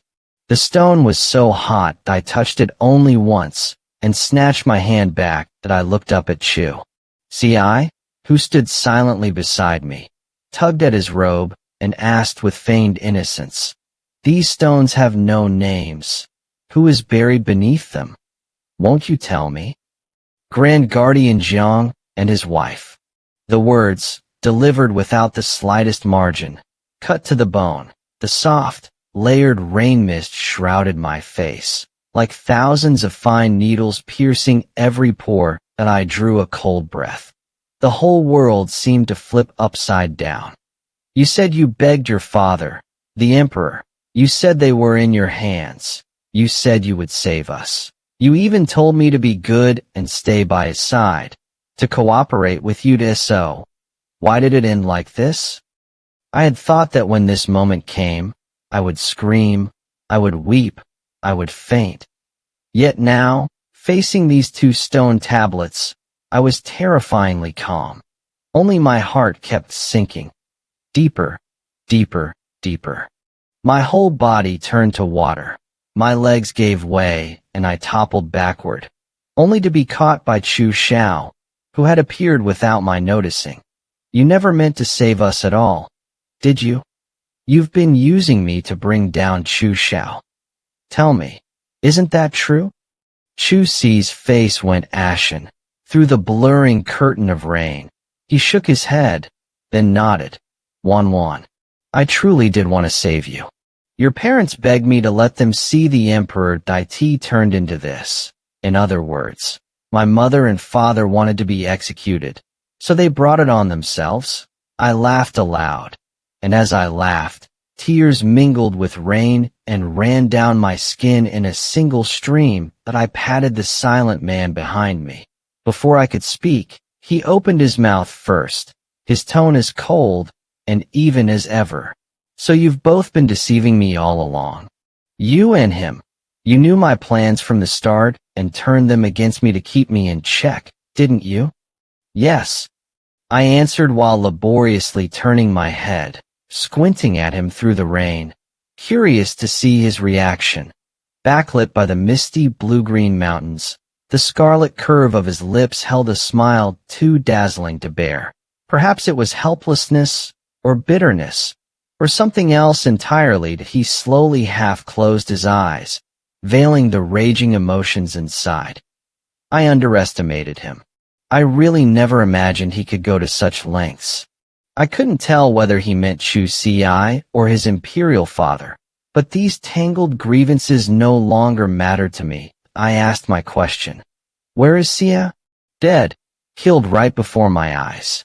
At that, a flicker of genuine confusion passed over Chu Xiao's face. The moment the words left his mouth, I stood up, walked without warning straight to Chu Xi, and in the next instant I lifted my head and clamped both hands around his throat. Behind me, Chu Xiao rose to his feet, eyebrows raised as if to speak. But he held back and did not move. The rain pounded harder. Chu Xi's face flushed deeper and deeper red, straining against my grip. He forced a smile of release toward me and did nothing to resist. I tightened my hold. Suddenly a figure burst from the shadows, dressed all in plain black, an understated servant's air, his whole being steeped in a dark, suppressed presence. He reminded me of someone.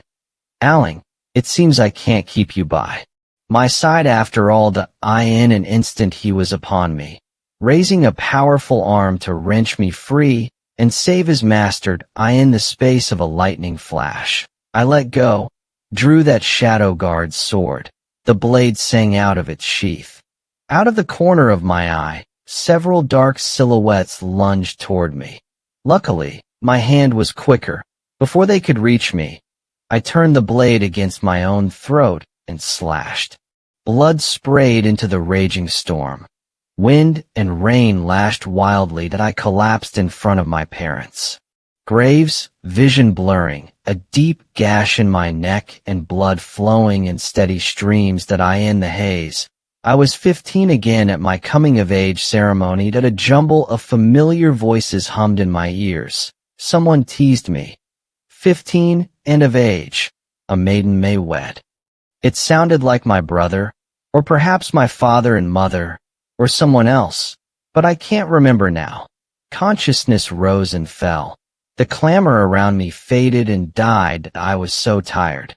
Just when I thought I could finally rest, I heard a voice, a distant, lingering sound, like an echo from a lifetime's past existence.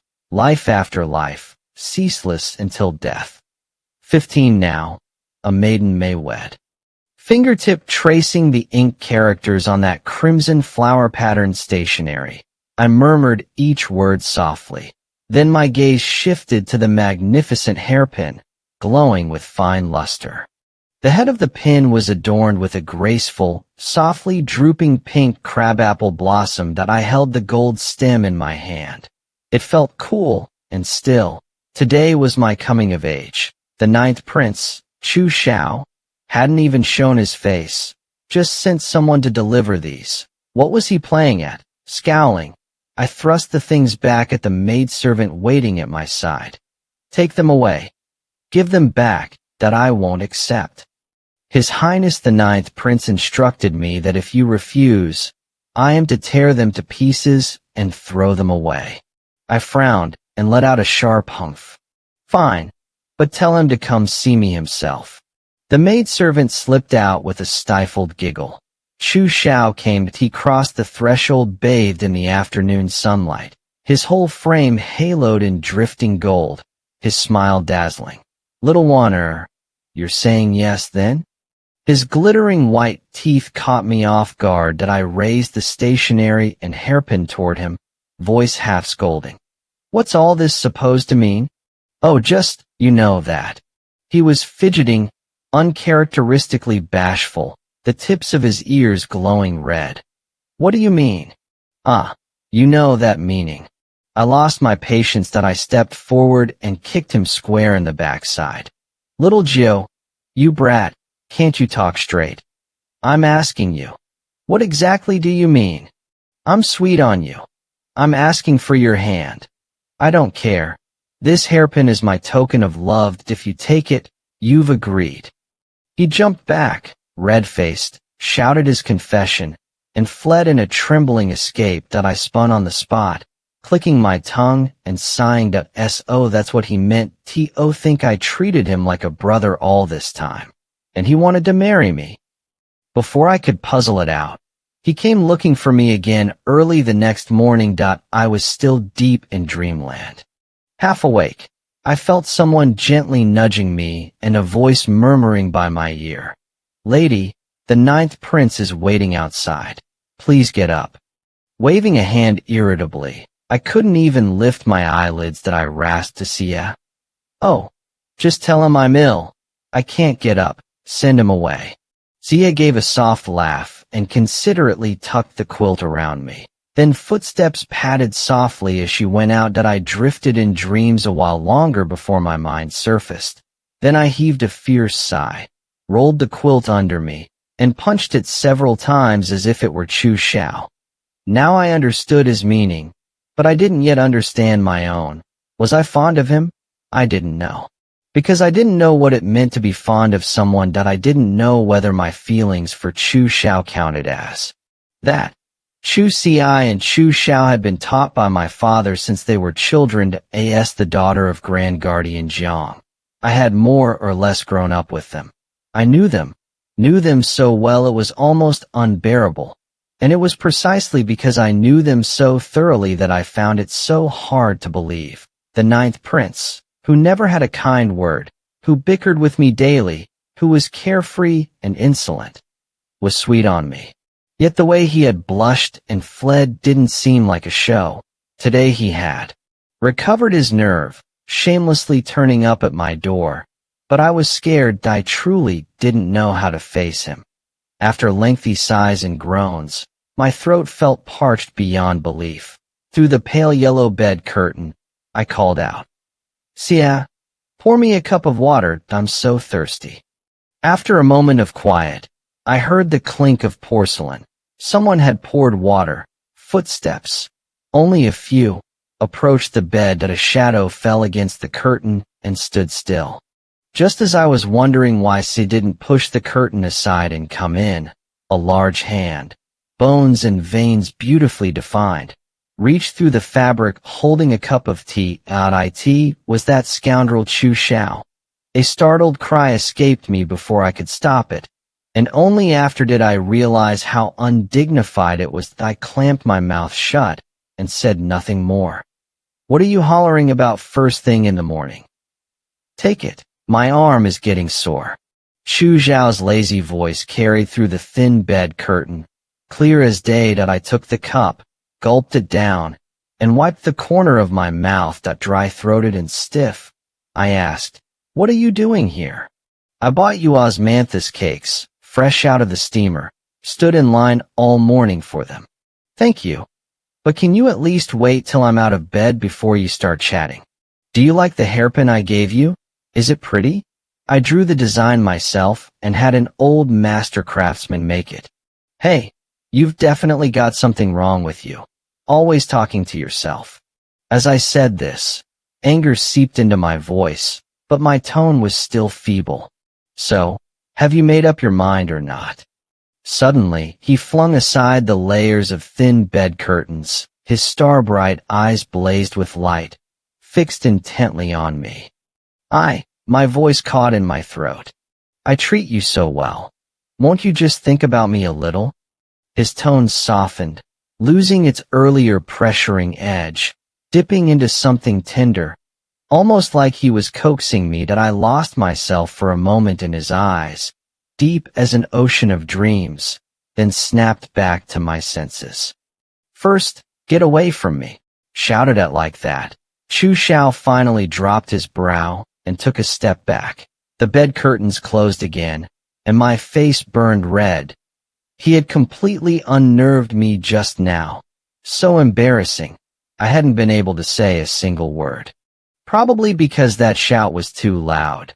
Sia pushed the door open from outside, her face tight with worry.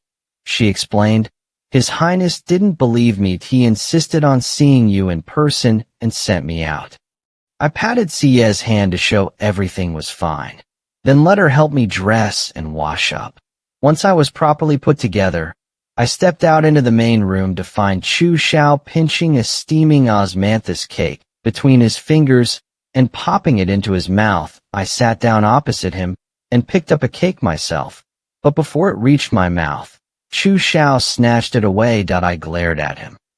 "That counts as a betrothal gift too." I rolled my eyes. This? So stingy. Who'd marry you? How else am I supposed to win an imperial consort without being stingy? Chu Xiao slanted a look at me, legs crossed, and said this with the most unapologetic confidence that I suppressed my rising anger and enunciated clearly. "Just why exactly do you want to marry me? Forget love and feelings for a moment. I'm a member of the imperial family. You're a daughter of an official family. Neither of us can truly control our own marriage. Right now, I like you, and you don't dislike me. That we make a match, and that's enough." Chu Xiao's red lips curved into a smile, his voice clear and resolute.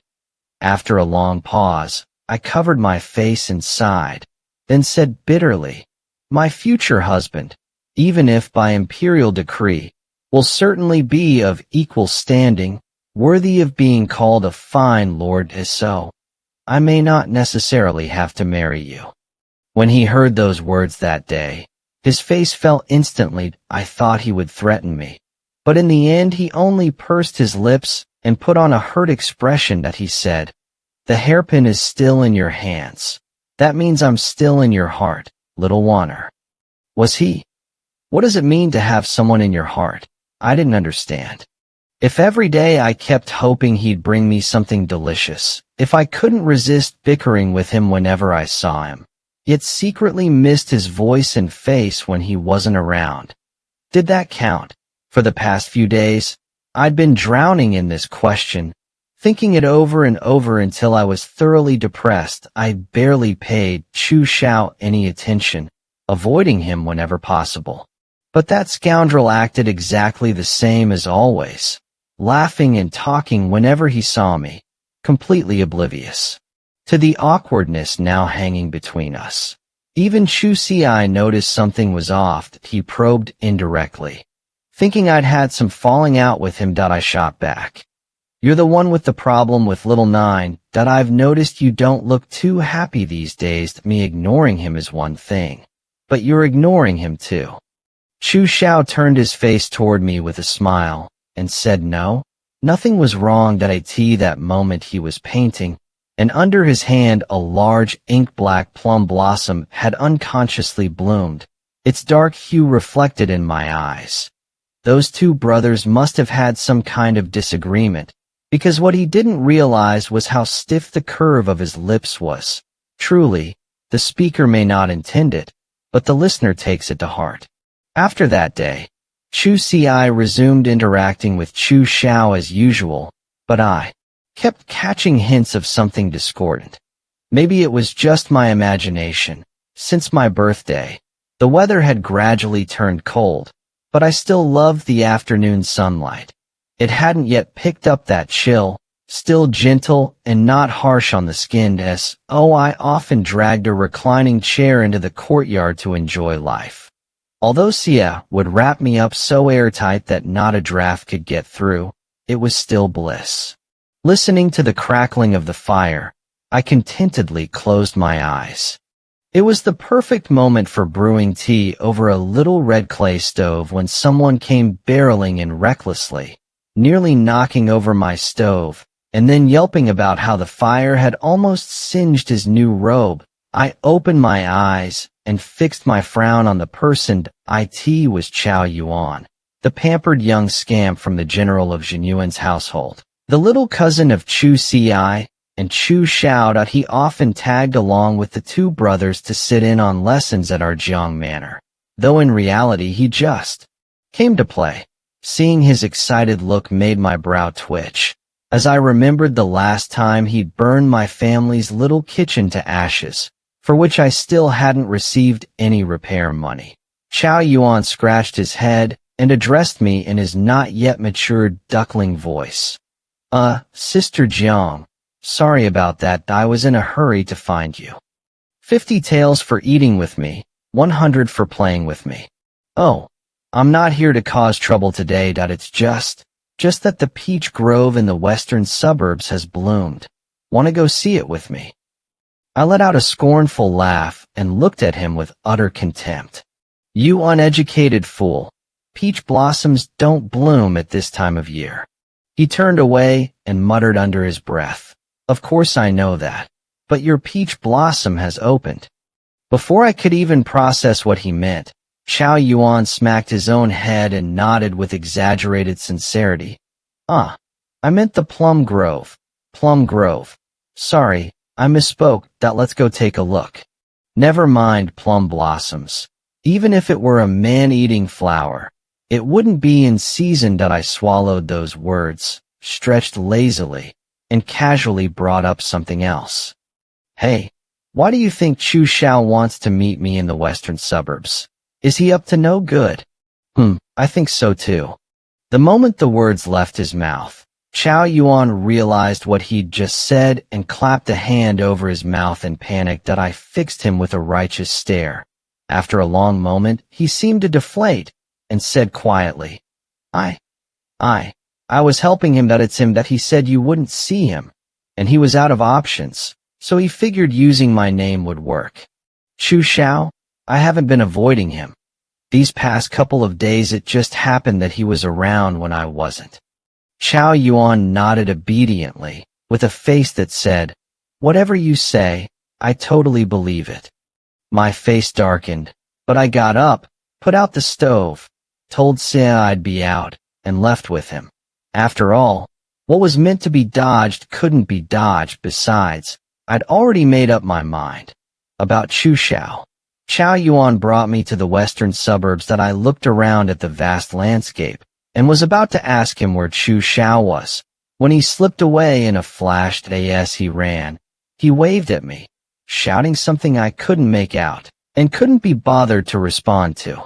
Turning around, I caught sight of Chu Xiao. He wore a lake blue cloak, his long hair cascading like a waterfall, his eyes curved in an alluring smile that I teased that moment. He was half raising his hands, as if about to cover my eyes. Seeing that I'd spotted him, he flashed an awkward but polite grin. So Xiao Yuan had been waving to his cousin just now that I lowered my head and spoke first. I've made up my mind. He nearly tripped flat on his face. Chu Xiao steadied himself and pointed to the chestnut horse behind him, his voice suddenly stammering. You, don't say it yet. Let me take you for a ride on horseback, okay? I had mentioned before that I wanted to ride a horse, to experience what it felt like on horseback. I just hadn't expected him to remember that. I nodded, walked forward a few steps, then froze in front of the horse that was too tall. On my own, I couldn't possibly climb up. While I stood there dazed, a pair of hands slipped under my armpits. Even with his help, I had a hard time scrambling onto the horse's back. Chu Xiao stifled a laugh, then effortlessly vaulted up behind me. He sat behind me, holding the reins with his arms circling me in an embrace. There was a gap between us, but we were undeniably close. He urged the horse on in a low voice, his body stiff and a little unnatural. As the horse's hooves clopped along, the view began to sway. I relaxed my body and leaned back gently against Chu Xiao's chest, startled by this. His legs squeezed the horse's flanks, or maybe he pulled the reins too tight and hurt the horse. Either way, the horse whinnied and bolted, hooves pounding faster and faster. Wind rushed against my face, the scenery blurring into smudges of blue and green, and my heart soared with the jolting motion. But I laughed out loud on horseback, waving my arms. Utterly exhilarated, he hurriedly tried to hold me. Still, his voice pitched with panic.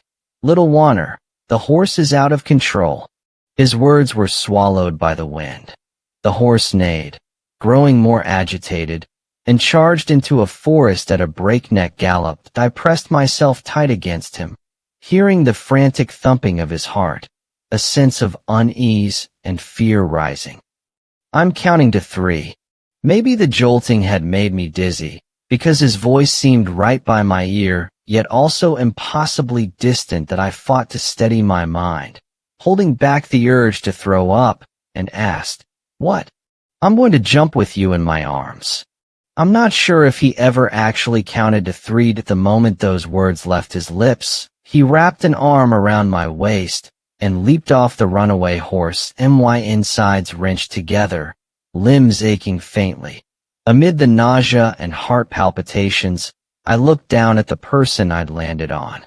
In that instant of the jump, Chu Xiao had turned himself into a cushion that he lay beneath me, rolling over the uneven ground, absorbing much of the impact for me. At that moment, he lay tangled in fallen leaves and dead branches. Eyes shut, his face a terrible color. I scrambled off him and gently patted his cheek. Xiaojiu, Xiaojiu. Before I knew it, my voice was trembling. That I patted him for a long while. But Chu Xiao didn't respond. Just as I was about to wail, he suddenly coughed. He slowly opened his eyes, his face deathly pale, but managed to smile, his eyes glistening. I just blacked out for a moment, hadn't come to yet. "Why are you crying? Scared you'd become a little widow?" I froze, blinked stupidly, and a tear fell onto his face with a soft plop. Both embarrassed and annoyed, I reached out to wipe the tear away, but he caught my hand and lowered his voice. "Are you hurt?" "No, I'm hurt." He let out a breath, his tone relaxed. "So you have to carry me." As I silently helped him up and slung one of his arms over my shoulder, he struggled slightly, looking uncomfortable. "You're really going to carry me?" Forget it. Your small frame will just be crushed. My gaze followed the blood-stained sharp rock to his left knee. Where his clothes were soaked, my heart clenched, my eyes stung, and I quickly looked away, struggling to help him forward a few steps. Chu Xiao suddenly stopped, refusing to move at all. Wanner, I'm fine. We can't walk out of this forest like this. Let's wait here. He softened his voice, though it was laced with weakness. Gazing into the endless forest, my heart sank at its last. I found a clean spot and carefully helped him sit leaning against a tree. Xia and Chao Yuan know we went to the west outskirts, that we can wait for them to rescue us. I gripped his hand tightly, my voice trembling that I wasn't sure if I was comforting him or myself. Not necessarily. Maybe they'll think we eloped. How can you joke at a time like this? I glared at him, but saw he was completely serious. Little Wanner, I got hurt because of you. How about you repay me with your hand in marriage? If you end up crippled, I might consider it. I brushed him off casually. Ripping my clothes by hand was impossible, so I untied my sash and wrapped it around his left knee again and again. I pulled my clothes tighter and sat down beside him. Looking at the sky, I sighed.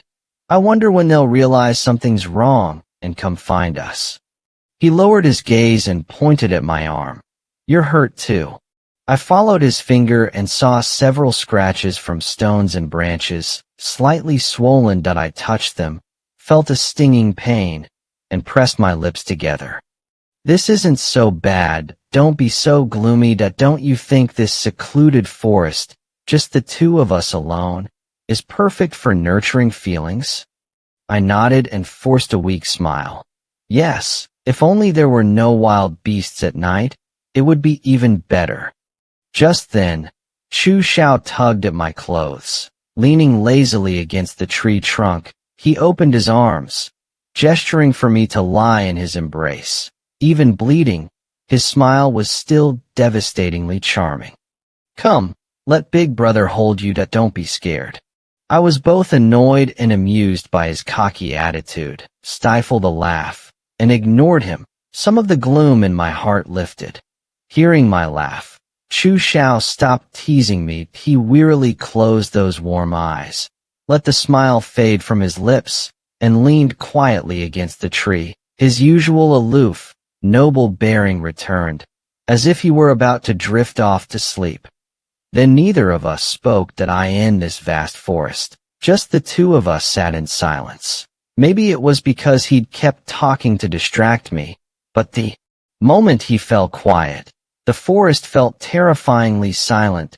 Human voices, no birdsong. Every tree seemed to have a life of its own, towering over me, pressing down with fear, fighting the panic surging in my heart.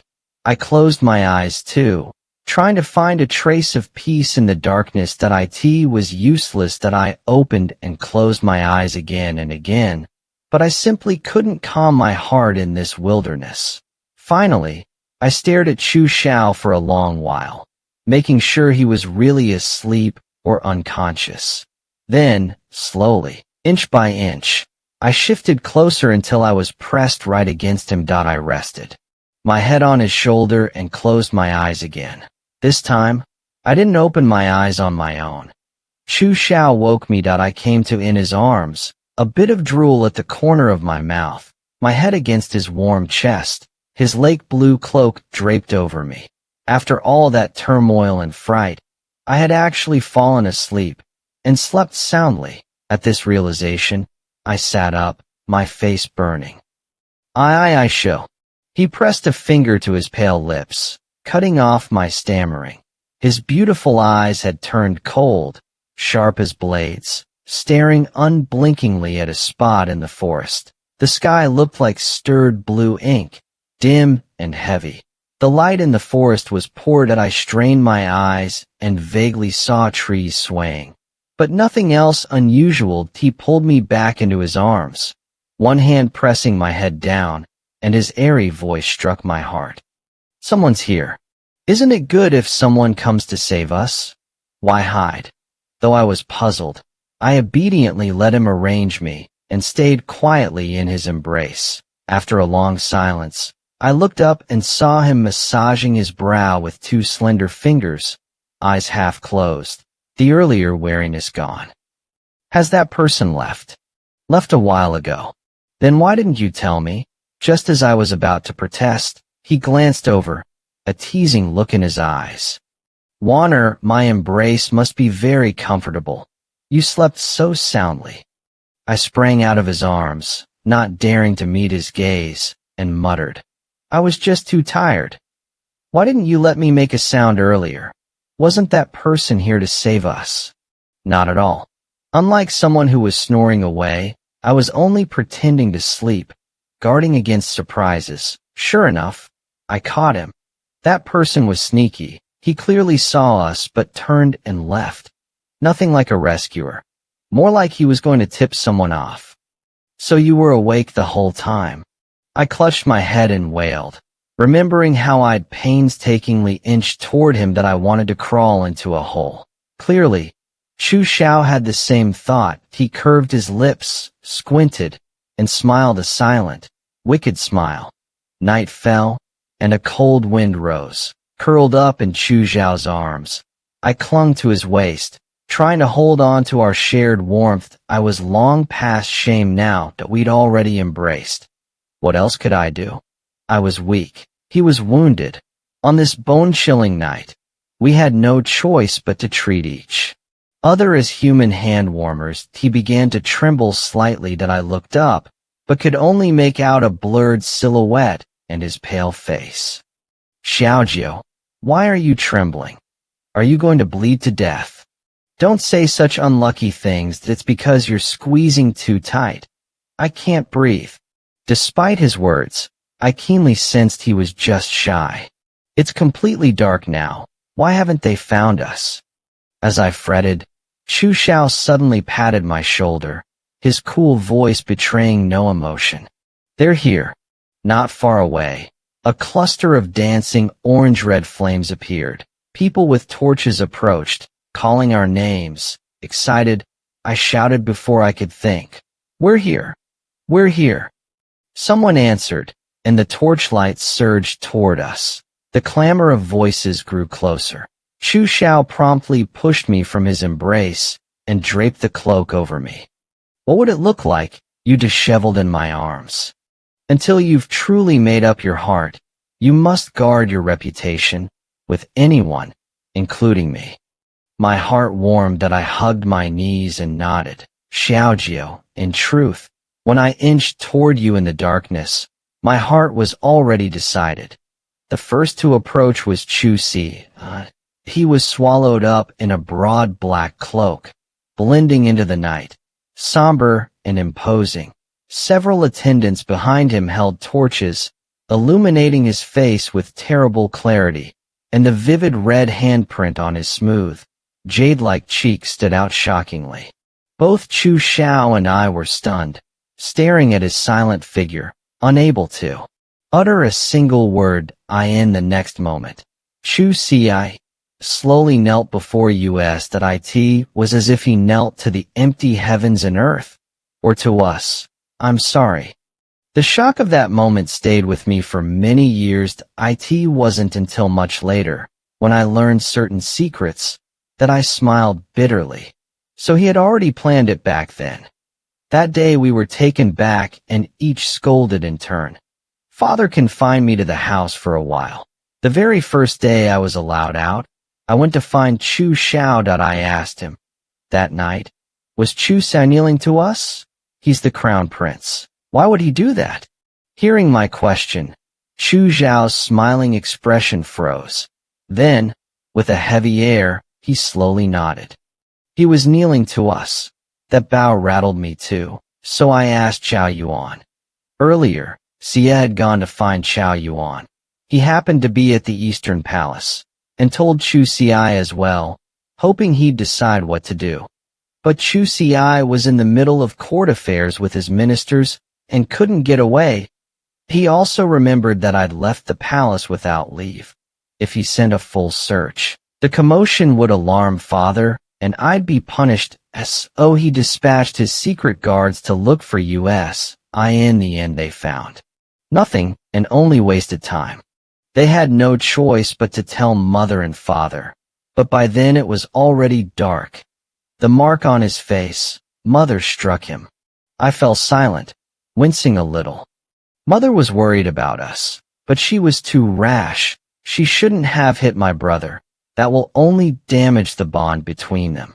Exactly, and no matter how you look at it. He shouldn't have knelt to us. He answered with a hum, and the air grew strangely heavy that I waved a hand, trying to brush the gloom away. Once you're healed, let's go to the Eastern Palace to see him. You still care about me. The first thing you ask about is my brother. I'm so hurt. Faced with his petulance, I pursed my lips and turned to examine his wound. His left knee hadn't fully healed. He walked with a slight limp, and it would leave a scar. The ugly, raw wound met my eyes, and I flinched, my heart aching. Does it hurt? Chu Xiao rubbed my head to comfort me. I guess I'm crippled now. Will you still marry me? I will. He lifted his gaze to meet mine for a long, long time. Then we both laughed. I laughed. My head swayed, and the pink silk crabapple blossom hairpin in my bun sparkled in the sunlight. After that kneeling, I rarely saw Chu Si, as he was consumed by court affairs, and on the few occasions we met, he always looked careworn and troubled. Maybe it was my imagination, but I felt a distance had grown between us. Something had quietly changed, though Chu Xiao and I had confessed our feelings to each other. We still bickered and teased as always, just like before, and no one else noticed anything different, except Chao Yuan, sharp as a fox, who caught a whiff of something unusual. One day the three of us played the flying blossom game. Those who answered correctly ate dried fruit. Those who failed got their faces smeared with INK wine. Just innocent fun. Chao Yuan acted as the caller. His eyes darted around slyly, and he delivered the line. Lovers resent the endless night.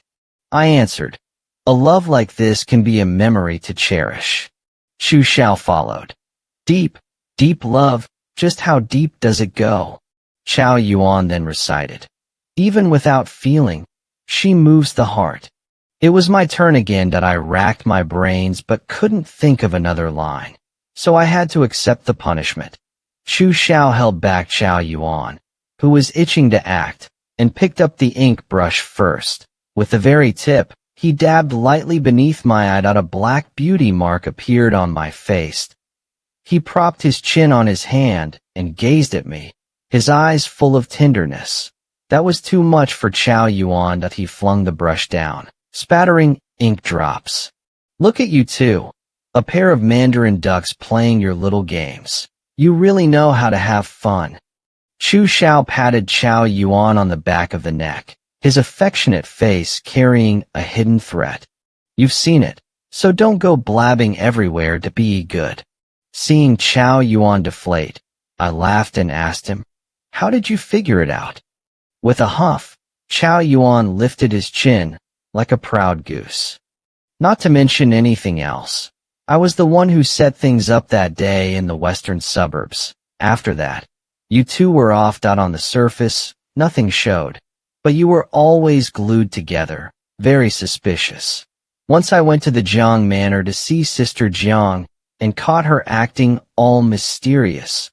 The moment he was about to spill that I'd been secretly embroidering a handkerchief for Chu Xiao, I hastily stuffed a handful of dried fruit into his mouth.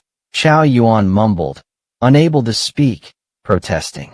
With his eyes, Chu Xiao asked what he was about to say. I merely smiled and kept quiet. Those uneventful, peaceful days rolled forward, until the day Chao Yuan got into trouble that a dancer from the Jade Sleeves Pavilion died. She drank poisoned wine and bled from every orifice. The night of her death, Chao Yuan was the only one in the room with her. He was thrown into jail, reported by my own father. Not only did Chao Yuan have no reason to harm her, but even if he were truly involved, Given his background in the general's manor, His Majesty wouldn't do much to him.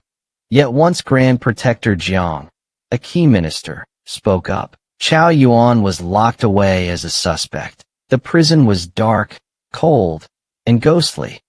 Chu Xiao went ahead, without me to visit, and brought back a message from him. He said, "It must be a misunderstanding on Uncle Zhang's part. Please put in a good word for me with your father. That dancer's death has nothing to do with me. I don't hold a grudge for this jail disaster. I'll take it as a lesson. Once I'm out, I'll never waste my days on wine and pleasure again."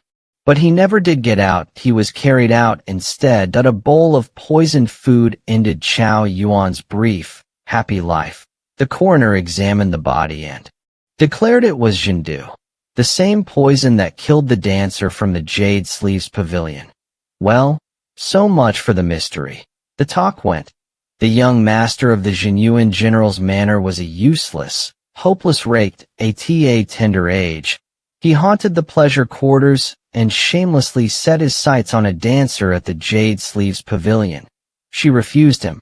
After many rejections, he grew desperate and malicious. One night, after watching her dance, he offered her that cup of poisoned wine.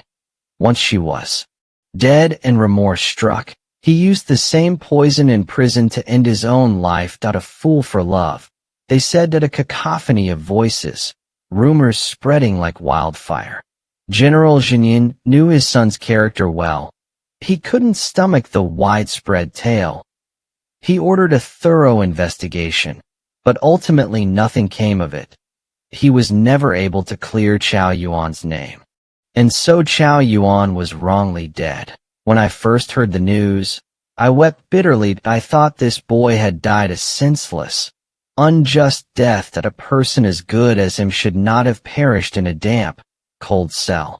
Then the storm swept through the city. At first, I would argue his case, but slowly, I grew numb. That I felt more and more how terrifying public opinion could be. That I had no solid evidence to prove his innocence. So I could only stop my ears against those foul mouths and cling stubbornly to my own belief. Still later, Chu Xiao came to find me. He brought a girl with him. She followed silently behind him, her face etched with a sorrow that would never dissolve. That I threw him a puzzled look. He avoided my eyes, turned aside, and introduced her. "This is Tao Nyang of the Jade Sleeves Pavilion." It felt as if something was being unveiled, layer by layer.